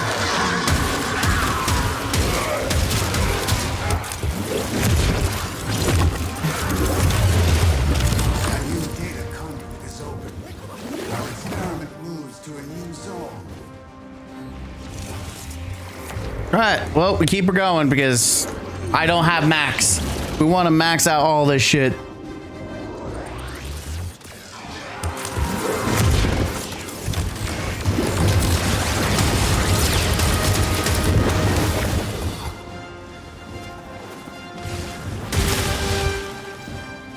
Oh, host migration.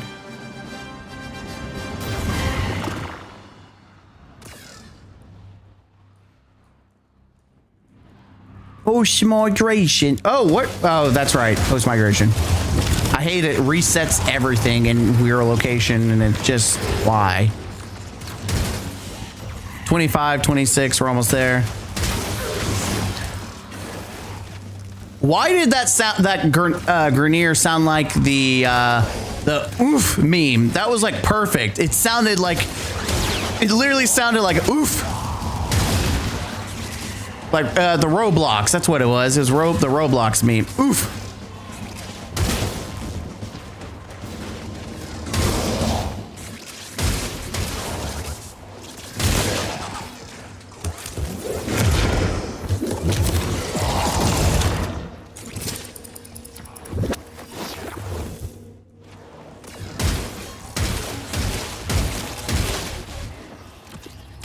Yeah, the gun makes sound effects. I don't know how I feel about that.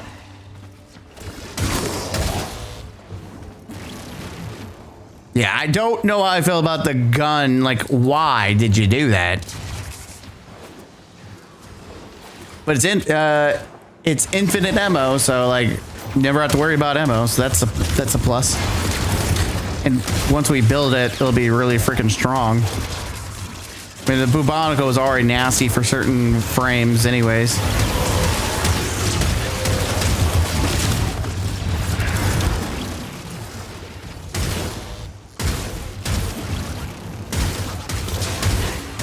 Problem is, I don't know if it's the positioning that now when I zoom in, it's like right in my face. 27, 29. How the hell is it not like, how am I not capped yet? I don't understand. How many of these assholes do we have to kill?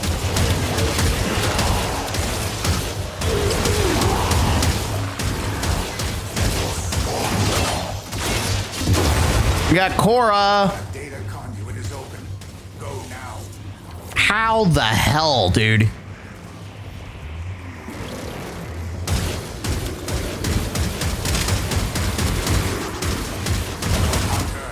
You are running out of time. How, bro? Data conduit.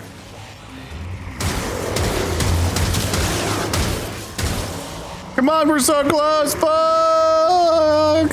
Okay, I'm gonna have to go. Yeah, the oof sound with a reverb. That's what it sounded like. I'm just gonna have to suck it up. This is gonna be a complete waste of my time.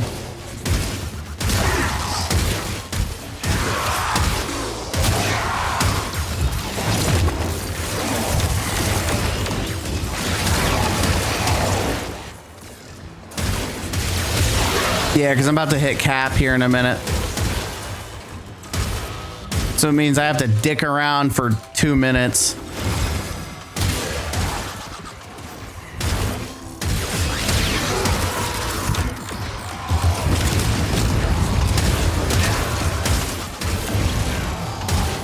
Oh, I was the host the whole time. That's why I didn't change host.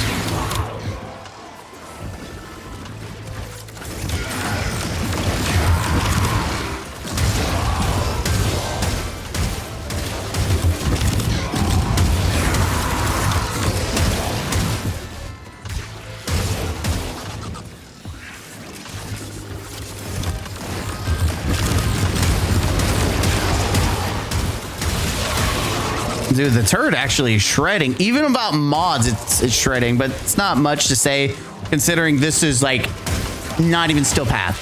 But that's okay. I'm not even worried. I know for a fact that, yeah, we hit capped. Wait, oh yeah, Bubonica. We have to keep leveling and resetting.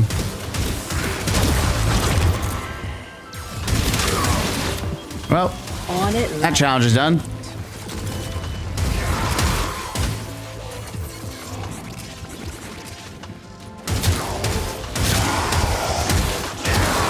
I will reset the Bubonico, but we're gonna switch frames. I have like six or so primes that need to be maxed out just for mastery sake.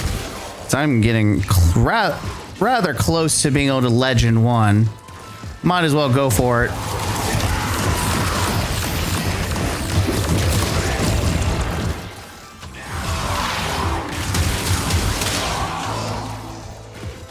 Come on, 18 seconds. Let's go. Let's wrap this up.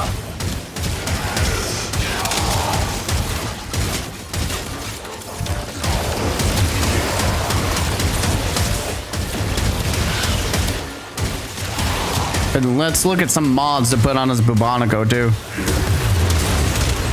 new data conduit is open. Our experiment moves to a new zone.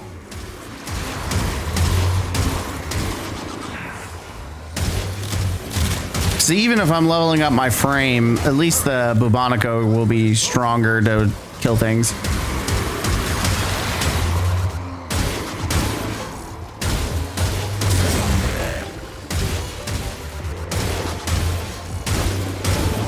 I don't know why I can't shoot those guys, but whatever. The sanctuary will go on without. Bada bing! There we go. And we leveled up the Night Wave unintentionally. There we go.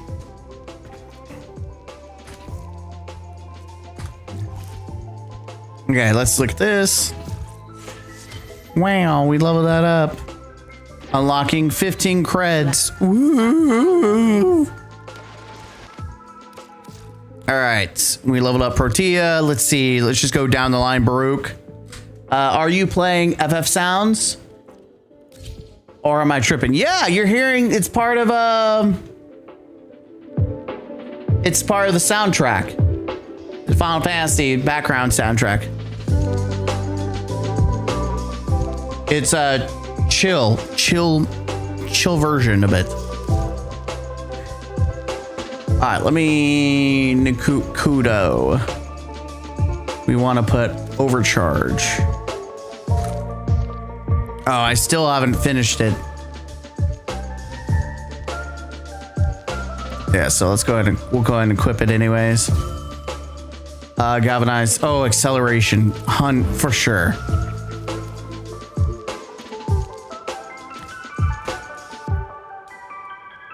Oh, by the way, I did have mods. Ding ding.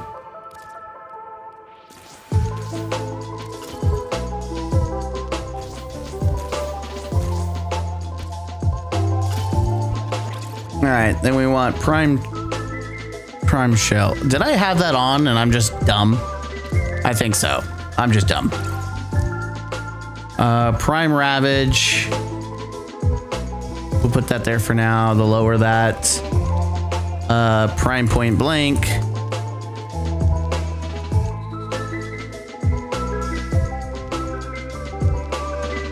I need to finish leveling these guns up. Jesus.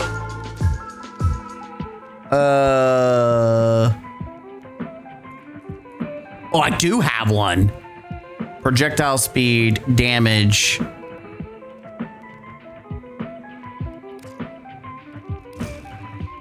I forgot I had this. So, and it was just completely random. So projectile speed, damage is nice. Weapon.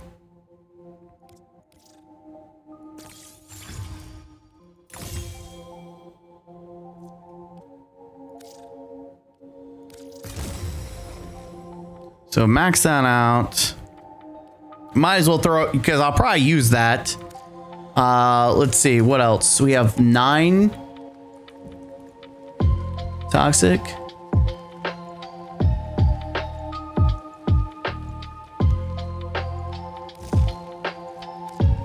Toxic barrage. Critical. What's critical? Critical chance, fire rate. Let's just go. We're lowering the fire rate, but the acceleration should help us here. Plus, projectile speed should help us too.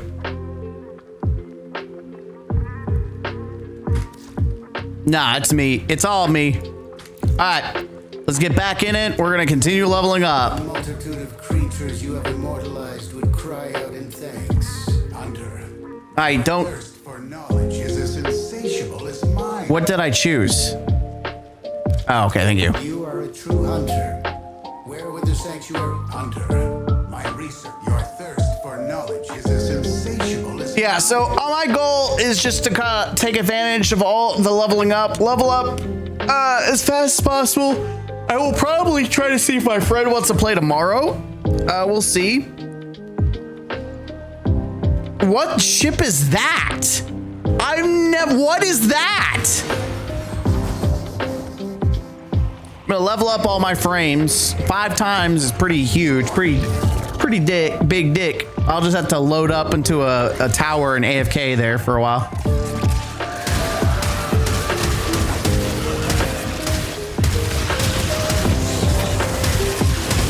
I forgot. I don't even remember how to play Baruch. I know I really used to love Baruch. Like there's quite a bit of frames that I really enjoyed.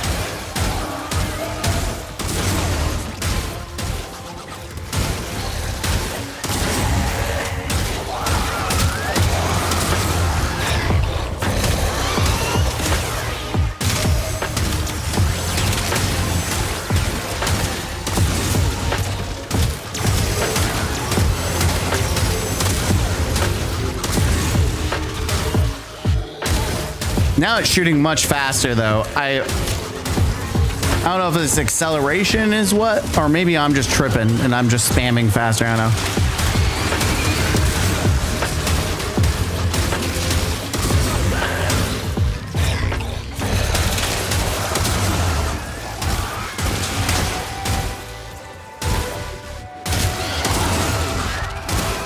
We're definitely hitting hard though. That's something that's noteworthy. No, I got several like chill playlists for Final Fantasy. Like there's 2 versions. Then there's another chill playlist because sometimes when you're just playing, doing stuff like this, I need to rotate and like something casual that isn't like, I don't know. If I start raging, sometimes listening to some chill music is the way to go for me. Again, I'm just spamming things. I don't remember all the specifics of how to play Baruch. I know you're supposed to build up restraint, and then when you cap out, you can start punching everything. And his punches are really fucking strong if you build correctly. He's the Mad Monk.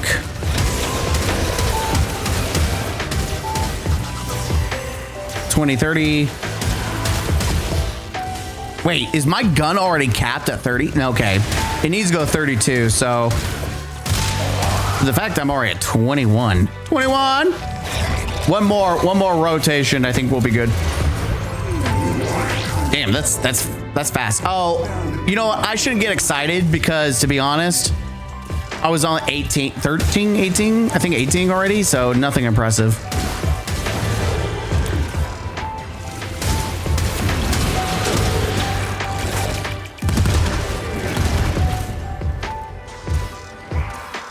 Whoa!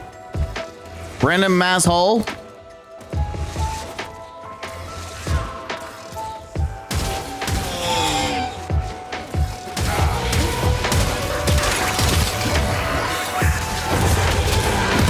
See, this is what I'm talking about when you can start punching everything.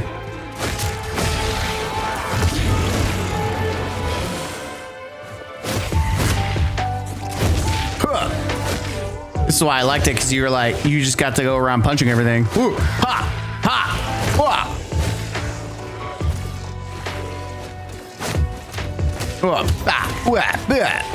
Got to play Mortal Kombat in Warframe.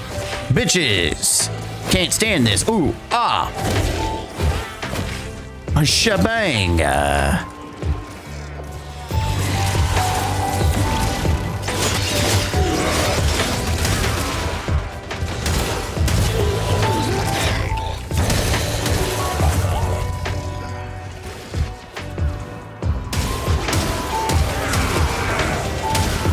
Yeah, it's just when you're farming, you set yourself up for a chill time. If you're it's better if to hang out with friends and or to stream Netflix while you're doing it. That's how I feel about when you're farming. That's usually what I do. I just figured I'd just chill a little bit with you guys before ending the stream, because I'm gonna do this regardless. But I figured I'd just hang out with you guys. Some of you guys are wanting to see what Warframe looks like, this is a prime time because I am showcasing multiple different Warframes and just some of the abilities and things that they can kind of do as I level them up.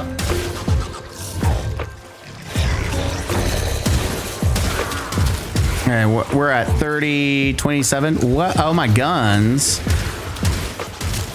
I'm just really surprised I'm not gaining as much experience, considering I'm killing a heck ton of stuff. Unless it's bugging out and 5 times is 5 nuking it. Yeah, because we're not even close. We're 2 levels away from max on this one, and then so it looks like we're at least got to do 3 rounds. You've said that before.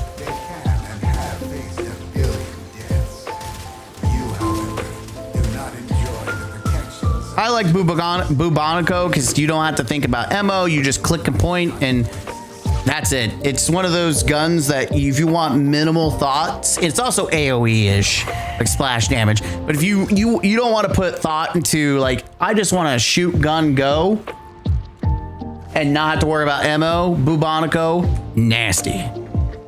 Because this one's like 57%, so it's almost 60 on elements.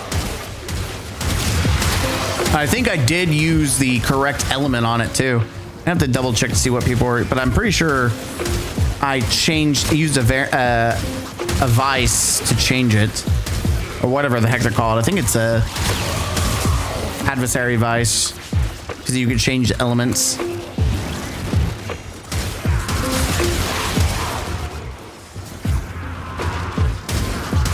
I still have to finish farming the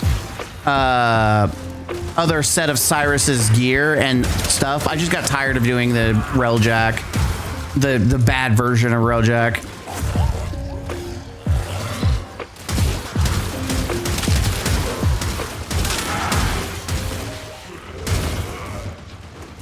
Max 30.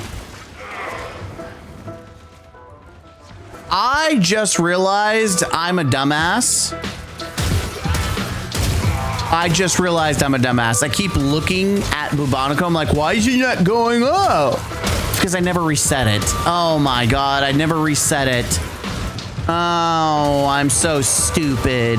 I'm a stupid stuperson. So stupid. Finishing up my editing, then want to try it out. It's fun. It definitely a good time. And I got my friend into it, and he's been really. Actually, I'm really interested to see where is he at. He just got into it. Oh, he's level 14 now. He was like 11 a couple days ago. What has he been maining? Is he using Baruch? Wukong. Okay, so he's still Wukong guy. I suggested he use Wukong. Wukong can kind of do everything. So he's become a Wukong main. I like that I introduced him to Wukong and I never really used Wukong. Maybe that needs a change. I need to make a Wukong build and play with him, give him a shot. But first, let's get all the primes knocked out. I own all the primes except Steinax. Because I wanted to buy the Steinax bundle. I'm just waiting to get paid again to buy it finally. Yeah, look at that. That's called stupid. I'm goddamn stupid. All right, so we need to fix Arbiters of Hexing. We're gonna have to leave the strata because I need to go interact with the faction. All right. So you have stepped from you are on the floor. Is it plus or minus? Hold on. All right, you. A perfect specimen of wasted life.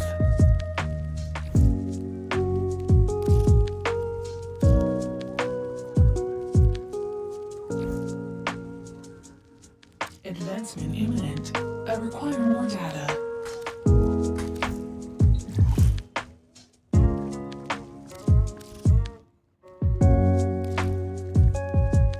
I'm just buying one. You really shouldn't be doing this. I have some to make. I'm just being really lazy. So we're all clear. I spent 20 plat just to be lazy. Advancement imminent. I require more organic debris to ignore. Thanks. If this continues, I might care if you come to harm. Advancement imminent. I require more. All right, so now we gotta get. I love that debris. So we're working our way through that.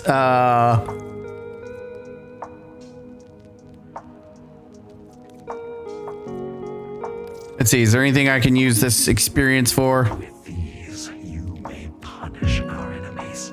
You may punish our enemies. That's hot. That's hot. Tell me more. All right, I'm gonna buy this. Our enemies will fear you with that. Oh, I hope so. Oh yeah, talk to me, Daddy. Oh, tell me. Tell me. Tell me. Whisper in my ear. All right, Baruch is done. Let's. It is now Citrine. Did I never finish Citrine? Because I have Citrine Prime. Or is there no Citrine Prime? I thought there was Citrine Prime. Hold on. Why am I just Citrine? Oh, I guess there is no Citrine Prime. I'm just dumb. I just thought there was. But yeah, we need to finish Citrine. Get her leveled up. Him up. I don't remember. Upgrade. Operator, Ordis is picking up a distress signal. Wait, no. It's just the corpus peddling their wares again. Get off the emergency frequency.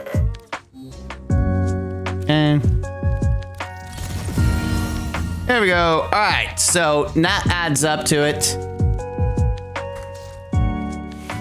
Huge. I also want to see if I can get, while we're here, Disciples of Merits. Enables Tenokai opportunities occur every 7 melee hits. Okay. Bubonico. I want to see if we might as well roll and dole, baby. Roll it out. Because none of this is really good. So, what do I want? Ooh. Punch through, damage, multi-shot. So the problem is status duration. I don't think we want to get rid of status duration because that's kind of like the bread and butter, right? But multi-shot is just, I mean, damage and multi-shot's free.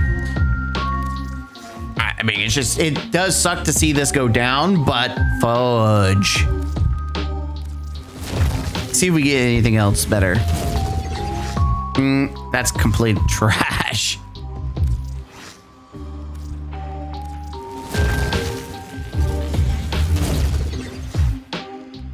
That's not good either. But we definitely want multi-shot. Crit chance, crit damage, magazine capacity. How does that work on a Bubonico? It's very tempting at 154 damage, but again, multi-shot is pretty thick.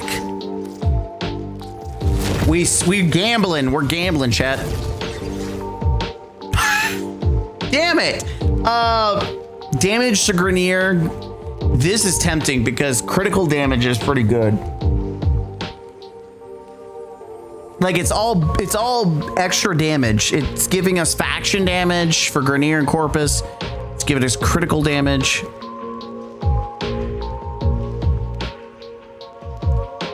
Let me look at the build. What are we looking at this build?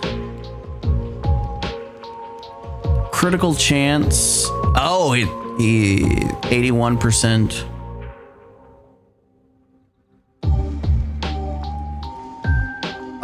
Status projectile 24%. Critical chance is 81%.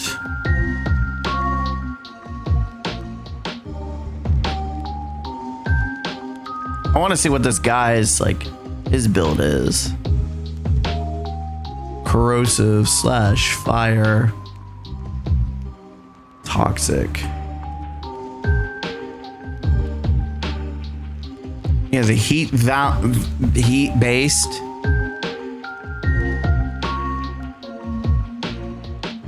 I want to see what the heck this stupid Riven is.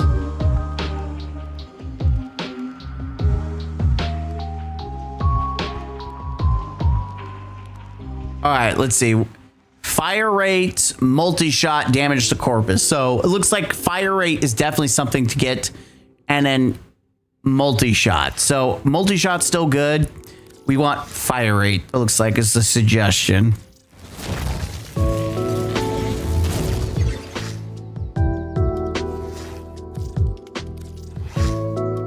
Come on, baby. Multi-shot fire rate.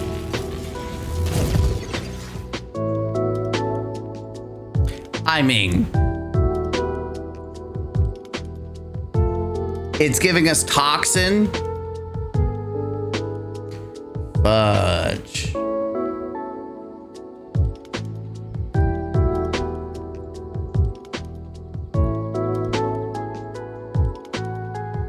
I don't even know what the max ammo maximum does. It feels like it's a dead perk.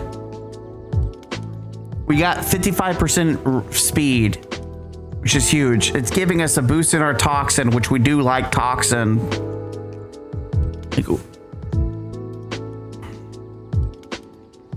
The 80% multi-shot and just having that extra damage. +2 punch through, which is not necessary, but could help.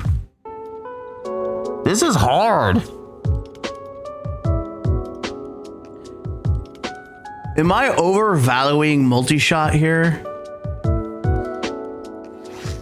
I guess I am. I'm gonna overvalue it. This might be stupid. All right, let's look at the stupid gun. and see the stats.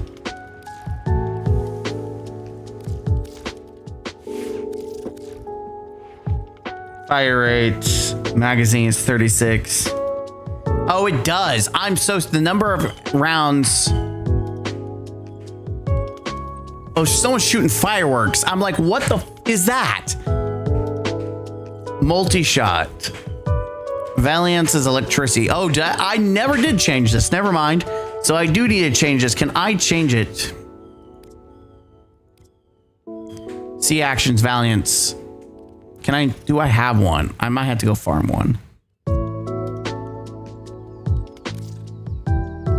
Oh, I have to get max ranks. So I need a, I'm building this with this in mind. I mean, corrosive's not bad, or it's viral. What? I'm so confused at what these damage numbers are. What? Damage projectile.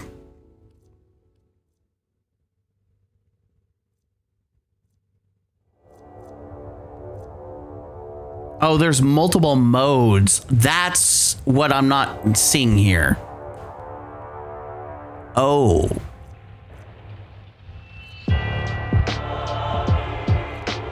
I mean, multi-shot still needs some love. Fudge. I'm gonna go test out, see how I feel about multi-shot right now. Let's go level up.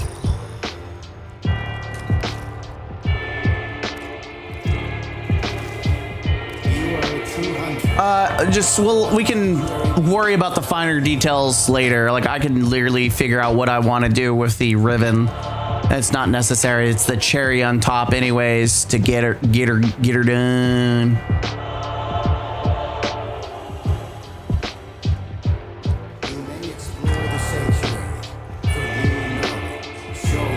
Especially since we have like only 2 hours to farm. We might as well, because I have a bunch of Warframes at base to level up just to get the mastery experience. We're so close, man. We're so close to hitting Legendary 1. We're so close. Who the heck is the dude with the cat? Diddy Why do I feel like that's a Destiny player? I have a feeling that's a Destiny 2 player. That feels like a Destiny 2 player name. That definitely feels like a Destiny 2 player.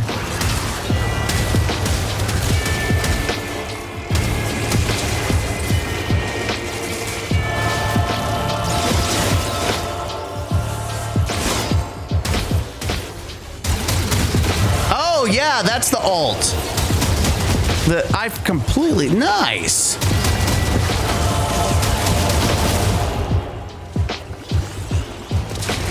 Didn't realize it had this banging, like this rapid fire shot.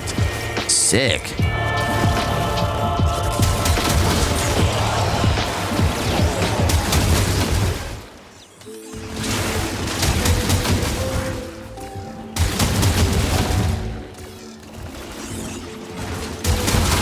Yeah, this is far better than single shooting. Holy crap. I was wondering, like, damn, I don't remember the Bubonic being this slow, but use the boom boom cannon. I start blasting ass.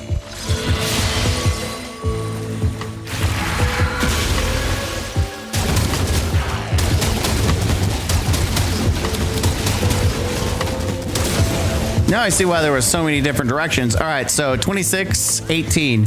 By the way, I'm gonna go in and out. I'm not standing to level up one gun. I'm just gonna say that right now. We're here to farm the Warframes, and if they're dead, they're dead. If they're done, they're done.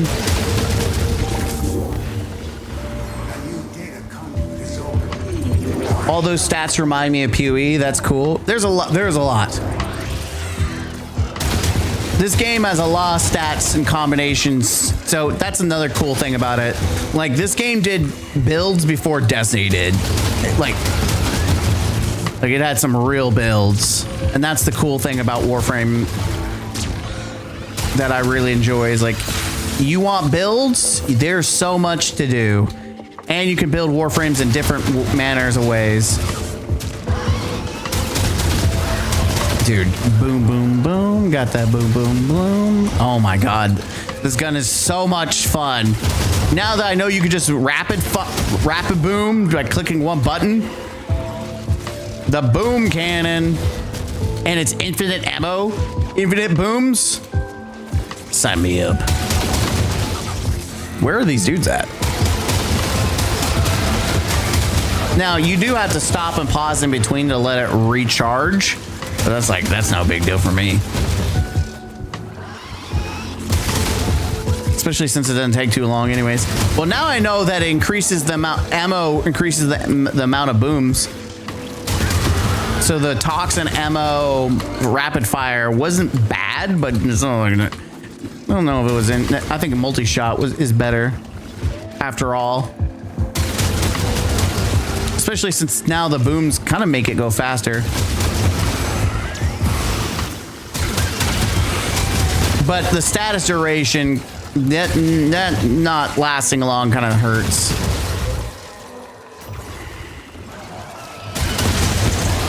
Oh my God, I'm about to boom, boom, boom all over your face. That's right, girl, I'm booming all over your face. Oh yeah?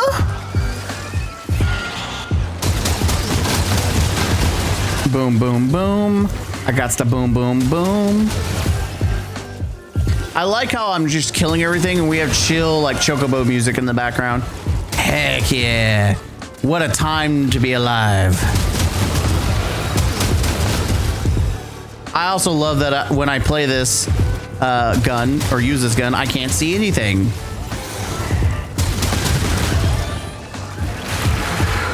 Seeing is for bitches. Oh, we're max. Oh my God, we're almost max rank to the gun too. Nice.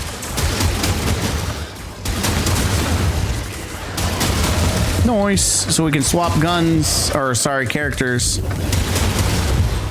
30. Yeah, it needs to go 2 more levels and it's done leveling.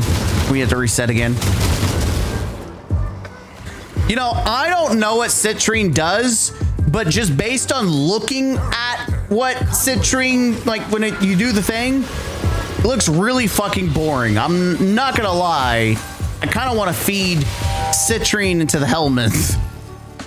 I'm not gonna lie. It's just, what a boring character. The sanctuary will go on without you. My base perception is it's boring AF.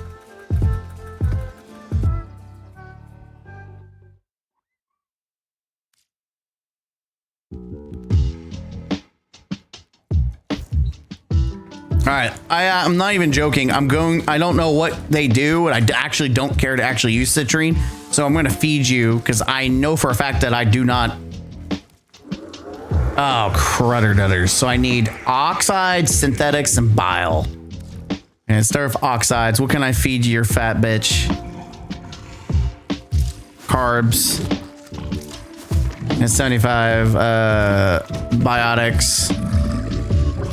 You thick bitch. Such a thick bitch.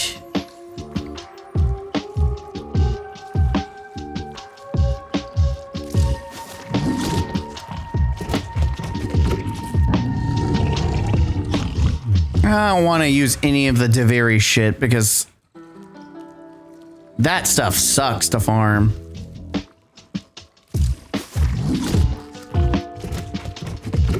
Synthetics. Oh, I'm wrong. I'm putting it in anyways. I don't need it, but all right. So then we have bile. What do you want, big boy? Definitely not you. Yeah, I'll use you.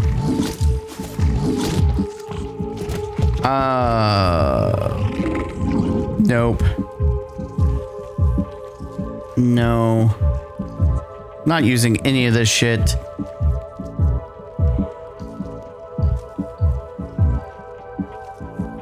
These are all expensive. Holy. Why are you so greedy? ISOs I'm not touching. Yeah, you're so damn greedy. You know that, you fat bastard? Fuck, you need 70? Why are you such a fat bitch? You greedy fat bitch. All these materials suck to get rid of. You fat bitch. All right, substitute. Confirm. Here, I don't need you.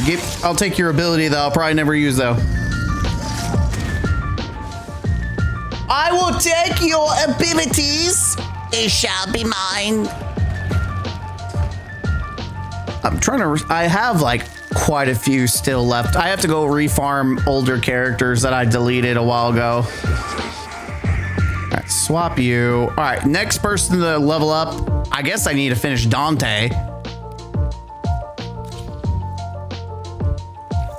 At least he's kind of cool with his magic, you know. He's out there doing magical shit. Really, really detailed those statements.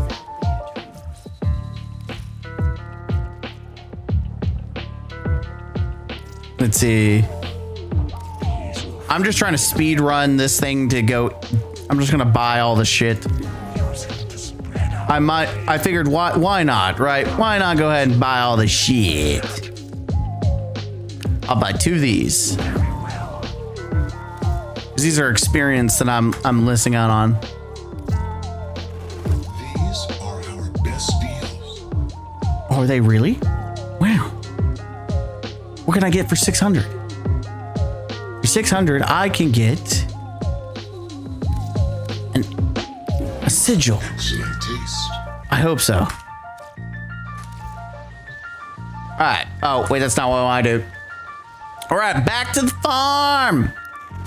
Each time you go to the farm, back to the farm. The sanctuary be without you? Where would it be? Irrelevant. That's where it would be. It would be irrelevant. You will make an excellent hunter. The multitude of creatures you have immortalized would cry out in thanks if they could. Hunter, my research, your thirst for knowledge is as insatiable as mine. I just wish you would stop talking and we can get to work.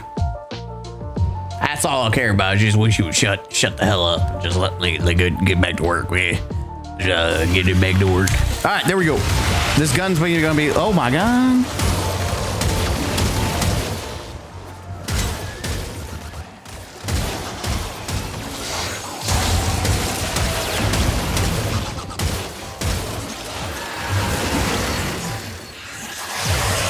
I mean, it's kind of sick. I don't remember what he does, but it's still kind of sick.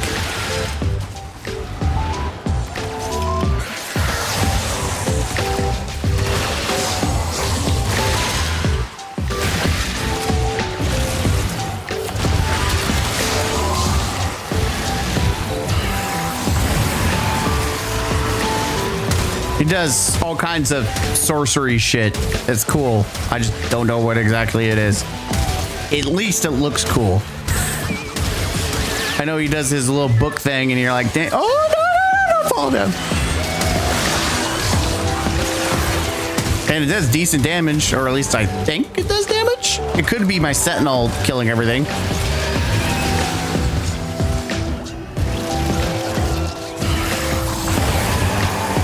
I have no idea what that does. Oh, I got the book.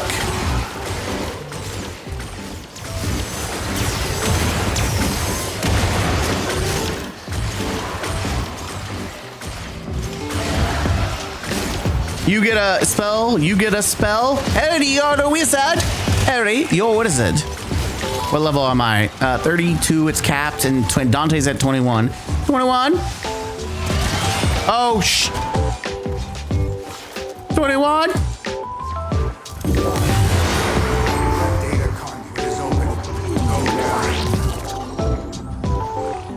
Where am I at level-wise? 56K.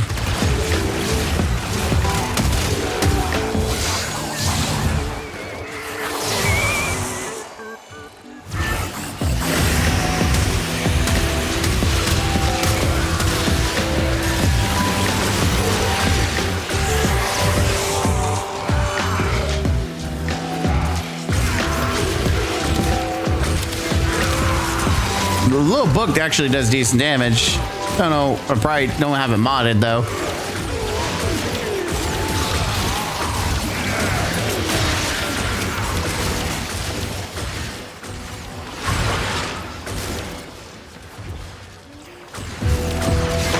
I take it back. My gun would have one-shot them.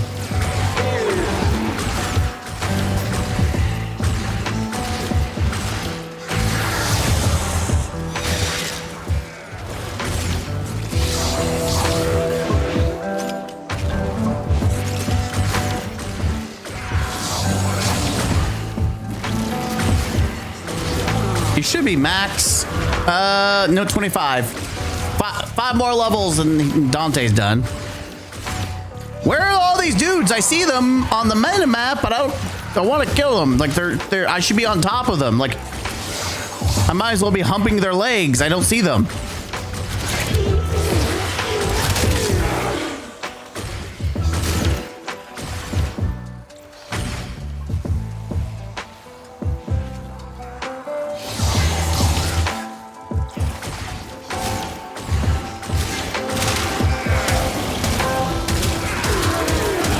Oh, I ended it. Whoops.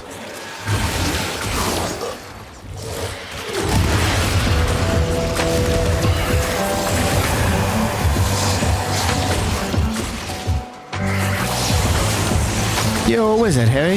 Yeah, this is still kind of cool. I actually kind of do want to learn how to actually play Dante. Because the idea of just being a wizard actually is kind of sick. I don't know if he's good, but he's definitely kind of sick. Like he's got aura. Dude's out where we got ninjas, and this guy's like, nah, bro. Nah. I'm a wizard. Fuck your ninjas. I'm a goddamn ninja or a wizard. Who needs ninjas when you can have wizards? Wizards of Warframe place.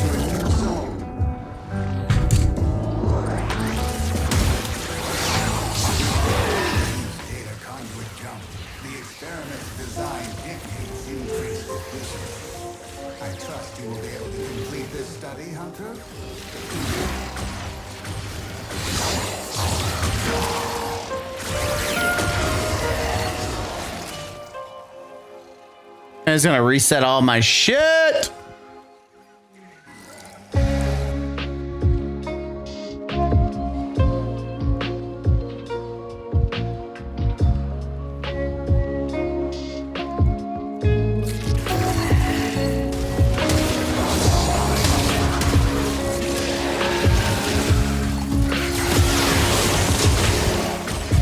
Yeah, I feel like it would be pretty cool to learn how to play him. I mean, just going around being that guy, like, I'm a wizard, Harry. You're a wizard. I'm a wizard. We're all wizards.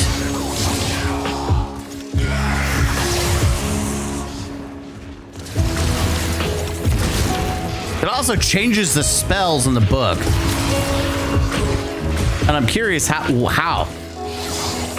Oh, I see. You do the X thing. Oh, now I get it.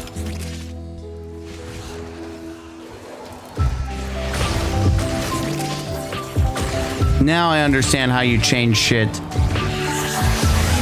You'd either do that, dark verse, and it swaps the thing. Okay.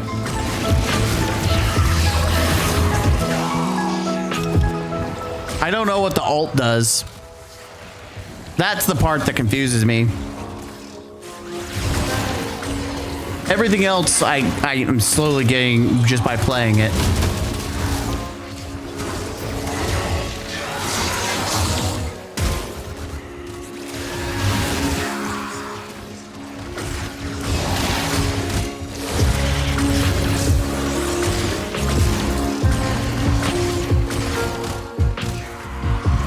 We have a Zephyr. Ooh, I also like Zephyr.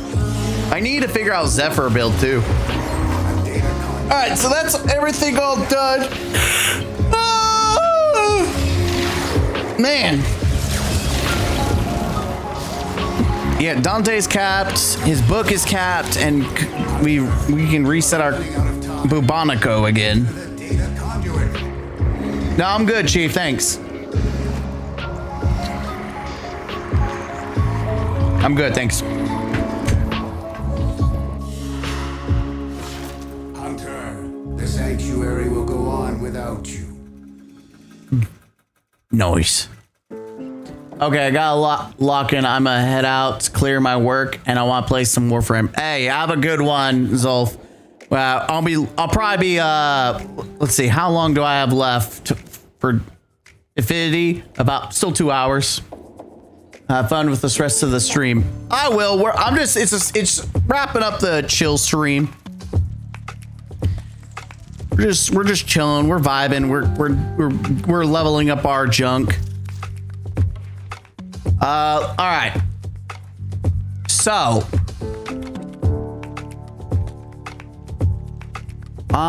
we need to do Prime Savage. So we've got to fit Prime Savage in there. Prime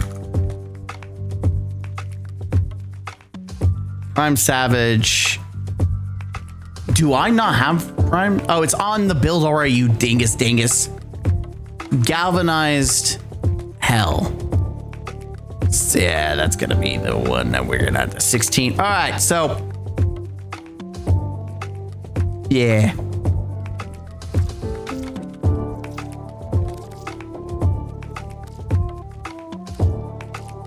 I'm just lazy.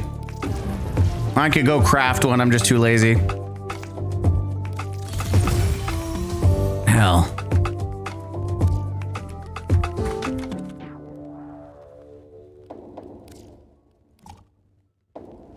Oh, wait, what? Ordis keeps a tidy ship, and is therefore reluctant to allow... Oh, well, what about now? Okay, I can't do Hell, but I can definitely do Savvy? Yes. Sweet. All right, so we got this one. Then we'll do Savvy, which will open up more, and then we'll do Hell. And then what is the last one? Critical Deceleration. We already got that. Then Toxic Barrage.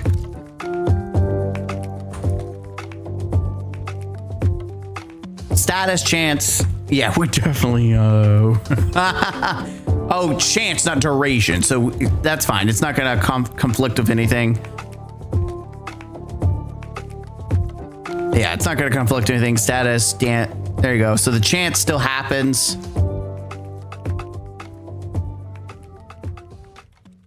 All right, so yeah, so overall, we're still doing pretty good.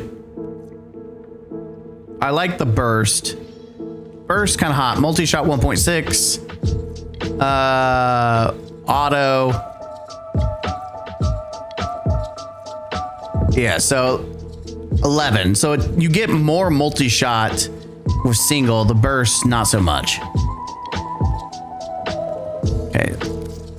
Then we got Dante. We'll swap to Garuda Prime. Make sure I'm not missing anyone. Everyone is good. Yeah, so we got Garuda Prime.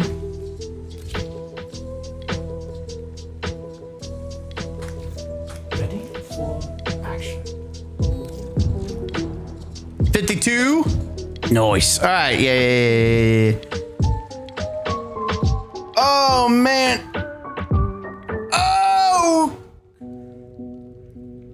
Oh, yeah, we're getting to the point where I'm gonna have to definitely start wrapping up. But how many? Let's just kind of see how many more do I have left to level up. I definitely want to make sure at least I do that, leveling up my shit. So let's see. We have Garuda, Goss, Grendel, Geyer, Hildreth. That's already been leveled up. Lavos.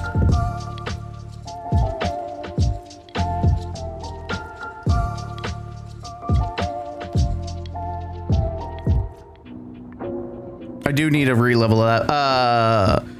Sevagoth. But I already got the mastery off of this, so it doesn't matter. Varuna, Wisp Prime. Damn. Yoreli. Damn. It's like 9 to 10 Warframes. Goddamn. That's like 57K? That would be enough to get to legendary. Fudge.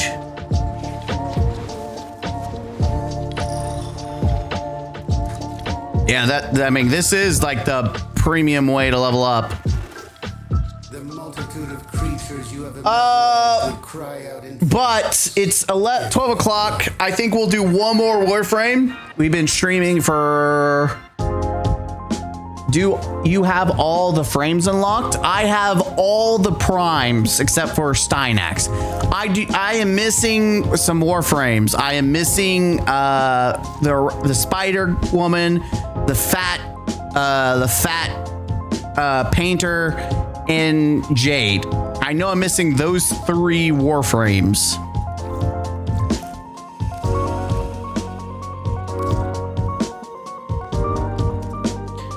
Let's see.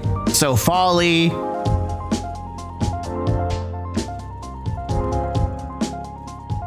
Wait, Cora Prime. Did I not make Cora Prime?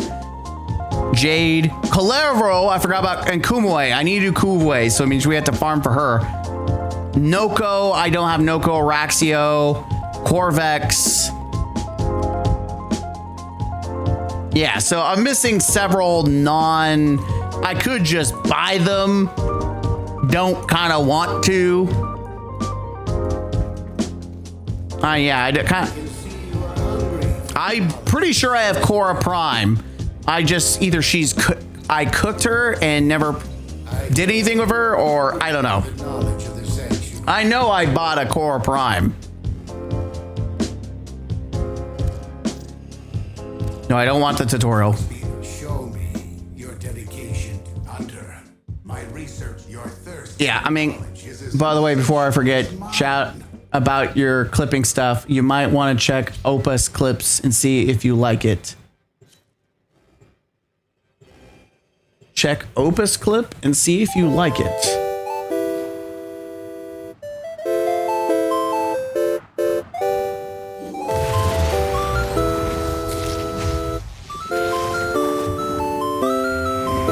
Check Opus Clip. I will have to see what that means, Opus Clip.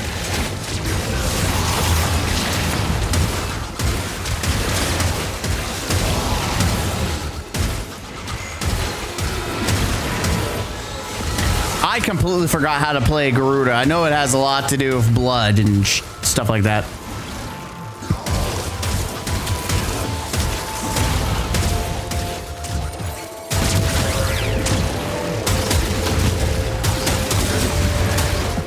From little things, big things grow dreams. I believe in you all.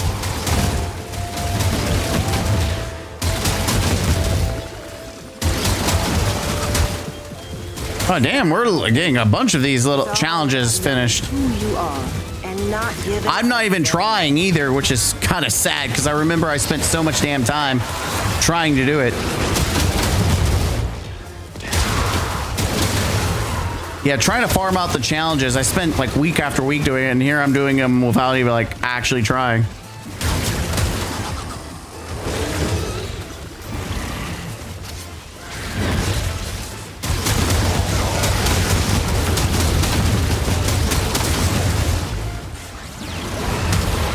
But yeah, I have like 5 or 6 frames that I need to go farm out. The problem is that one, I like the idea of having something to chase still. Not that I'm like, I don't know, I'm just not in a rush to 100% every gun in the game. I'm slowly collecting them, I'm leveling things up, I'm doing the thing.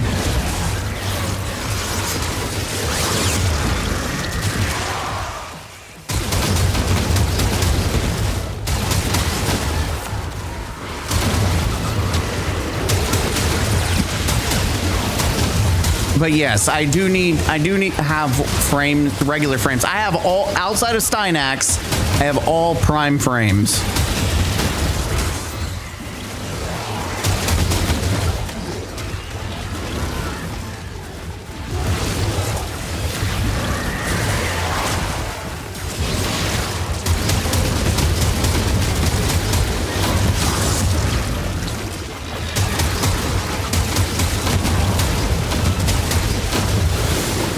Let's see.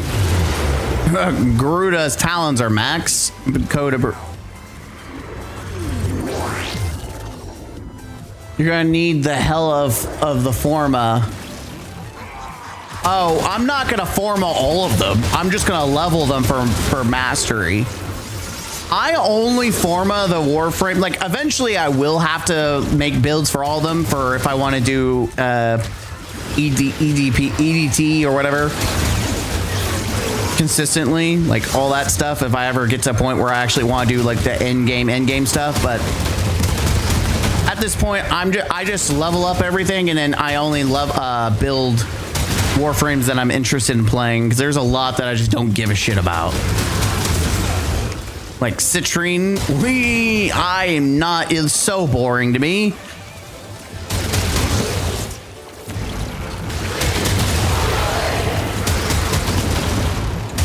Now, nice. Most of the hell of the Forma is going to the adversary weapons, the Coda, the Tenet, the Kuba. I have a crap ton to farm for those. So that, in fact, that's why we're leveling up the Bubonico right now, even though technically it's just good to use. The Bubonico is just good, but the Forma, like, dear God, that alone is like another reason to not build every Warframe. Unless it's a cheap build, which you could do, by the way. You can make cheap builds that you just casually play low tier steel path. You just didn't want to do anything that ramps up after a while. Like, you can do most frames in steel path with a cheap build. It just, when you start doing specific things that get harder and harder, that's when you can't do that. You can also kind of make up for it with very strong leveled guns, like strong builds. Those can kind of carry weaker frames.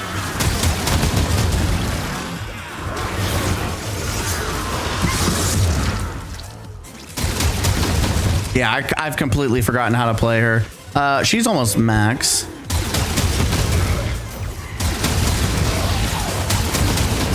I'm staying in the middle just so we can get as much experience as possible.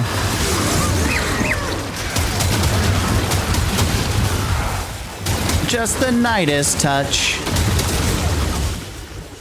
All right, sweet, we're maxed. That time it only took 2 zones. We might do one more. I thought it was going to take longer. We might do another Warframe, considering I have 10 to do.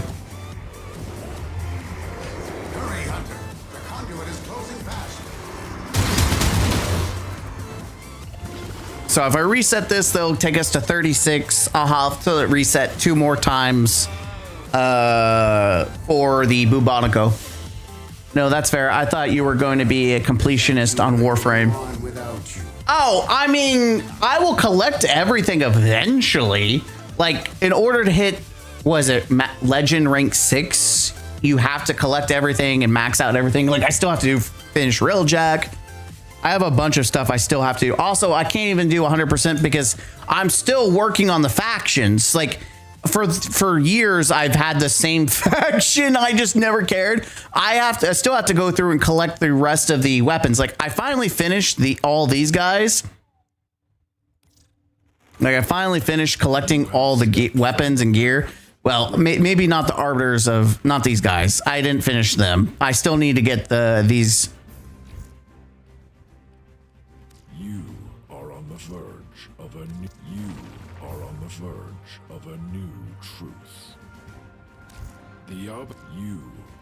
verge of a...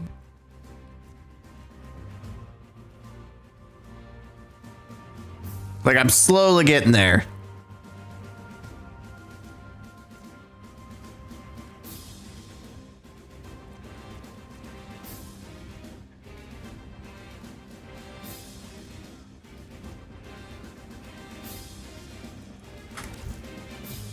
All right.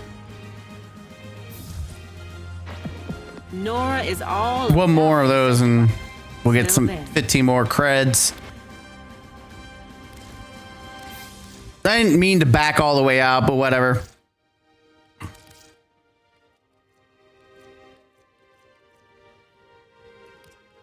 I also need to level up all this gear as well, including this gun.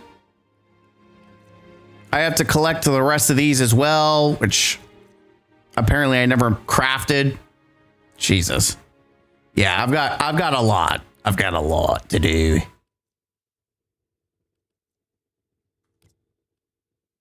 So there's quite a bit to go back through. All right, upgrade.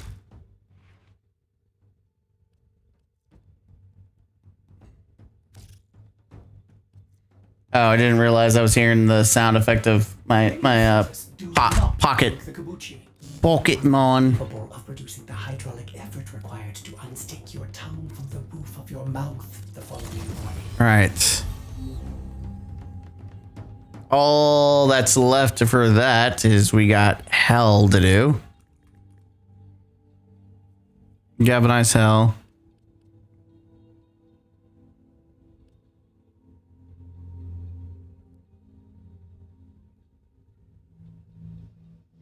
Yeah, so 2 more levels.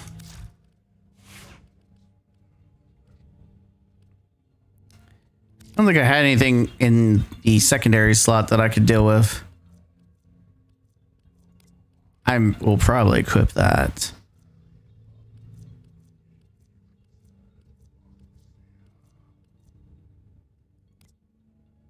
Wait, what? What was... Oh, the dual Toxica. And these are the dual... Okay, the Coda version. These are done. This one's still... Okay, so I do need to level this up, this bastard up too. But I'm not gonna do him today. I'll do that guy later. Okay, up. Let's swap. Dagoth is done. Should go down the line. Dante, Prime, Goss. Goss Prime. All right, we've got Goss Prime. Let's hit it. I remember Goss a little bit.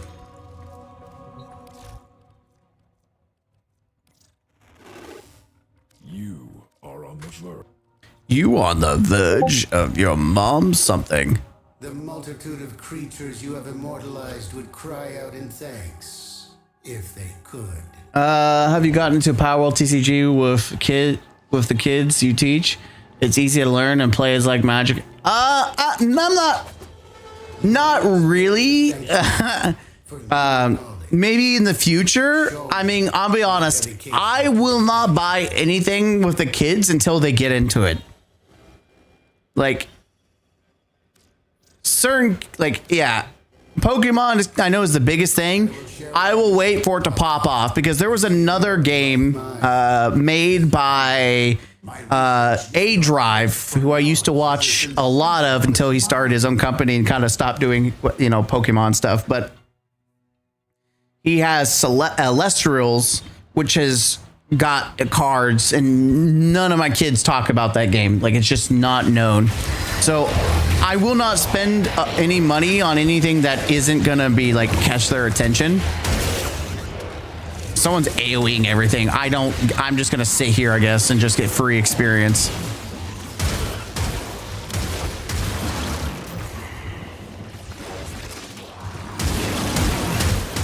Okay, well, they stopped the AoEing. I thought they were just nuking everything. There it is. Is that Mag? No. Who's doing the AoEing blast? That's like nuking everything.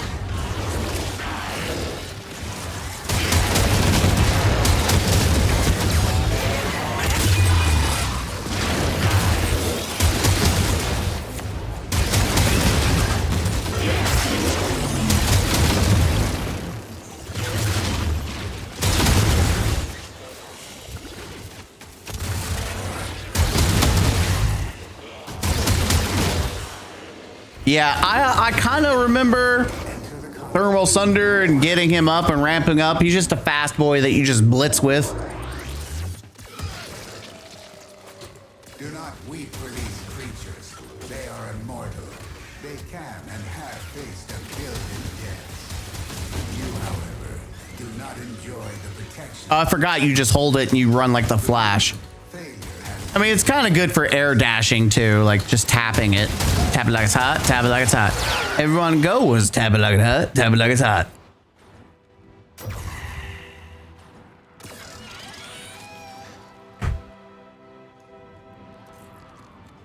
This will rank us down to 8 frames left, which is going to be kind of nice.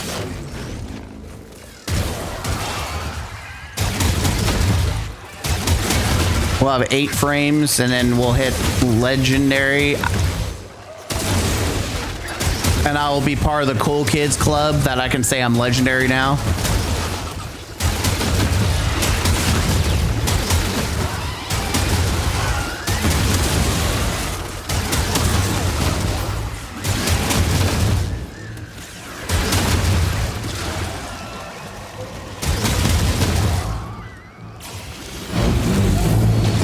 Hell yeah, let's get that Return to Castle Wolfenstein beat in there.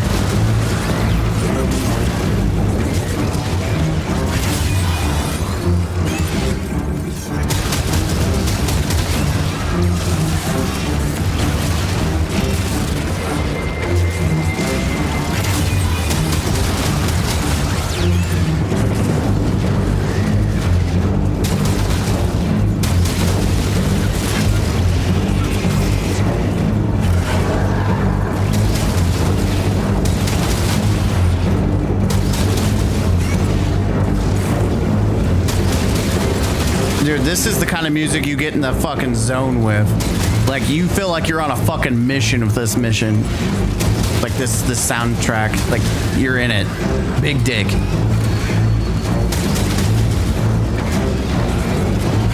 It gives me, like, a gaming boner. Just certain soundtracks, you're like, damn, let's go.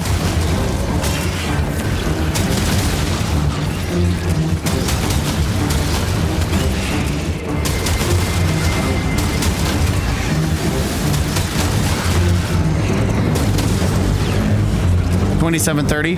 Yeah, we can do better. Ooh.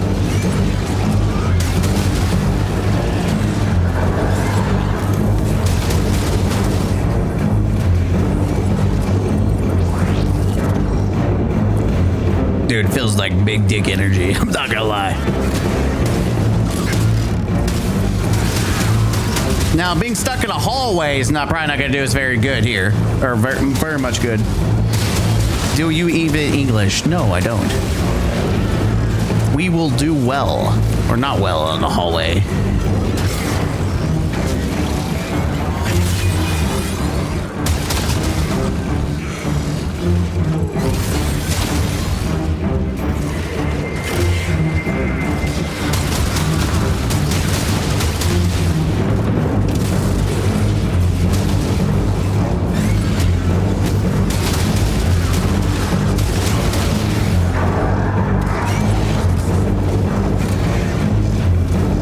Fan of this platform. Oh, you're trying to dodge around and not get touched.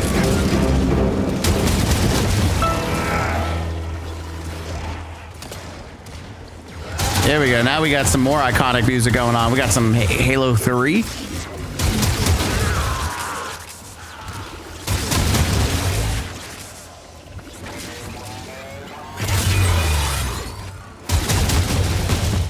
All right, nice.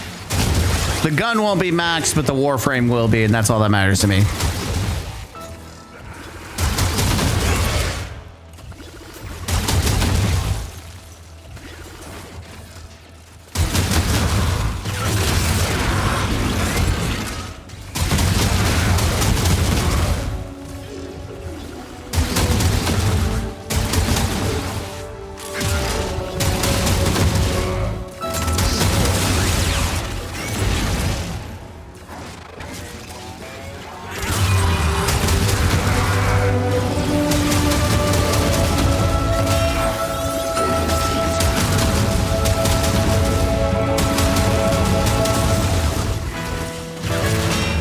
right, we're maxed and we're maxed.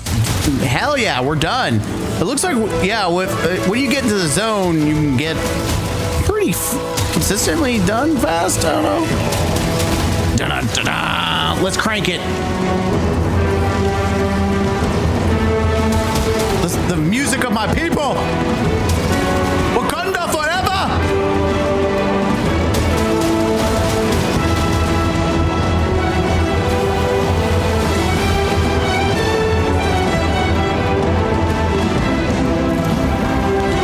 My people.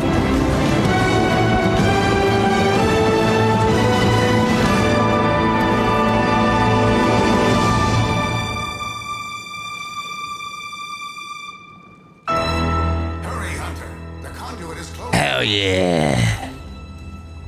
I'm just letting time run by. Dun, dun.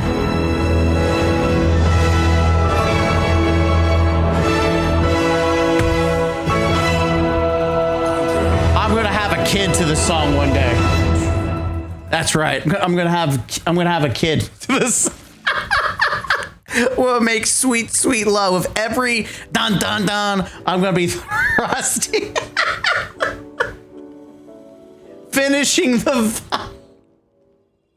I'm gonna have the great journey.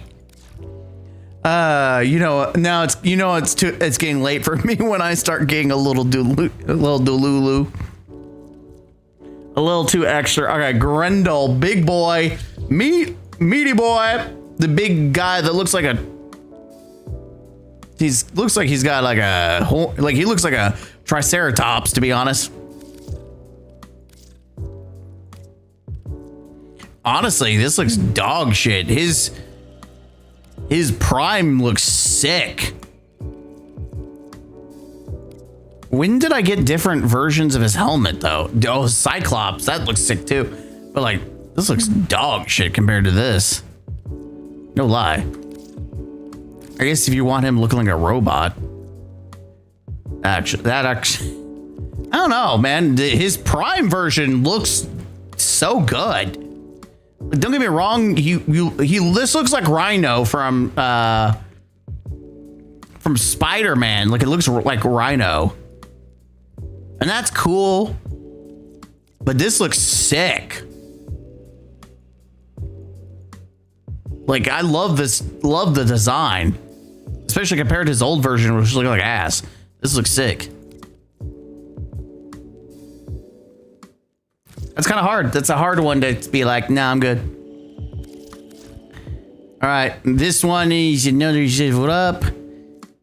We're going to have our hell. That's right. We're doing hell. And unfortunately, we have to level up again.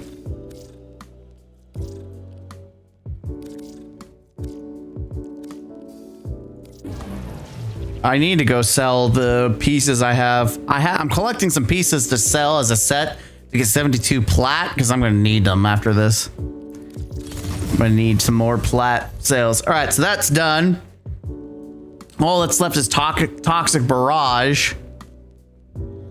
Unfortunately, what does this build look like? Everything, even critical deceleration has one. So we're gonna have to put the last one here and then say screw it just in case we need this, question mark. Why would you?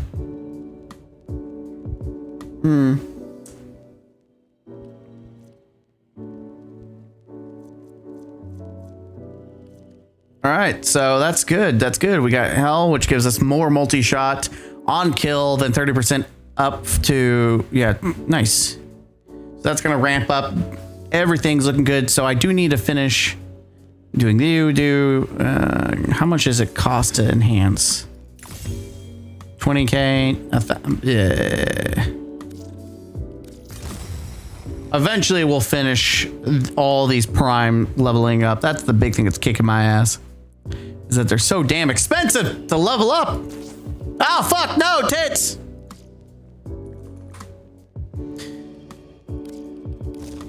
I hit the wrong button. I wanted to enhance it. so expensive. I'll do 15. That's bearable. Yeah, that's bearable. I'll leave it on 1. I'll leave it on 1. Yeah, there we go. Ramp up that damage, baby. All right. It's so tempting to do another run. I've got about an hour, but it's like, damn, it is midnight now. I think I'm gonna end there.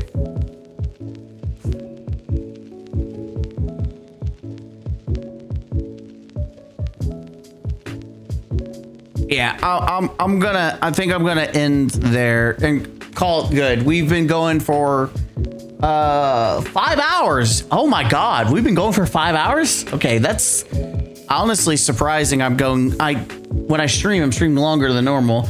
If I could just get to where I just stream 2 hours or so and casually just chill, I'd probably stream more, but it's because I overdo it and I stream way too late. I cannot do this during school days.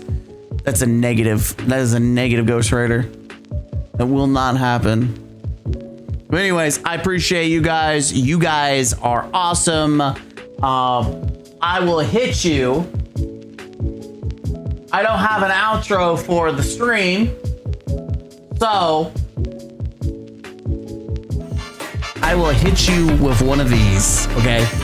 We'll hit you with one of these for the stream, for the lulz. And then, yeah, I'll see you guys in the next video. Appreciate you guys. You're awesome. I'm double dipping on the soundtrack. My bad. I gotta be really better at that. But I thank you guys for chilling and vibing with us tonight. And yeah, always a good time. Always a good time.